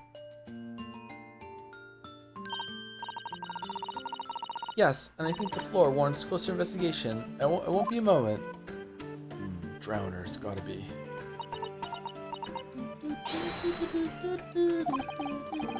What is it, Miss Usato? Look here, Mr. Naruhodo. One of the floorboards has popped out. One of the... You mean? It's a secret hiding place? But excellent work, Mr. Usato. So, what do we have in here? Boy, what are you lot doing? Inspector Gregson? Stand aside right this minute. It's my job to investigate there.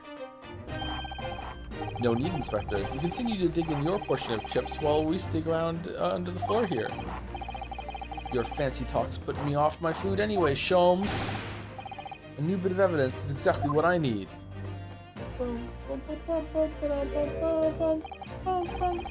Wow, a secret hiding place under the floor. What a find. What if it's trapped? It's not a hiding place you can make use of in Japan. I don't think I could fit a straw I don't think I could lift the straw to Tommy Matt. No, I know, but I never expected one of these wooden floorboards to move either. It's got me wondering about the wall over there too. Aren't you curious? Oh. I'll investigate at once.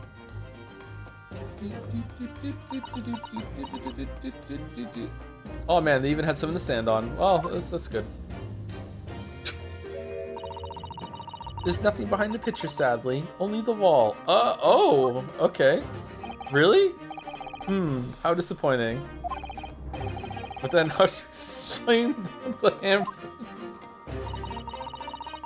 I really can't think why anyone would have been touching the wall over and over in one place like that. You sure? Click whir. There you are, a print for you.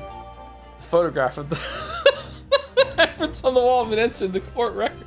Trace of handprints on the wall discovered using the skin print seeker gun. There are multiple prints on either side of a hanging picture. Oh, thank you very much. His invention can make prints too? Well then, I wonder if Inspector Gregson has found anything under the floor there. I'm desperate to know. So am I. Nope, it's for Van Zeeks only. Really? There's nothing behind?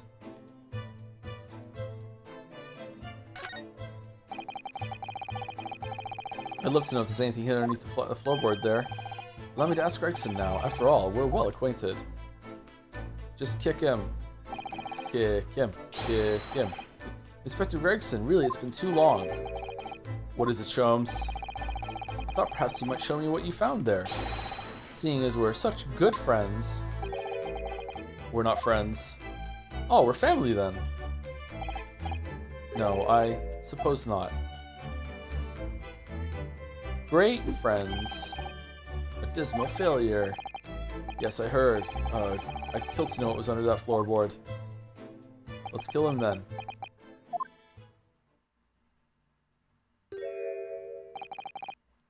Alright then. Fair is fair. What? You did discover the hiding place after all. I kind of like Gregson. I suppose I should at least fill you in. Really, Inspector? Thank you. Do it quickly, my dear fellow. If there's one thing I know about this man, it's that he blows with the wind, as fickle as the weather. Boy, stop making me out to be some kind of nut. There were 3 items under the floor there. A newspaper clipping, a photographic print, and a tin box. Now, what do you want to know? Can I see them? No. Newspaper clipping. Looks like this was cut out of the paper about 3 months ago. It's about a convict who got sick and died while he was serving time up in Manchester. How terrible. It made the headlines down here in London as well. The bloke had been sentenced to death, you see, but nature got him first. Oh my goodness, poisoned? He committed a capital offense? Who was the prosecutor? A man by the name of Selden. Nasty piece of work into burglaries and murder. They say the hoard he knocked off was worth about £1,000. A hoard? Of treasure, you mean? Jewelry and the like, but he'd hidden it somewhere, and no one knows where. Oh, treasure hunt bullshit? I love treasure hunt bullshit. And now he's dead. He's dead. Dead. The papers loved it, of course. £1,000 lost en route to hell, or some such was the headline. Does it not strike you, though? Why such an article would be so carefully ensconced under the floor? Don't know, don't care. I suppose now you mention it, it does seem a bit odd. Perhaps I'll go over the paperwork we've got on Selden back at the yard and see if I can turn anything up. The capital offender article has been entered into the court record. What the fuck? A newspaper article about Selden, a criminal sentenced to receive the death penalty. However, he died of illness in prison whilst his loot remained undiscovered. How did anyone in chat think I was finishing this trial today? What the fuck? We've only got 45 minutes left and we're not even back in court yet. So this is the photograph I found.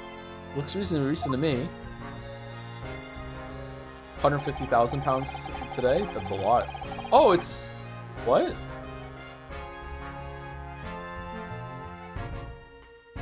Is that Shamspear or is that Lady First or who's that? Yes, it would appear to have been taken on the street in front of the house here. And the gentleman on the left is Mr. Garadeb, the landlord, of course. But who's the young man on the right? Mr. Garadeb's son, perhaps? Perhaps. You can take that print if you like. Really? Are you sure? Okay, well, it can't be Garadeb behind this because he's a juror in one of the later trials. We can presume, therefore, that the yard already knows the identity of the young fellow, that is. Ah, is that true? He has paintbrushes. Oh, well, it's too bad if we do. Is it, Crawling Ollie's brother? Unfortunately for you lot, leaking information isn't one of my pastimes. My dear Inspector, if I may be so bold as to point something out. No, there's no way. That's too big a coincidence. Oh, there was an artist that maybe it just looks like her, but it's not. There was an artist that stayed here. I remember Garadeb saying something like that about an artist. Painted the portrait that he has in his room, right? Okay, so that's who it is. Who the fuck is that? Pastimes are for one's leisure, but this is for work. All the more reason I'm not telling you. A dismal failure. Yes, I heard. The hidden photograph has been entered into the court record. A photographic print found in Mr. Shamspear's room, which shows the landlord and Mr. Garadeb together with a young man. I wonder why a photograph like this was hidden under the floor. I mean, Mr. Shamspear himself isn't in it. Photographic prints are still rare treasures in the East End. I imagine Mr. Garadeb was rather delighted to have been immortalized. He probably made a proud present of it. Huh. Tin box. Alright, tin box, but I'm not going to show you what's inside of it. Oh, I love a tin box. I used to keep, like, hockey cards and Pogs. Remember Pogs? I used to have some Pogs in tin boxes like this. Some marbles. Now this tin box looks interesting, doesn't it? I want to suggest, Inspector, that you open it. If you were to find something inside that reveals the truth behind this case. I wouldn't be in the least surprised. Yeah, funnily enough, I've already had a look. It's completely empty. I don't believe you. What? Sham Spear. Give us a clue, man. You didn't even have the chance to utter a word, Mr. Naruhodo. But anyway, at least we found out what's inside the box. Yes, thin air. It's empty, rather like how I feel inside. Is there nothing more to this box then? I wonder. The box was full of poison that he opened and then inhaled, and then fell over. Meow. Cat.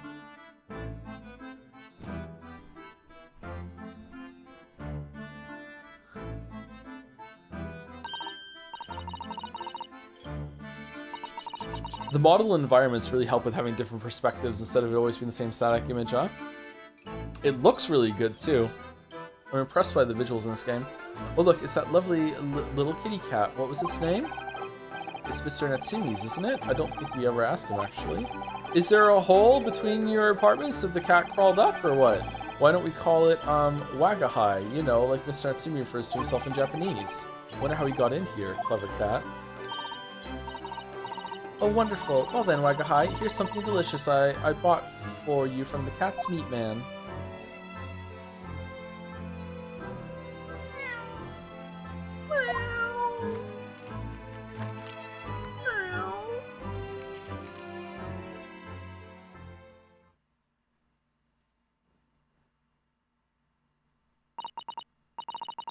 He couldn't be happier now, look.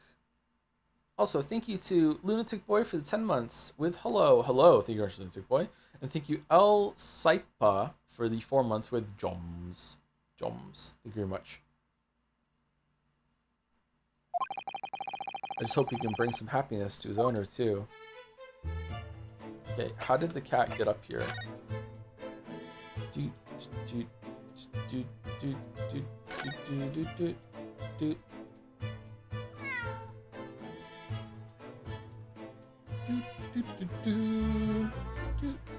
Cats are overrated.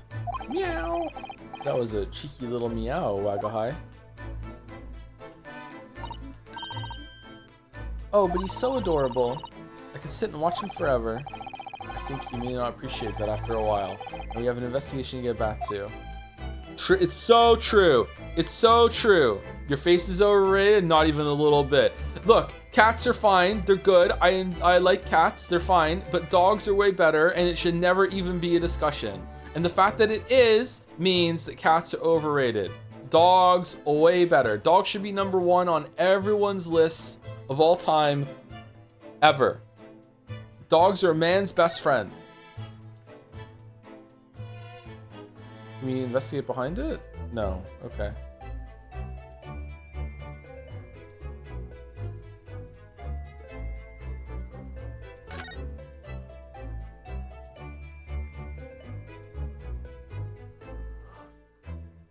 Oh, excuse me. Okay, I think we're done here, right? Are we done? Can we move on? What was with the cat appearing at the end there? Briar Road. 22nd February, Briar Road. The soap is just left out like that? How did he not see the soap outside? I think that's a plot hole. I'm saying it.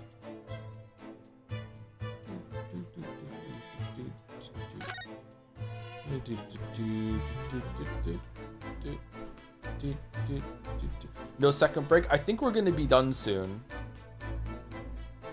I think we're about to go back to the pre-trial, and we're gonna get a save point, and then we can end, because I don't think we should start the trial and then end it like 20 minutes in.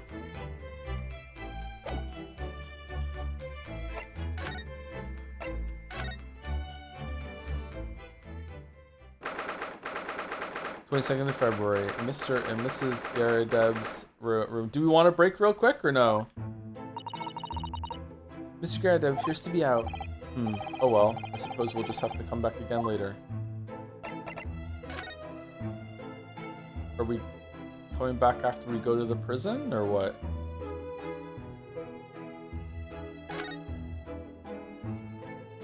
Okay, it seems like it.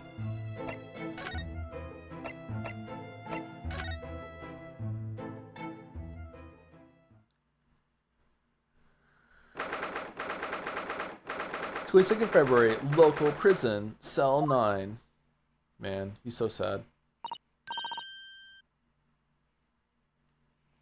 Who wins? Cats, dogs? I just don't like Joe. Man, more proof that it's just an audience of bottoms thinking that the cats are better. Holy shit. Oh, Mr. Natsumi is back. So he is. Mr. Natsumi, hello.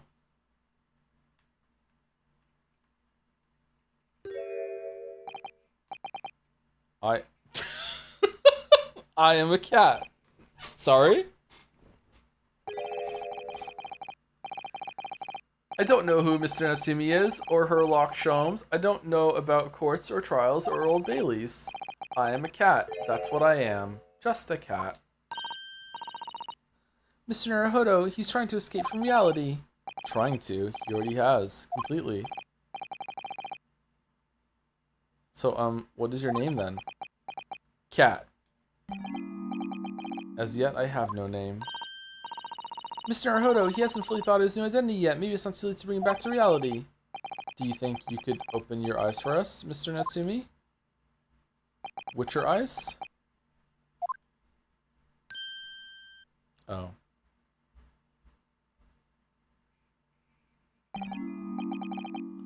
I am not a cat. I'm a Cat is the title of one of real life Natsumi's books. It was mentioned earlier, I think, yeah. So he was writing I Am Cat. I think it was mentioned in the first tutorial trial, I think. It worked. He's back to the real world. What's going on? What's going to become of me? Just making up words. Shit, no. Don't answer that. It's obvious. My accursed soul is never going to escape this accursed fate. Mr. Natsumi, no! This morning's proceedings in court prove that there's hope. Yes, Locum student Mr. Naruhodo Esquire was brilliant, but... The Reaper is omnipresent, in court, in my lodgings. Here, there, everywhere. What's he looking straight at me for? I think perhaps there are some things we should discuss. Oh, yes, we must.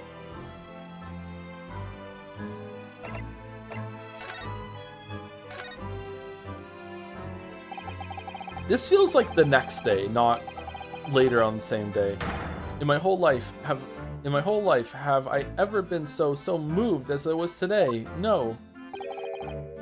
Of course, if I cast my mind back, there were perhaps one or two other occasions that moved me more. But if I just block those out, then today, being in that courtroom was the most moving experience of my life, Locum student Mr. Naruhodo Esquire. You're too kind. Scotland Yard found the remaining tea, just as we deduced, and are analyzing it as we speak. There's nothing wrong with that tea. They won't find a drop of poison in it. That's, solemn, sworn, Soseski, certainty.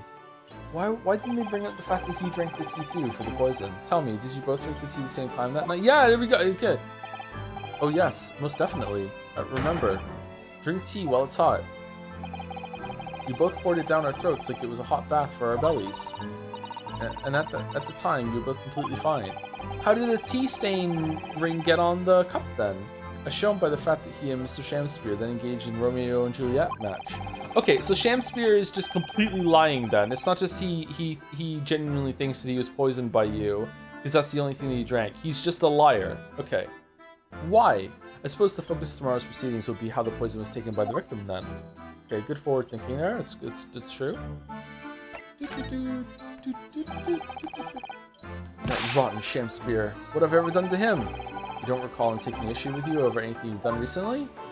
I've been holed up in my room, immersed in books.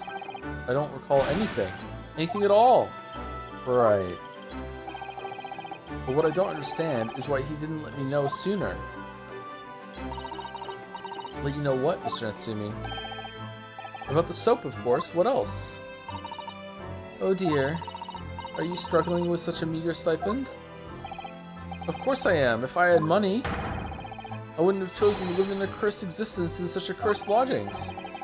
Wants to do the soap trick too? Oh yes, you said it's because the place is cursed that it's so cheap, didn't you? Exactly, especially the room that I rent. The spirit of that capital offender who lived there still haunts the place. And it's trying to kill me. Capital offender. Might I ask, Locum student Mr. Naruhodo Esquire, that next time you visit me, You bring scores of super soft soaps.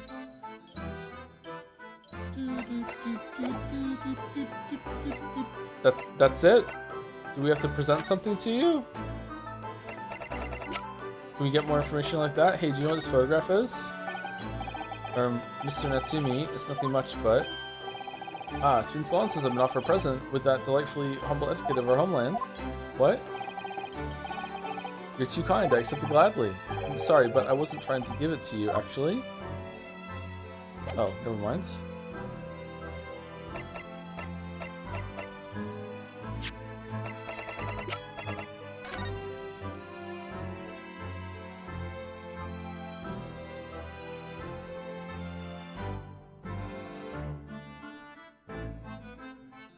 Huh. Manchester Strangeways Prison announced the death of convicted murderer and burglar Selden by natural causes in the early hours this morning. He'd been suffering with fever since the end of October. Lured by the shouts of his fellow cellmate, medical staff arrived to find him already dead before his capital punishment could be carried out. Natural causes, you say?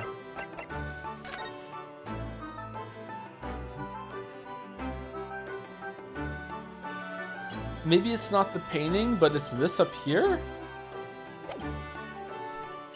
Trace of handprints on the wall discovered using the skin print seeker gun. There are multiple prints on either side of the hanging picture. What the fuck is going on here? I have no idea where this is going now, which is really interesting. All right, let's go to the Gyarados now. Is he back? No?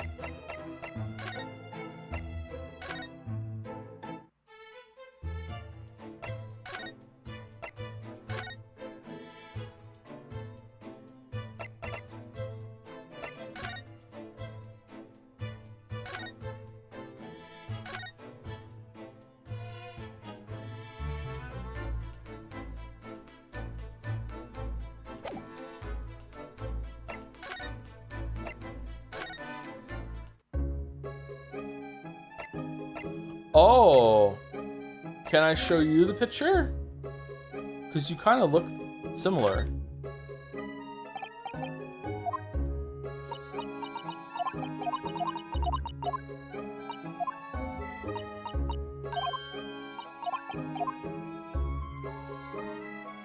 Nope.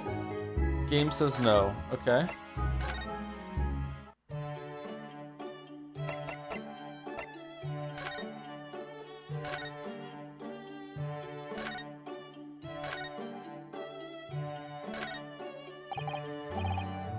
Iris. That's incredible concentration, that is. I find it quite remarkable how she can focus on so many different things at once. Perhaps I should try drinking more herbal tea. A blend third from the right would be good for you, Runo. Oh, Iris? This girl is destined for great things, I'm sure. Okay. I think maybe we do have to show something to,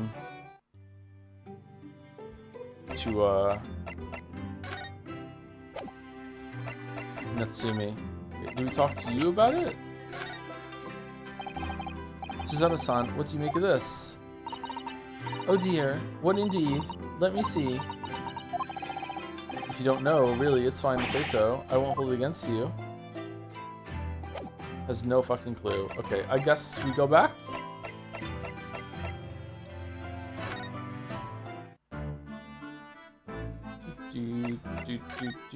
Okay, let's try this one. Try them all. What's this? It's a newspaper cutting that we found in Mr. Chancellor's room. Ah, so he knew, did he? Sorry? About this man, Selden. The convicted killer, and the evil spirit behind the curse that afflicts my lodgings. What? He's already taken one young man's life, and now he's trying to take the life of another, a miserable, mustached, much maligned Japanese man. Mr. Natsumi, if you know something, please, you must tell us. Tell us everything you can about this evil spirit. Man, that was a shot in the dark. Holy shit. The truth is, I didn't know the details myself until very recently. That Selden man was arrested about a year ago now, and at the time he was hiding out in lodgings at Mr. Gyarados' house. Wait, what? What, he lived where you do now? That's right, yes, exactly where I live now, in my very room. Oh, so the treasure's in the house somewhere. Is Shamsphere trying to find it? Oh my, your room was previously occupied by a criminal found guilty of a capital offense? Before a sentence could be carried out, he died in prison. That was 3 months ago now. Oh, is he trying to frame you for poisoning so you'll leave the apartment so he can go downstairs and search your room for the treasure, maybe? And that's when it started, the curse. I thought it really was a gas leak, fuck. What really is this curse you keep mentioning, Mr. Natsumi? It's already caused one death a few months after the criminal passed away in prison. A man died in the room. The man who rented it after Selden, in fact. The poor lodger, he was found dead in mysterious circumstances. The room was locked from the inside. Locked from the inside? Exactly the case we're dealing with now? Alright, this has gotten a lot more interesting in this intermission. So that's the convict's curse, is it? Yes, well, that was the start of it. Do you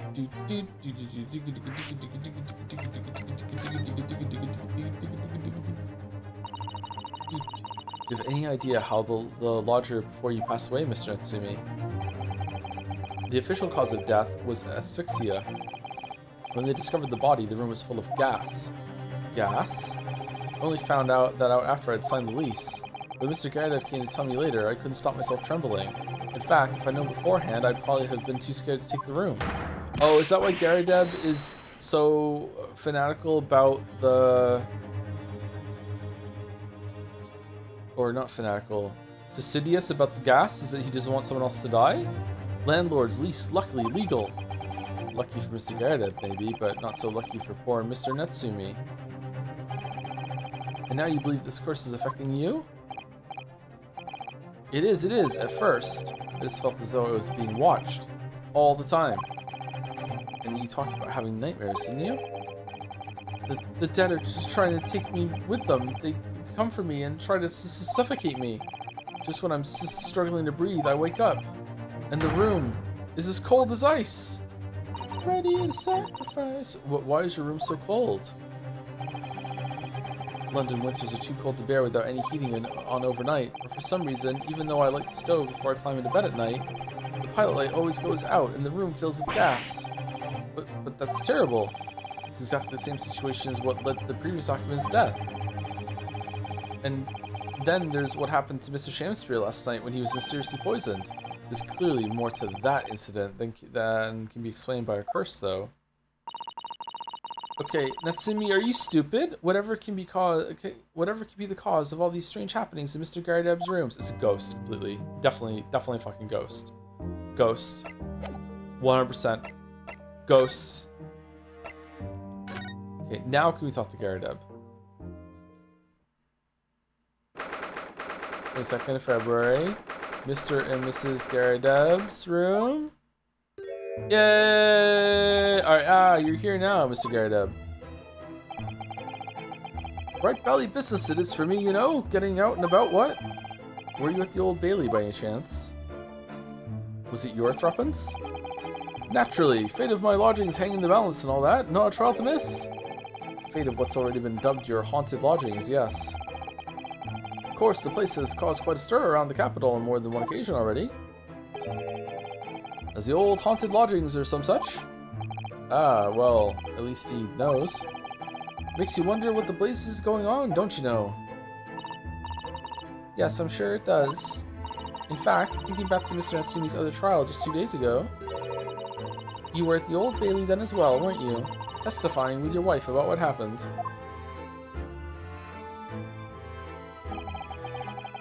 Stopped off at the prison on the way home, in fact. Beastly business. What, seeing your wife? I see. Your wife was like really bad to you, to be honest. So yeah. So what brings you to my haunted abode today, eh? Oh, you know what? Who's in the photograph? Mr. Garadeb, could I ask you to look at this photograph? Every time I do, it makes me laugh. What? Is that your son who's with you there? No, not at all. He was a lodger here once. Duncan Ross was his name. Duncan Ross. D. Ross. Duncan Ross. painter named Ross. A street photographer happened to be passing, so I asked him to take a shot, just for kicks, really? Was he by any chance the lodger before Mr. Natsumi? Yes, that's right. He's the one that died in the gas? The young gentleman who died in the room in the mysterious circumstances. Just what Mr. Mustache was waiting for, one might say. Yes, young Duncan lived in the room at the top of the first flight of stairs before that Japanese chap. Would you mind telling us a little more about him? I would. Some fishy fellow from the Far East and a failed actor chap of questionable character, eh? Yes, the house does seem to have become something of a magnet for rum fellows of late. Thanks to that bally curse. Convict's curse, you mean? Heard the stories, have you? Rotten scoundrel was arrested here. Then the next chap in the room goes and keels over. Then there was that woman who dropped dead just outside on the street, not to mention the actor yesterday. Am I next, eh? Well, can't help but get the collie webs, can you? The lady on the street was because your wife threw a fucking knife out the window, bro. What the, when you say the woman who dropped dead outside on the street, do you mean Miss Green? Because Miss Green, who was stabbed by the knife, and Mr. Shamspeare, who was poisoned last night, are both very much alive still. Yes, well, so it was that blasted convict's curse, it seems. Personally, I should be quite content with such lodgings. A bath, a toilet, a fireplace, a fascinating history? Why? It sounds like the lap of luxury. I'm not so sure about that. Why don't you move in then, Herlock? Well, there's no bath or toilet included, and no fireplace either. But you do look out for your tenants, don't you? By watching the rise and the fall of flames in your gas lamps up there. Yes, never hurts to keep an eye on things, in case there are any mishaps or such like. I think you've had your mishap already, sir. That's not helpful, Mr. Sholmes. Heaven forgive me, the words just came to my lips.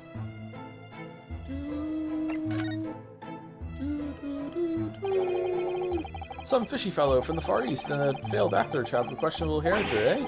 There's no need for that, Mr. Garadev. That's right, Mr. Natsumi is in no way fishy. Didn't he say this already? He is undeniably peculiar, however. Is it right that he took the vacancy immediately after the previous tenant passed away? Yes, that's right. I asked the estate agent to find someone and he popped up the very same day. Never come across a chap so keen for a place with background, as it were. I don't think it was the room's background he was keen on so much as the cheap rent, actually. So, how long has Mr. Shamspeare been lodging under your roof? That failed actor chap? Let me see. Oh, of course. Yes, it's been 3 months now. Quite sure of it. Only 3 months? He's quite new here too, then. And to what do you owe your certainty in that regard, Mr. Garadev, if I might ask? Not sure if I read that right, sorry. Well, it was that Selden scoundrel, as it happens. Selden, the convict, you mean? Do Selden and Shamspeare have some kind of connection, then? They were cellmates. The convict chap, Selden, passed away in the clink 3 months ago now, you see? Some malady or other. Yes, we've seen the report from the newspaper at the time. Well, it was only 3 days later that the tragedian showed his face. The actor fellow. Really? Yes, I remember it quite distinctly. 'Tis small, this world we inhabit, and imperfect. Prithee, landlord, hear my request. I, the humble Shamspeare, do desire to take thy room on the middle floor offered erewhile for rent. Terribly sorry and whatnot, but that won't be possible. Already have a lodger on the middle floor, ground floor room's vacant though. Nothing can be made out of nothing.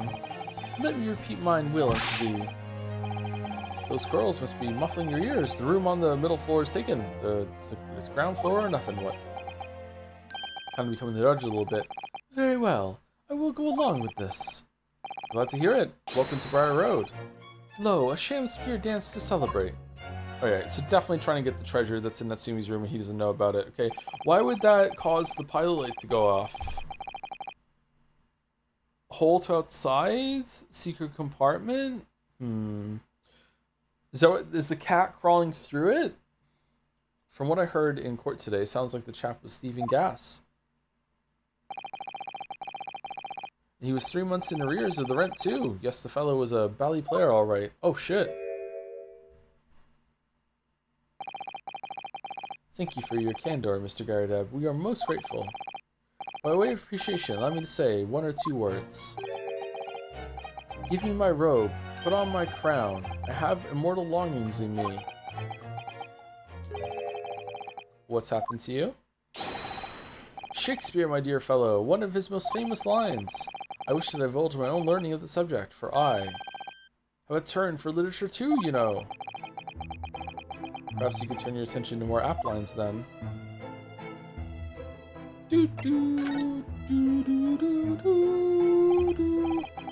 Yes, Duncan Ross. Young chap was attending art school. Had to work to pay for it, mind.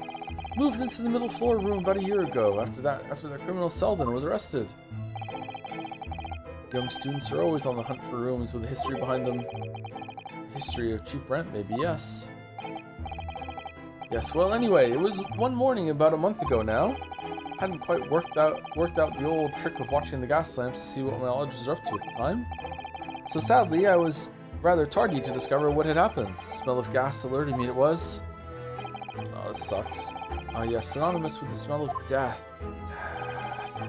Called the police straight away, of course, and the officer kicked the door off its hinges again. And once we got inside, we all badly collapsed because of the gas. Yes, room was full of it. No air at all. The stove must have gone out while the poor chap was sleeping in his bed. So Mr. Ross suffocated to death. How many coins did he put in the fucking thing? Of course, the police gave me the sound ticking off because the gas pipes were so old and all that. I can't tell you how much it sent me back to have the lot replaced all over the house. Huh. Even after you had all the work done, Mr. Natsumi says the same thing. The stove goes out at night whilst he's asleep in bed. Well, that's the Bally curse! The convict's curse! I've done my duty as a landlord now? Someone's feeling defensive.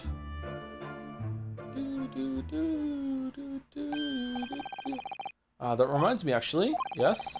About young Duncan, the night before the poor chap perished. He'd been writing a letter of affection to a young lady. A love letter, you mean? Was that the envelope? Yes, where did I put it now? Ah, here it is. Left it on my desk. If you'll excuse me, let me see now. What does it say? To my most beautiful and charming sweetheart. Do you think that we should be reading such a personal piece of correspondence? Is this the letter that his wife found and went nuts over? My dear Mrs. Zato, this is precisely why I preface my reading with, if you'll excuse me. I will not excuse you, Mr. Sholmes. No. No. Sadly, he didn't address it, though. So I have no means of delivering the thing. Rather sad, really. I see. It's going to play on my mind. Is it to Ollie? But really, the identity of Mrs. Ross's sweetheart has no bearing on the case. I think we should leave well alone. Yes, I suppose you're right. Read it. Read it. Indeed, the intended recipient's address is missing. However, there is a name attributed to the man's most beautiful and charming sweetheart. Mr. Sholmes, please, I've already had to chastise you about this once. My undying love to you, my colorful darling. Olive Green. Ah! Olive Green? The woman who was plunged into a coma after a knife plunged into her back outside this house 5 days ago? Nah, a different Olive Green. Who's that again? The victim of the last case Soseki-san was in court for, who regained consciousness only yesterday? This you know what? Maybe there is a curse. Is it just chance that her name has come up now? Could it possibly be a mere coincidence? Mr. Naruhodo, whatever can this mean? Bump, bump. Reading personal correspondence can have its merits, you see, Miss Suzato. Maybe Olive poisoned them.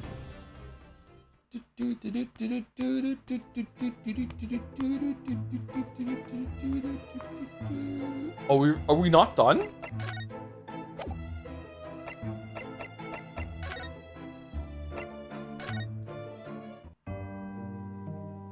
Oh no, we're gonna go talk to Olive.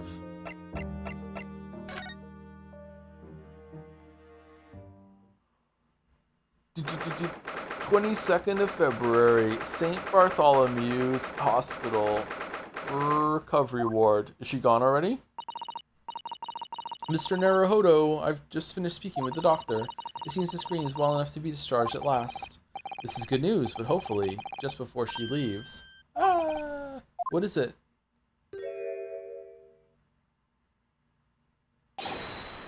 Miss Green.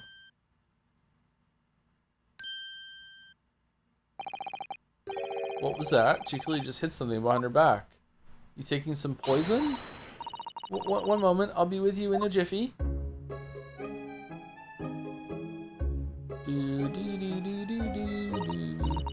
Oh, hello everyone. What are you all doing here?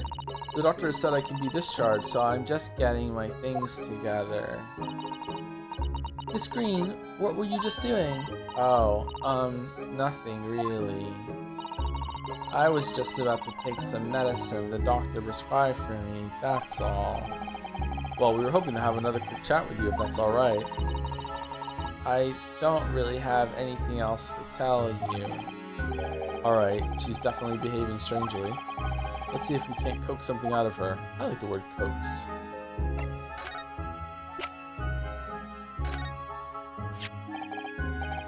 Miss Green, we were hoping to ask about someone. Mr. Duncan Ross, you knew him, didn't you? Oh. Whoa.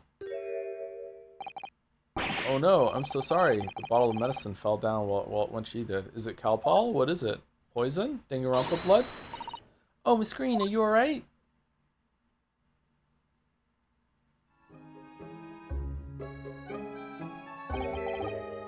I'm so sorry, I didn't mean to startle you like that. No, it's alright. I just wasn't expecting it. But how'd you know about Duncan? Mr. Ross had been writing a letter when he passed away. The landlord found it in his room. It was a very personal letter to you. It was at the art school. That's where I met Duncan. A year ago now.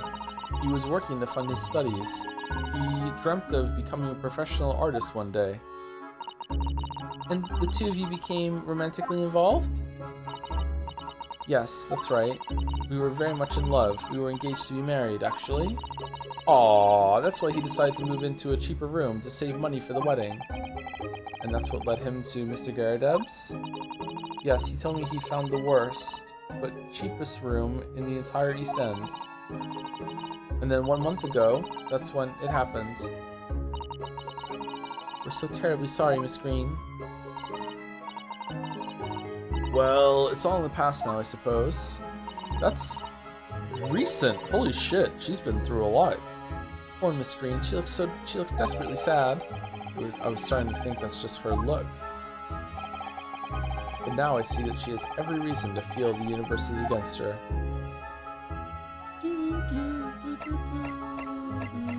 Know about this one? Miss Green, about this.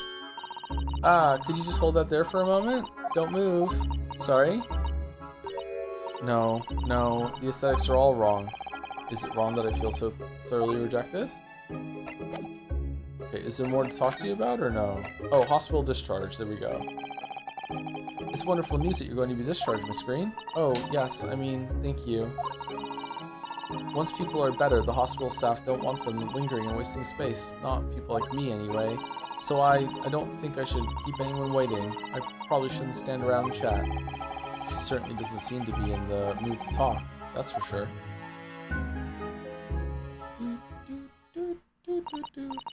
I do hope you won't think I'm being rude, but... Fuck off, would you mind leaving me in peace now? I have to leave the hospital soon. Oh, I'm so sorry, we didn't mean to hold you up. Of course, we'll be on our way. Mr. Naruhodo! Surely you were not about to leave? That's quite out of the question. Well, what, Mr... Oh, the mouse is fucking dead! Mr. Sholmes, I didn't realize you were here. But of course I was, my dear fellow. Watching intently from the shadows as always. Well, make your presence known next time. Mr. Sholmes, what's this about? Uh-oh. Did she poison him? How did she do that?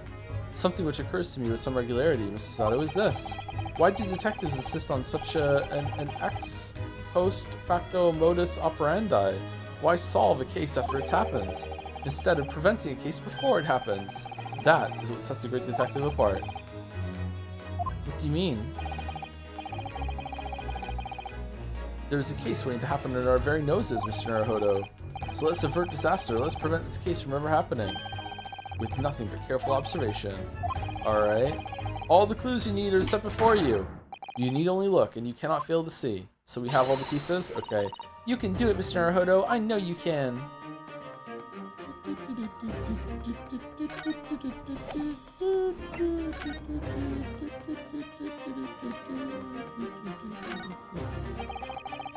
Definitely feels as though this card must be relevant. I mean, when we first arrived, Miss Green was standing with it in her hand, in what can only be described as a very tense atmosphere. Yes, it may very well be related to whatever incident Mr. Sholmes believes was about to happen here. Perhaps we should ask Miss Green about it. No, we need to be done. No more asking Miss Green about things. That mouse seems to be dead. Look, I didn't notice it there before. Did you? I think perhaps it drank the medicine that spilled out of the bottle. But that's the bottle that Miss Green was about to drink from when we arrived. You don't think that it's some sort of medicine that's toxic to mice, but not to people, do you? Ah, I see you've come to appreciate the true nature of the scene. Bro, how did you know? That of a tragedy about to take place. Yes, I think it's falling into place. So she was about to take poison because of Duncan? So Duncan's not dead, because it's like Romeo and Juliet. Alright, where's Duncan? Where's Duncan? Miss Green, the contents of the bottle you had before has spilt out onto the floor, and the poor mouse that drank it has sadly died. I think it's clear the bottle must have contained a powerful poison. Is Duncan Shamspear? Is Duncan Donuts? Don't worry, I will attend to the mouse presently.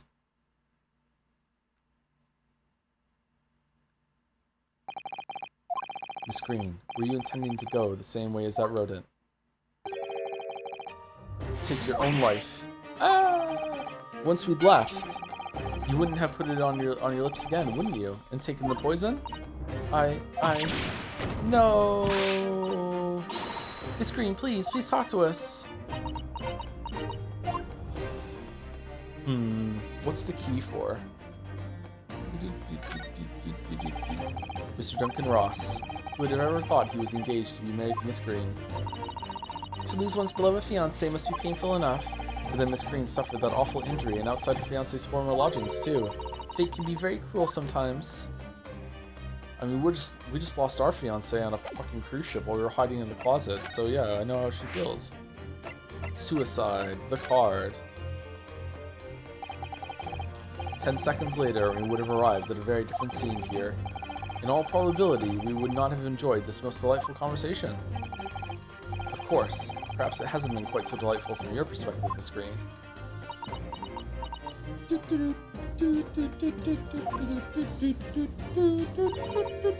Actually, in a way, now that everything's out in the open, I feel like a weight has been lifted. Tell me, how did you acquire that medicine? Well, with this being a hospital and all, when the doctor comes to examine me in the mornings, he always leaves the medicine cabinet open for a while, so I snuck this out when he wasn't looking. Alright, so it's a different poison that was used than what was used for Shamspear then, okay. It conspicuously lacks the label. I wonder what it contains. I'm afraid I don't really know, but I thought if I drank it, it might just stop the pain somehow. Oh shit. Oh please, Miss Green, don't talk of such things. Well, it seems clear now that it contains poison. Yes, that poor little mouse is proof of that.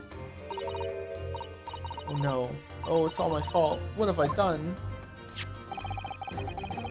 Shall I remove this to my office, Miss Green? I take you have no objection? No, none.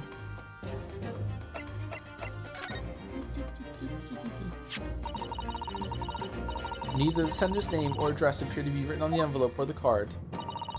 It arrived by post at my home the day before the incident that put me in the hospital here. Wait, what? Oh, that's the ripped envelope. That's where the other part comes from. Okay.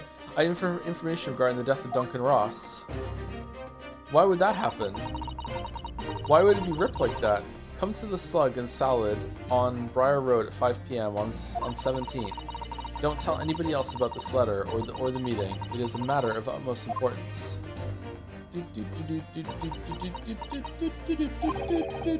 Wait a minute.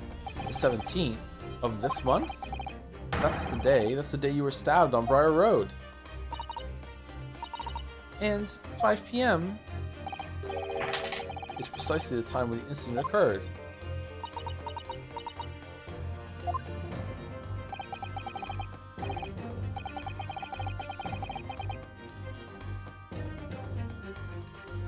Wait, what? But it was circumstance, accident, knife going through a window thing. What? Was that not true? Were we wrong?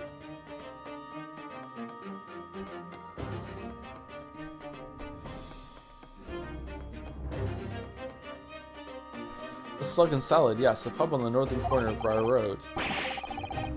Briar Road, being the street that Mr. Gardepp's house is on. Does this mean that... Yes, I'm sure you've guessed. That day, when I was struck in the back by the knife, I was actually on my way to the Slug and Salad. Goodness. So that's what you were doing on Briar Road that day? I'm sorry I didn't say anything before.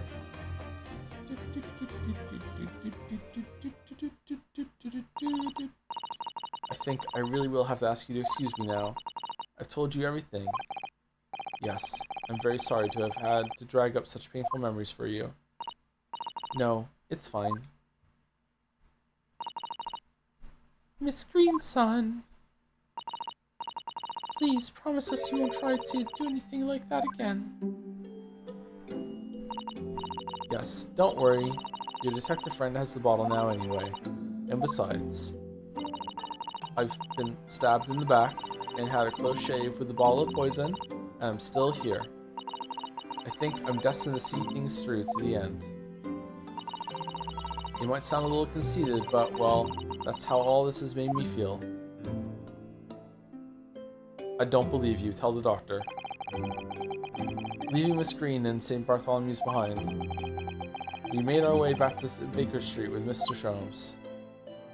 Thank you for the raid, Utada. What were you playing?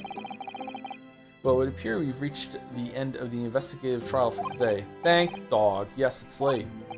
And, Mr. Naruhodo, did you discover anything that may be of use to you in court tomorrow, do you think? Parasite Eve. Oh, I've never played Parasite Eve. Is it good? Should we play Parasite Eve one day? Details about Mr. Shamspeare, Mr. Garibed's lodgings, the convict Selden. Therapy hasn't been invented yet, sadly. Still hasn't, really. There are many facets to this case, and we're yet to see the heart of it, if you ask me. That's my feeling, anyway. Can't help wondering about the results of the analysis. It's Mr. Natsumi's tea, you mean? Yes, will they have found strychnine in it or not? Well, I fear that either way. I think they will, and it's going to be different tea. It'll be hard to escape the grip of our friend, Mr. Reaper. Seasons don't fear the Reaper. Oh dear, stop saying oh dear. Yes, Barak Van Zeeks. But I wish you every success, of course. And though I was late to rise this morning... Oh, this is not Susie, it's Sholmes. Tomorrow will be a new dawn. I intend to spring from my bed at a crisp hour and attend the trial. Mr. Sholmes, you're going to come? Indeed, whatever happens, I shall be there, assuming my eyelids cooperate in the morning. Well, I think we've done all we can. All that's left is to remain focused and keep fighting for Mr. Natsumi's cause until the very end.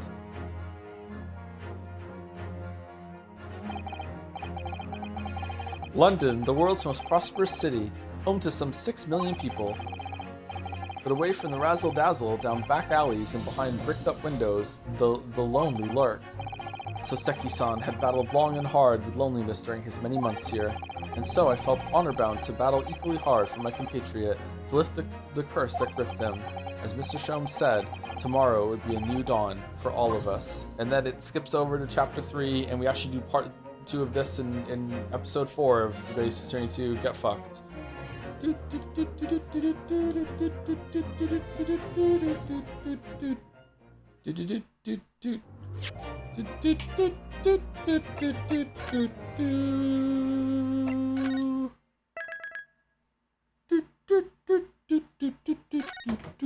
All right, so this got a lot more interesting. I wasn't hating or anything like that, and I would say I was still liking it. But it was a bit dull at the beginning, and now it's like unraveled. So I think that I would say that they should probably have made it unravel a little bit sooner. I don't know if they could have made the first part shorter. Yeah, I'm not sure. Trial's about 10 minutes long. I think you can do it. Just a 10-minute trial. Yeah, just 10 minutes left. Just 10 minutes left. Just keep going. There's only 10 minutes left. Why would you stop when there's only 10 minutes left?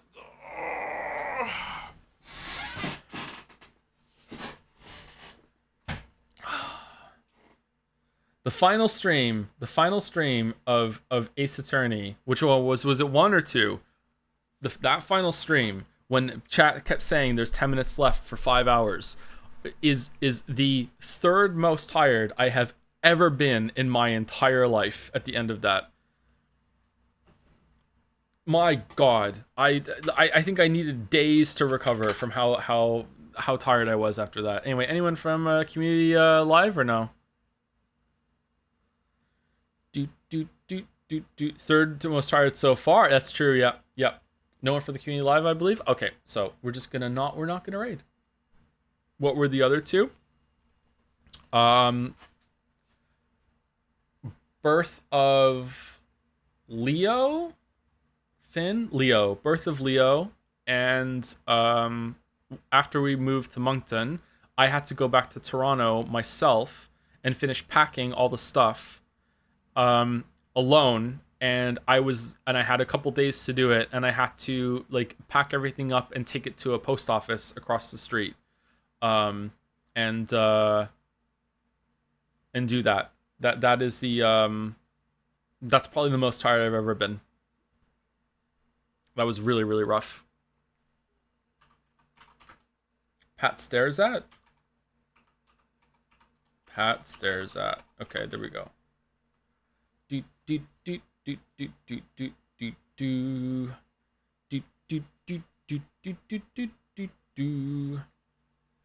All right, we're probably gonna do this tomorrow, but there's a chance that we're gonna do Mina the Hollower for tomorrow's stream instead. If I'm not feeling up for reading, we'll see how tired I am, how well I sleep. But this was fun. I hope that we do this tomorrow because I want to see where this goes. But I just want to be upfront that we might not do this tomorrow. But if we don't do it tomorrow, then we'll finish it on Friday. We'll finish this trial on Friday, and maybe even start the next one. We're definitely gonna start the next one because there's only 10 minutes left of this trial. So yeah. Anyway, thanks for watching. Hope you had fun. Pushing the right through, and that's it. Yeah, I'm gonna go take Gatsby out and go to bed because that's the schedule I'm on right now. So see you later.